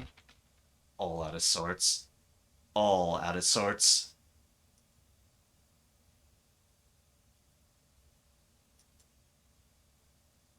Do not that. That. Yeah, okay, sure. Sure won't cost us all too much. Failure! An almost impossible climb. The snow is deeper than expected, and the cliffs in your way both taller and more treacherous than you can handle. You reach for a rocky handhold. It crumbles under your hand. Luckily, a snowdrift not too far below catches your fall. Lying winded in the snow, you give up. The mountain is victorious for today. You retrace your already fading footsteps to Lustrum, where the fireplaces are always burning. We'll try this a second time for just blowing supplies. Oh, success! A long, challenging hike. The snow is steep and much of the mountain demands scaling cliff sides and clambering across treacherous ledges. There's no way to tell how long the climb is. Eventually, you claw up onto a ledge near the peak and sit, exhausted. The air is too thin to keep going, even if you had any strength left. This is as close as you can get to the peak. The air is thin, but the view is majestic. From here, the reach stretches out before you in endless waves of purple and violet, occasionally broken by a flicker of gold deep within the clouds. Far below, Lustrum is a little, but a small yellow glow on a blanket of snow. Climb back down the mountain. It's a long way. Even a small slip could be fatal. We shall explore the singing caves. The lightest breeze passing through causes a sound like a soft whistle. The cave's music is considered a good omen by those in the town below. A brief serenade. Half an hour into your explorations, the wind picks up. The grooves fill with the sound of distant fluting. There is no tune to it, just a pleasant, natural melody, like the echo of birdsong. Just as quickly, though, it turns sharp. Less birdsong, more bird prey to a ravenous cat. The tonal screech rocks the mountain, though by the time it leaves the caves, their unique acoustics have turned it into something soft. Your feet crunch against something. A shard of red tint, a shard of glass, red tinted. Looking through one side, the world seems a burning inferno. From the other, all is well. Looking closer, part of a glyph remains on the shard. Extremely precise work, though its function is alien to you. Perhaps there is someone in Lustrum who would know more. Ambiguous shard. You're investigating the Mother of Mountains. Someone in Lustrum may know more about the ambiguous shard. Alright, climb back down the mountain. Let's see here. Who could potentially this? Pretty sick. You'd have to spend more supplies on that. Join a plot. Rat Brigade. Do you have anything to say? Need your hours for money. Nope, nope, nope. You do not. Maybe. Maybe here? Aha! Oh! Well, son of a bitch. Never mind. Hey, look, another way to get a savage secret that I could have utilized. Oh well, it's fine. I've already almost committed to the tackety gratitude thing, so I'm going for that, damn it. Show Melusine the ambiguous shard. She's the only one in town who might have an idea about it. A rare discovery. Is that what I think? Oh, of course it is. Where did you find it? On the mountain? Melusine rushes to her workbench, rummaging for tools. You know what it is? The antithesis of light and law. Light is law, you know? But why would there be pieces of the science here? Maybe... Yes! I'll need a few things. Nothing too difficult for you to find, I'm sure.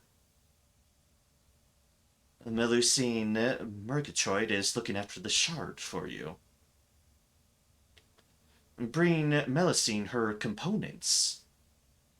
She waits eagerly for her supplies. Her gunpowder-stained fingers twitch at the possibilities. Bronzewood pane of stained glass. Okay, is this marked down in our journal? Lustrum, the mountain beckons. Yeah, okay, good.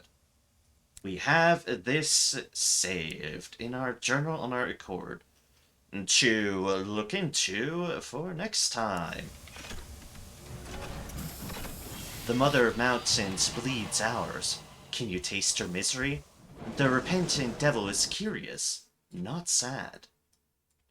Okay, I'm gonna go over there to Magdalene's, grab a report, and then come the fuck back here. Because apparently Lustrum doesn't count, and I did not know this. I mean, it kind of makes sense, but I did not know this when I set up my plans. Otherwise, I would have stopped by Titania, damn it.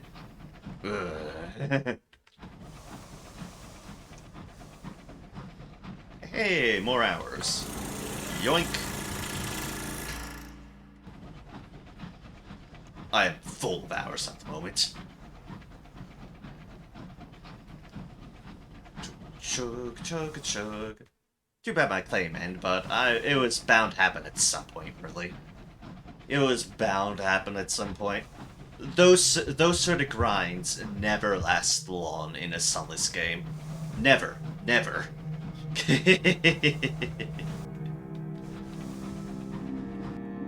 We're not poking up there. We know evil lies that way. Absolute horrendous evil. So, no. God damn it. Stop doing that, me. Stop doing that. I do hope everything's working. It looked like everything was working. I didn't check sound when everything went wonky, but everything else looked like it was functioning. Camera, game, all that jazz. Really weird errors that happened there.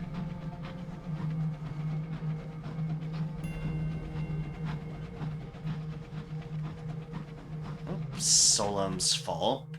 Sorry, I'm trying to look through logs here to see what happened there. Got an application hang. No surprise there. The game crashed.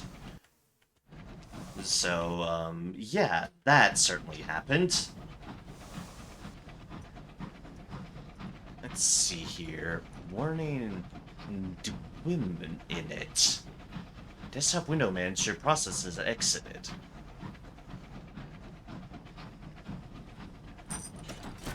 Interesting. Application error. Win.x. No clue what that is.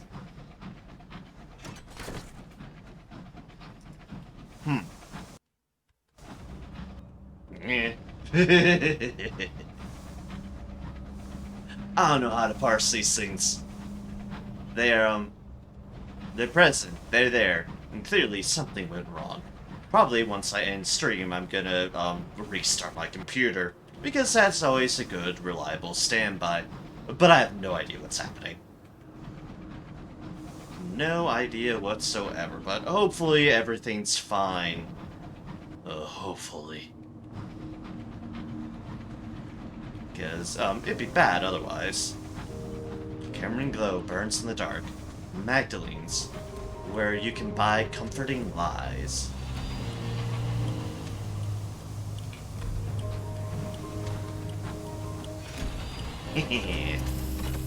Skilled backtrack.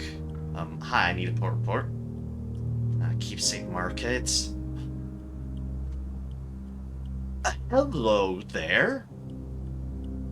Purchase an unlicensed chart. A fine price for a second-hand treasure. We wanted one of these. It's expensive, but we'll take it. It's sold. The nurses hand over your new purchase. And then my game is... Oh, gods. No! My unlicensed chart. And then... the same thing happened. Ah, what is... What is going wrong with my computer? The answer is, I don't know right now. I do not know right now. Rebooting, I'm not gonna let this break me, but I want to continue. I want to complete my plan, damn it. And that's why it's like, I don't want the game to beat me. I want to... Sorry, my computer errors to beat me, rather, would be the more accurate thing to say. Alright, good. Hello, unlicensed chart. Welcome back to the team. The nurses hand over your new purchase, warning you not to talk too much about where you acquired it. They add that there will likely be more offers like this very soon. Excellent, excellent. My terror is reasonable. We want a port report to turn into them. Currently available. We don't need to do anything there. How is their deals? Ours. We don't need any of those. We do, however, definitely want to pick up a couple more supplies.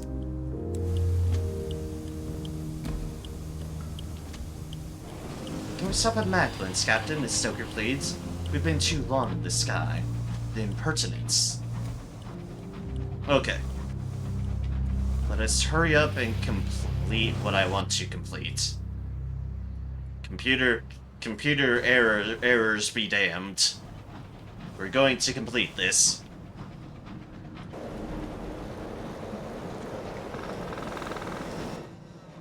Peacock Wind. Damn you, Peacock Wind.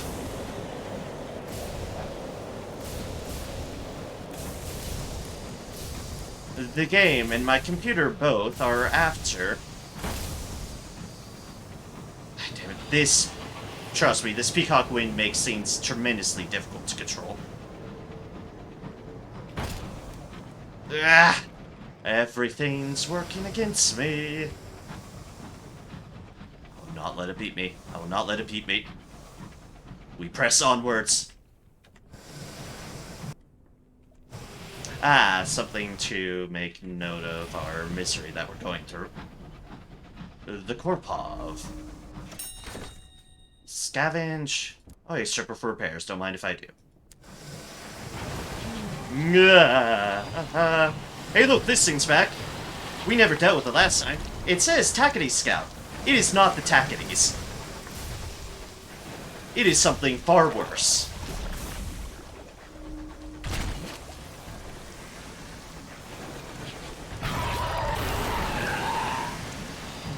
You'll notice the ship is screaming. Yeah, the ship is screaming.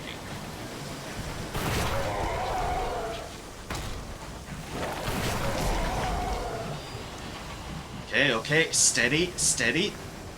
Come back here, you abject horrors.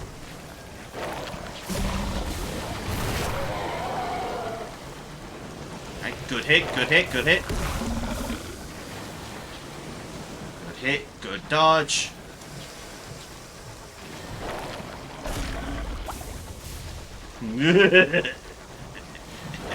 Alright, I'm proud of that dodge.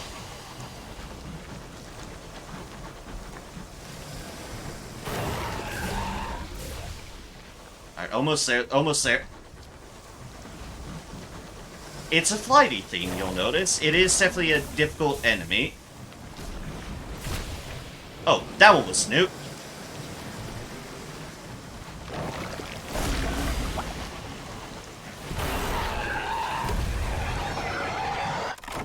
Alright then. Alright then. The guests evicted. Their stolen home bursts open under your gunfire. Thousands of wriggling guests spill into the night, glistening like the ooze from a blister after it was lanced. Yeah, so say hi to the guests.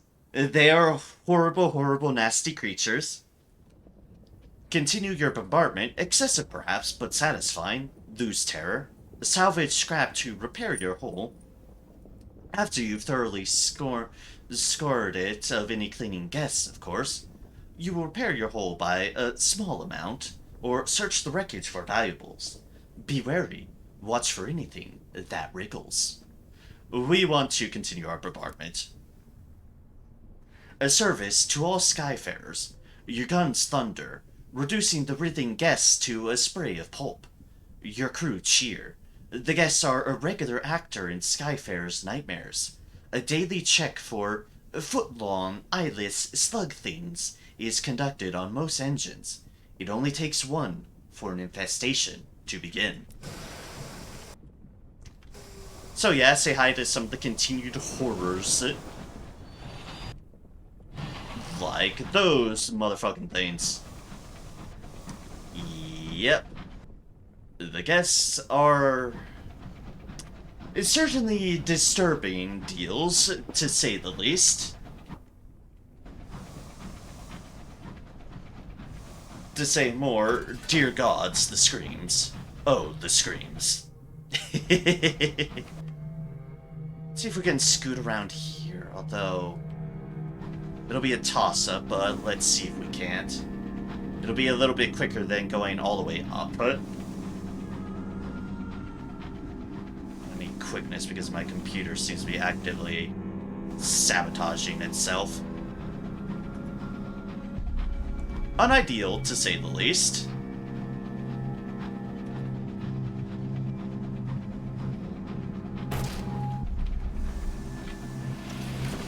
I was not paying attention. But whatever the case is, I do need to go all the way up. That is for sure. I wasn't paying attention because, my usual trick for when checking things around, like in this case, I'm just trying to check error logs and see what the hell's going on. My usual trick is to look up at OBS and see if I'm about to slam headlong into something like a fool. It doesn't work when OBS preview has completely frozen because everything is going wrong. So, suffice to say, a wee bit awkward.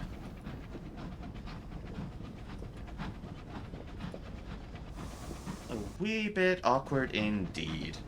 That's why I want to finish up what I want to do. I can just give my computer a good solid booting. It's really, really, really weird what's happening. I certainly don't know how to explain it.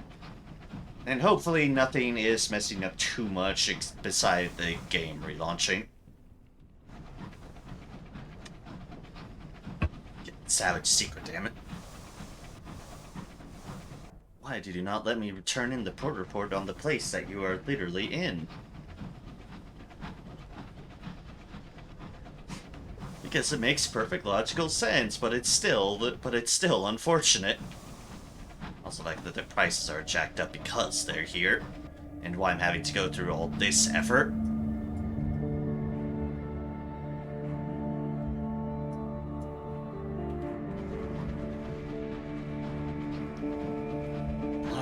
Okay. I'm laying out plans here. I don't know if I want to cut a shortcut. I probably don't want to cut a shortcut through horror area. Because that might get me killed. Now quickly into Lustrum. I can Tinkerai, don't mind me. You can rumpy old stonefish you. Alright, into port we go.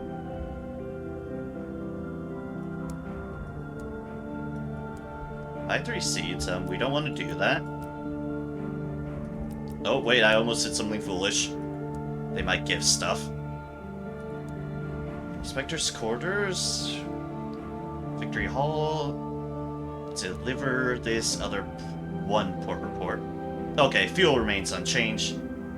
10 sovereigns, 1 gratitude, the important thing, and some loss of that, which we will make up in due course of time. And chat with the indirect veteran. She stands outside her shed, knee-deep in snow, staring up at a far-off star. Learn how you can be of use to the Tackities. Her skin is brown and her hair is beginning to gray. She wears a heavy, unbuttoned coat. Metals gleam in the shadows behind its lapels. One half of her face is scarred from frostbite, the other from more recent wounds. She is smoking a blackened cigarette and does not seem to be enjoying the experience. You talk for a while about life in the skies.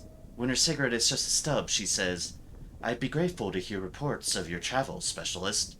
We need whatever information we can get, if we're to have any chance of surviving." Trade favor for savage secret. It's time she told you a few things. She leans close before she speaks. Her voice is low and laden with tobacco. She shares what she knows of several planned engagements in New Winchester. The Tackety defeat is only temporary.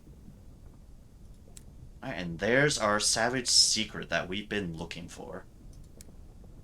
Let us stock up. Do like this because we can pick up other supplies. Saving. Good. And Carlian to the circus to New Winchester. And then we shall call it for the evening there. Hopefully before my computer just decides to, I don't know, gonna explode or something.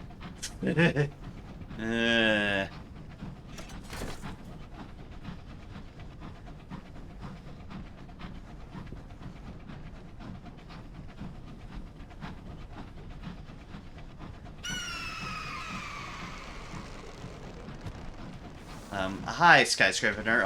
I'm on a time limit here. Please see me be. Keep on moving, keep on moving, keep on moving.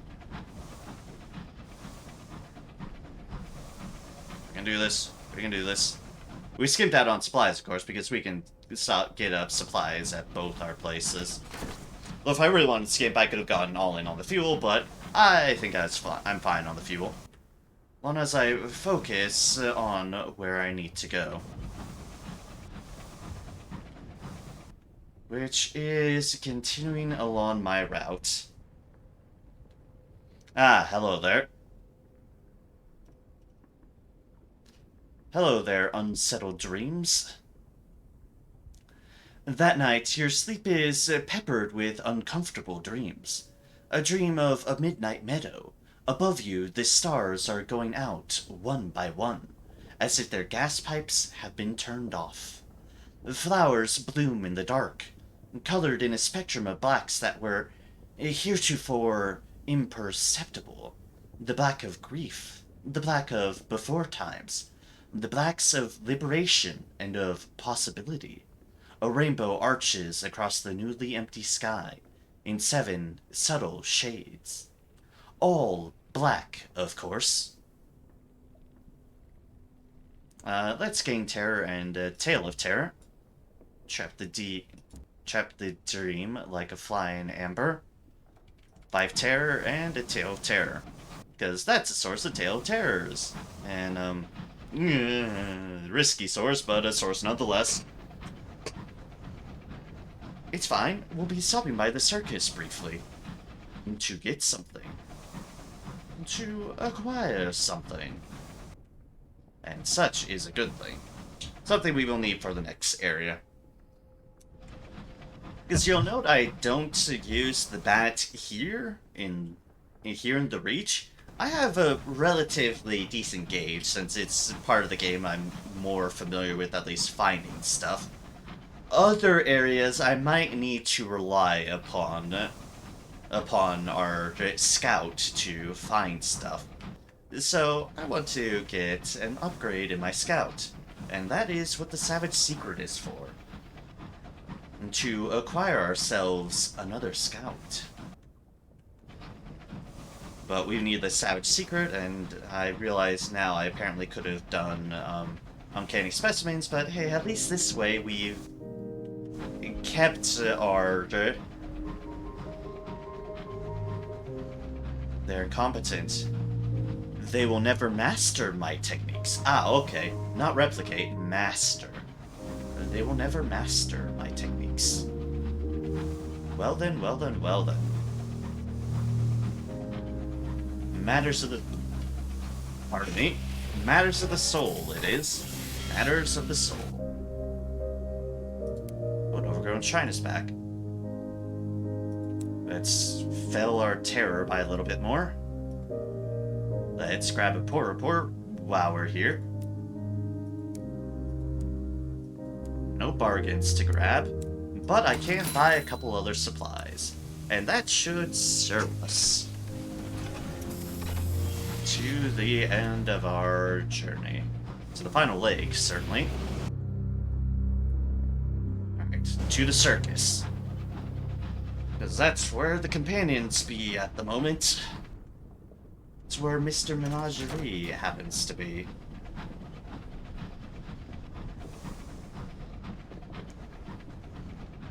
Not a little longer for me, girl. You can do this, computer. We can do this. And then I will give you the break you deserve. Hello, Ackley's Horizon. And hello, things to scavenge. It's more supplies. I probably would have preferred fuel, but okay, we have more supplies. Again. Let's get through here. I might decide to upgrade our engine. I might actually decide to upgrade our engine. It's a risky endeavor because I'm gonna need to adjust my fuel to supply ratios. Because we will be going through increased fuel consumption if we upgrade it. But then we will be going faster, and faster can't be a bad thing. Get around these empty spaces to achieve our goals in a more timely manner. And I presume less dealing with terror and supplies. Can only but presume it's a similar trade-off into Sunless Sea. Hold up, I know, there's something here.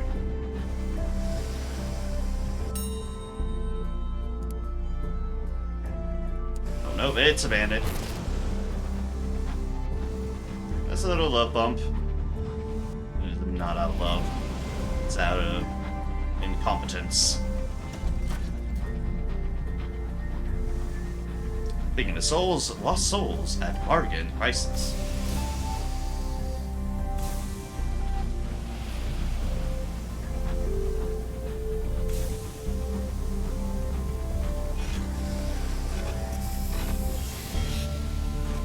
Alright, dock in we go.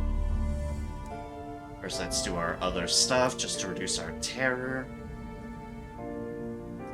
Collect our free tickets. Because free tickets. Report.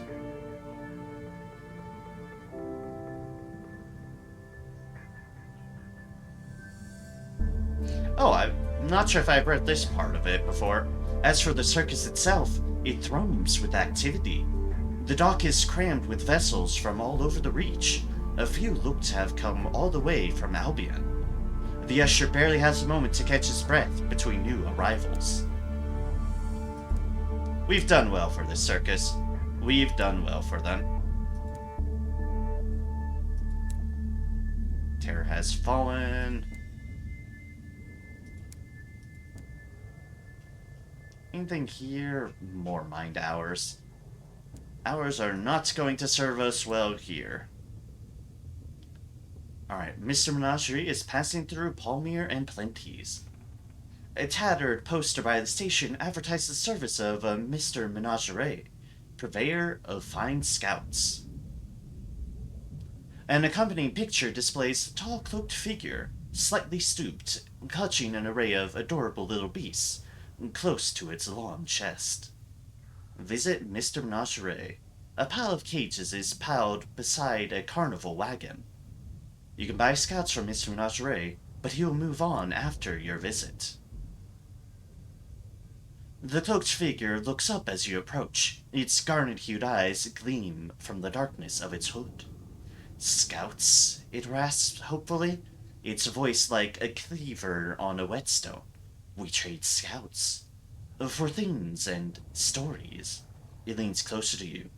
We're leaving soon.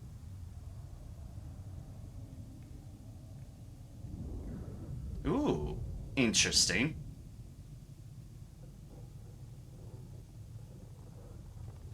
Also, you'll know we can get this because it has Seer Enigma, but we don't want to. We couldn't use it anyways. We want to purchase a star-smitten bat. It nestles in the crook of Mr. Menagerie's neck, burbling happily. Its eyes gleam with pale fire, like one who has looked too long at a star. The star-smitten bat has good range, returns after finding one discovery, and conveys little information about what it finds. It requires mirrors of 25 or more to use. 2 savage secrets, 2 visions of the heavens. Let's purchase the little guy. A bedazzled compatriot. Mr. Menagerie runs its gloved hand along its shoulder, attempting to encourage the bat to climb on. Eventually, Mr. Menagerie is forced to perform an undignified shimmy to roll the bat onto its hand. As the bat is passed to you, it looks into your face and squeaks. Its pupils shine like cuts in tourmaline. You are forced to break your gaze after a moment or two. Its eyes are uncomfortably bright. Mr. Menagerie begins to gather up its things in preparation for the next leg of its journey. We now have a smart star-spitting bat. And we have another note, which now we seem to have stories that we could be asking things of, so we might chase him down to do that, but for the moment, a poster at the poster at the station has been torn down, and there's no sign of Mr. Menagerie itself. Cowled figures lurk in the fog, but none have a collection of adorable little beasts. The station master waves you over. Mr. Menagerie has left a note for you. Read the note. It should tell you where Mr. Menagerie was headed. Somewhere old, somewhere new. We journey to the place of apples, where an old region's ruins lie. Well, we know where that is. That is Port Avon.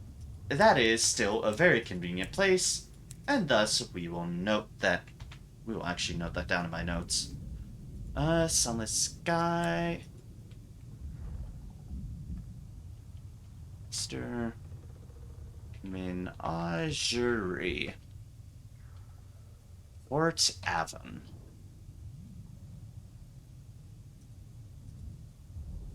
Alright, and as you see in our last session, we have our star-smitten bat, who we will be replacing with our dividend bat.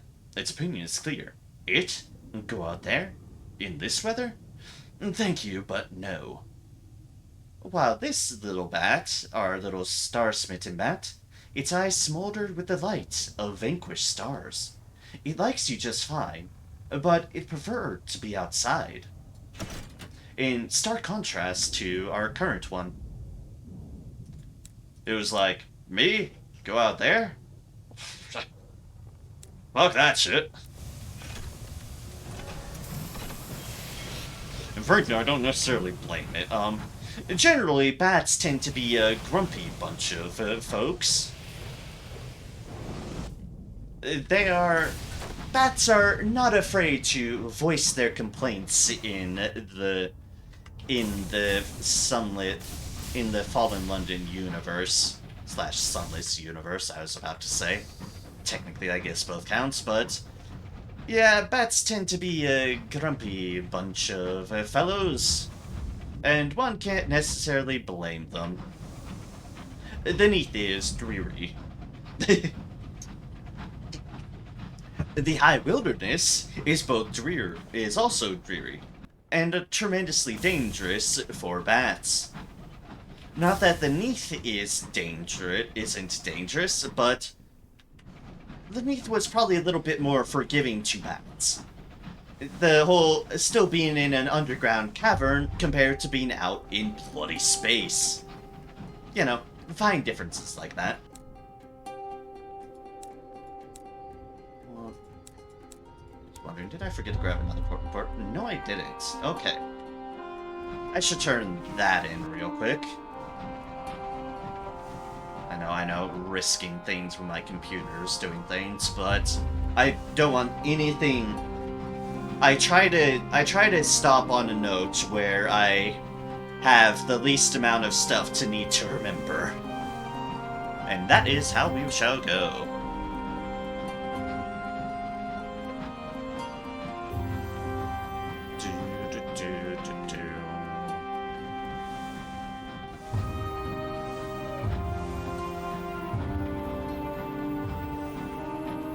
Let us pull into here. And then definitely New Winchester. Definitely New Winchester.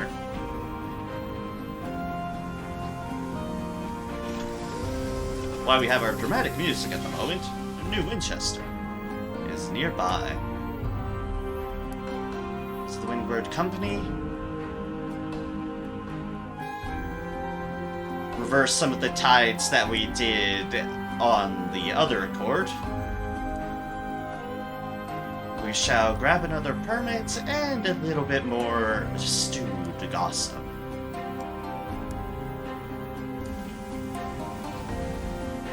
Alright, New Winchester, here I come. To drop some stuff off in the bank. Which, if you're wondering what we're gonna do with our old bat now, which you'll note does take up a cargo slot, so keep that in mind for things like that. It's considered equipment after all.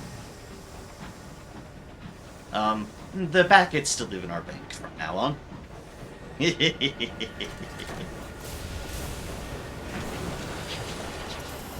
Alright, slip on in. Anything to explore the city? No, not at the moment. Okay.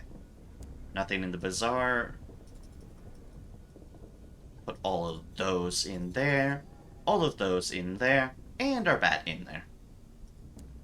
Enjoy yourself, bat. 3, 4, 5, 6. 1, 2.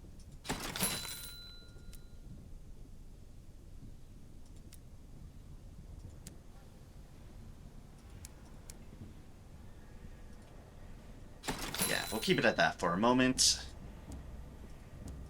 I will save any upgrading for next stream, just so I can do my due diligence and research on that matter. But for now, we shall call it here. Before things more break. I'll figure things out by next stream too. Hopefully have any sort of issues sorted out. Because, yeah, it's a bit unideal. A bit unideal. Everything's breaking. But yeah, let's wrap things up quickly before anything goes wrong. Like I said, thank you all so much for tagging along and for watching, for lurking, for whatever it may be. I appreciate it all. Thank you so much for joining me tonight for Sunless Skies. Technical difficulties be damned. I appreciate it all, and I hope y'all have a wonderful morning, evening, day, whatever time zone it may be, whatever period of time it may become. Thank you all so much. Next stream will be this coming Tuesday, which shall be more Final Fantasy X HD Remaster. Following that will be on Thursday, for our Troubleshooter Abandoned Children stream. Next up will be Saturday for more Doom Eternal.